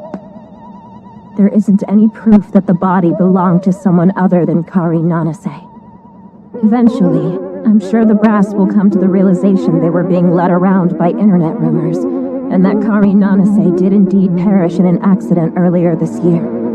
We won't find out what happened to Kari Nanase and her family. There is no resolution, and the killer who murdered Detective Terada has disappeared.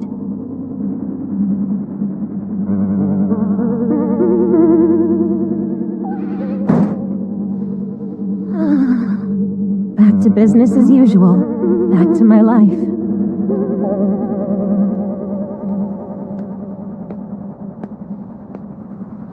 Hi, Saki. Hang on. Where's Iwanaga? Still asleep at the hotel. What? She's been out for an entire day? She spent the entirety of yesterday overworking herself. I kinda figured this would happen. You should try acting a little more concerned. I will, when it's needed. You wanted to know about Rika, right? That's right. What do you think it is that she's after? Iwanaga changed the subject when I asked her. I'll tell you. After enough time, I've accepted what's happened and moved on. As it stands, my body has been growing and aging at a normal rate. And while accidents or injuries won't kill me, I'm hopeful that one day I can still die from complications of old age. In order to choose between different futures, I have to die. And so typically, I prefer to avoid dangerous situations. So I like to think that I'll be able to live a normal life. Normal? Far from it. But that's not the case for Rika. She'll use her ability as much as she can, in an attempt to return to being a normal human. Is that even possible?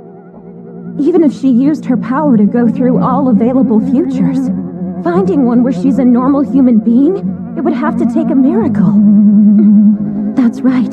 Back at the university hospital, Rika tried to find out if it was medically possible to return to normal. In the end, logical methods provided no further opportunities for her. She decided to grasp the future she wanted for herself. And then what happened? Anything's possible. One might even create a god. In essence, Rika aims to create a new monster of the imagination, one strong enough to grant her wish. And so, she'll make something that has godly powers just to become a normal human being? It's Rika, so I'm sure she'll do whatever it takes. I don't know what she's thinking. She wants to be normal, but always acts abnormally. Back then, before she consumed yokai flesh, I can't help but think that she may have always been a monster at heart. And the toughest part of it is that you still love her, right? It makes things difficult. So what's next? Rika's going to keep trying to make a monster, isn't she? But Iwanaga won't let her. No matter who tries, no matter the reason, anyone creating a monster for their own desires goes against the natural order. That's basically the reason she sacrificed her right eye and left leg. It sounds like you're not going to let it slide either. As much as I hate to admit it, I think you're right.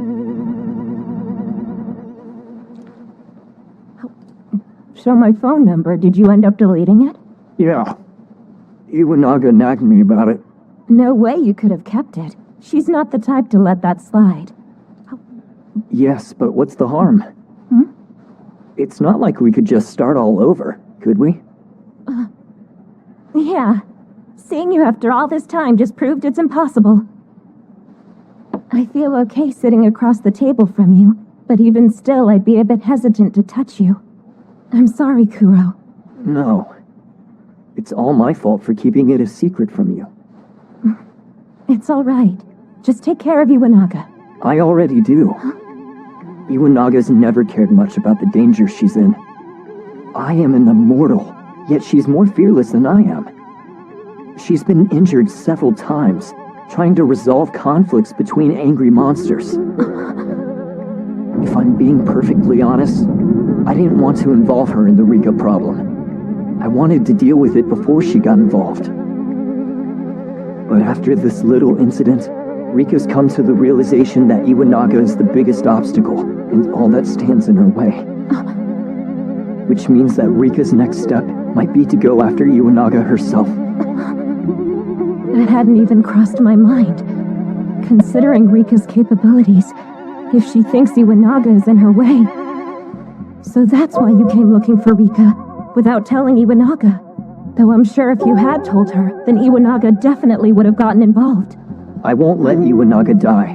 After all, she's someone who deserves to be happy. Now, I feel like I can finally get some closure. I doubt that I'll ever see him again. Are you sure? You're really just giving me this bike?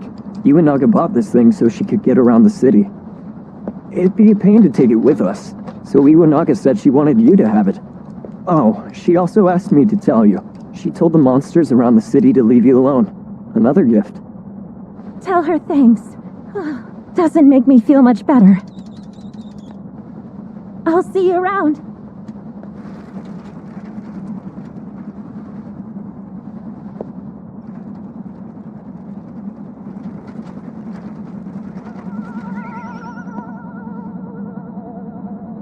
I still get scared at night.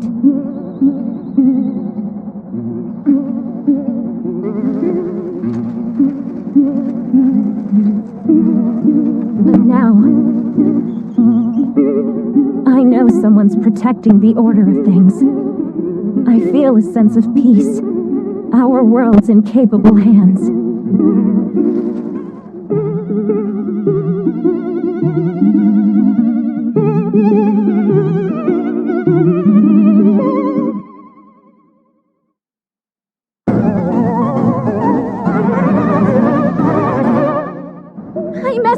again. I keep making mistake after mistake.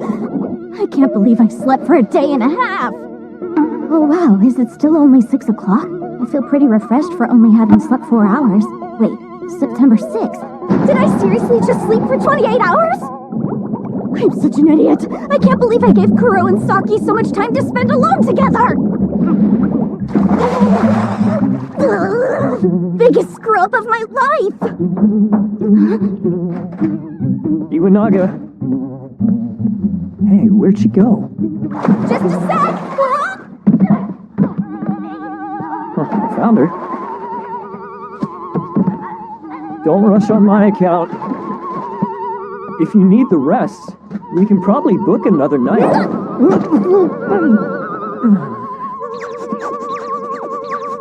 You rake up Saki! That's impossible. I know you saw her! I did, just like you wanted. You said we should give the bicycle to Saki. I figured the sooner the better. I had time to kill. Well, yes, I did say that, but how'd you get her number? On the way back in the car the other night, we exchanged contact info. But I already deleted it from my phone. Saki and I are only friends now anyway. That isn't the problem here! You need to dry yourself off first. You'll catch a cold. Huh? Wait, what are you doing, you maniac? Cut it out. This is my only clean shirt. Just get this, damn it! Thanks for everything. Thank you. We hope you enjoyed your stay.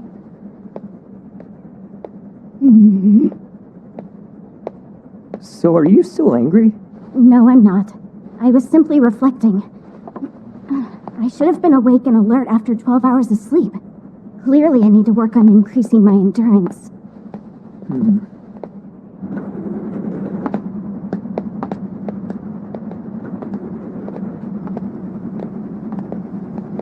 Take a taxi? The station isn't very far. We can walk. It looks like it's gonna rain. I'm going to get stuck sitting around on a bench as you take another nap, aren't I? Even I couldn't possibly doze off after sleeping for 28 hours, Mr. Smarty Pants. Kuro? Something tells me Rika won't try to make another move in the immediate future. But I'm going to get the word out to monsters across the country to let me know if they see anything out of the ordinary. Of course, I'd rather not go through all that trouble again. The best way to handle this situation is to find her and talk face to face. And going forward, when you come across any new information, please don't act without telling me about it first, okay? I'll keep that in mind. Oh, will you? Iwanaga. You knew about the Kuibiko.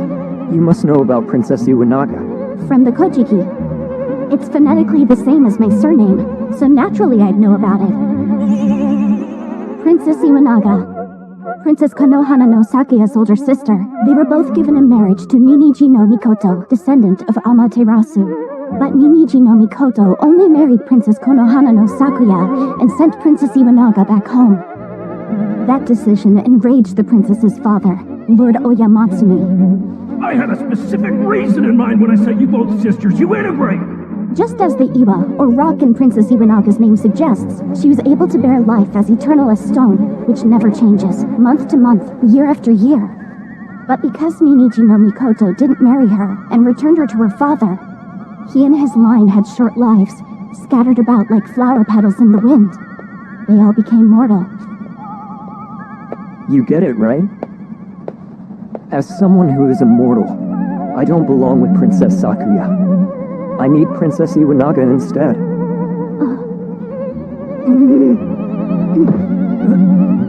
I'm sure that sounded really smooth inside your head, but you know the actual reason why Princess Iwanaga was returned home, don't you? Don't worry about the minor details. It's not minor! The reason Princess Iwanaga was sent back to her father was because she was ugly! You couldn't have chosen a worse metaphor to try and impress a girl. But not you. You're pretty as a flower. Only a complete fool would think of sending you away.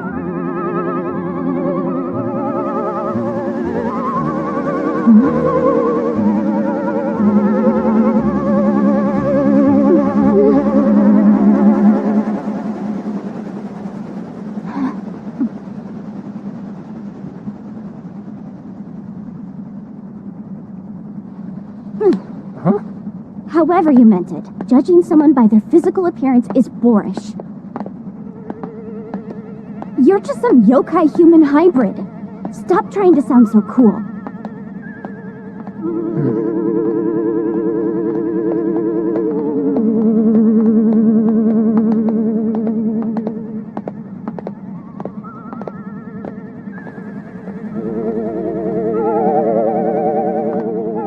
Kuro, will you be staying at my place tonight? My parents want to see you. Oh yeah. I still need to apologize for inconveniencing them. There's no need to be so formal. I want you to think of them and the house as if they were your own. I can't. I'm not ready to get fenced in just yet. Do you honestly think you still have a say in the matter?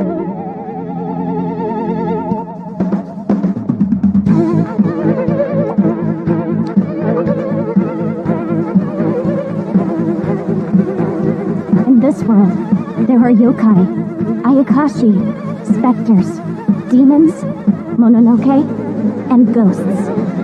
These creatures exist just like everything else.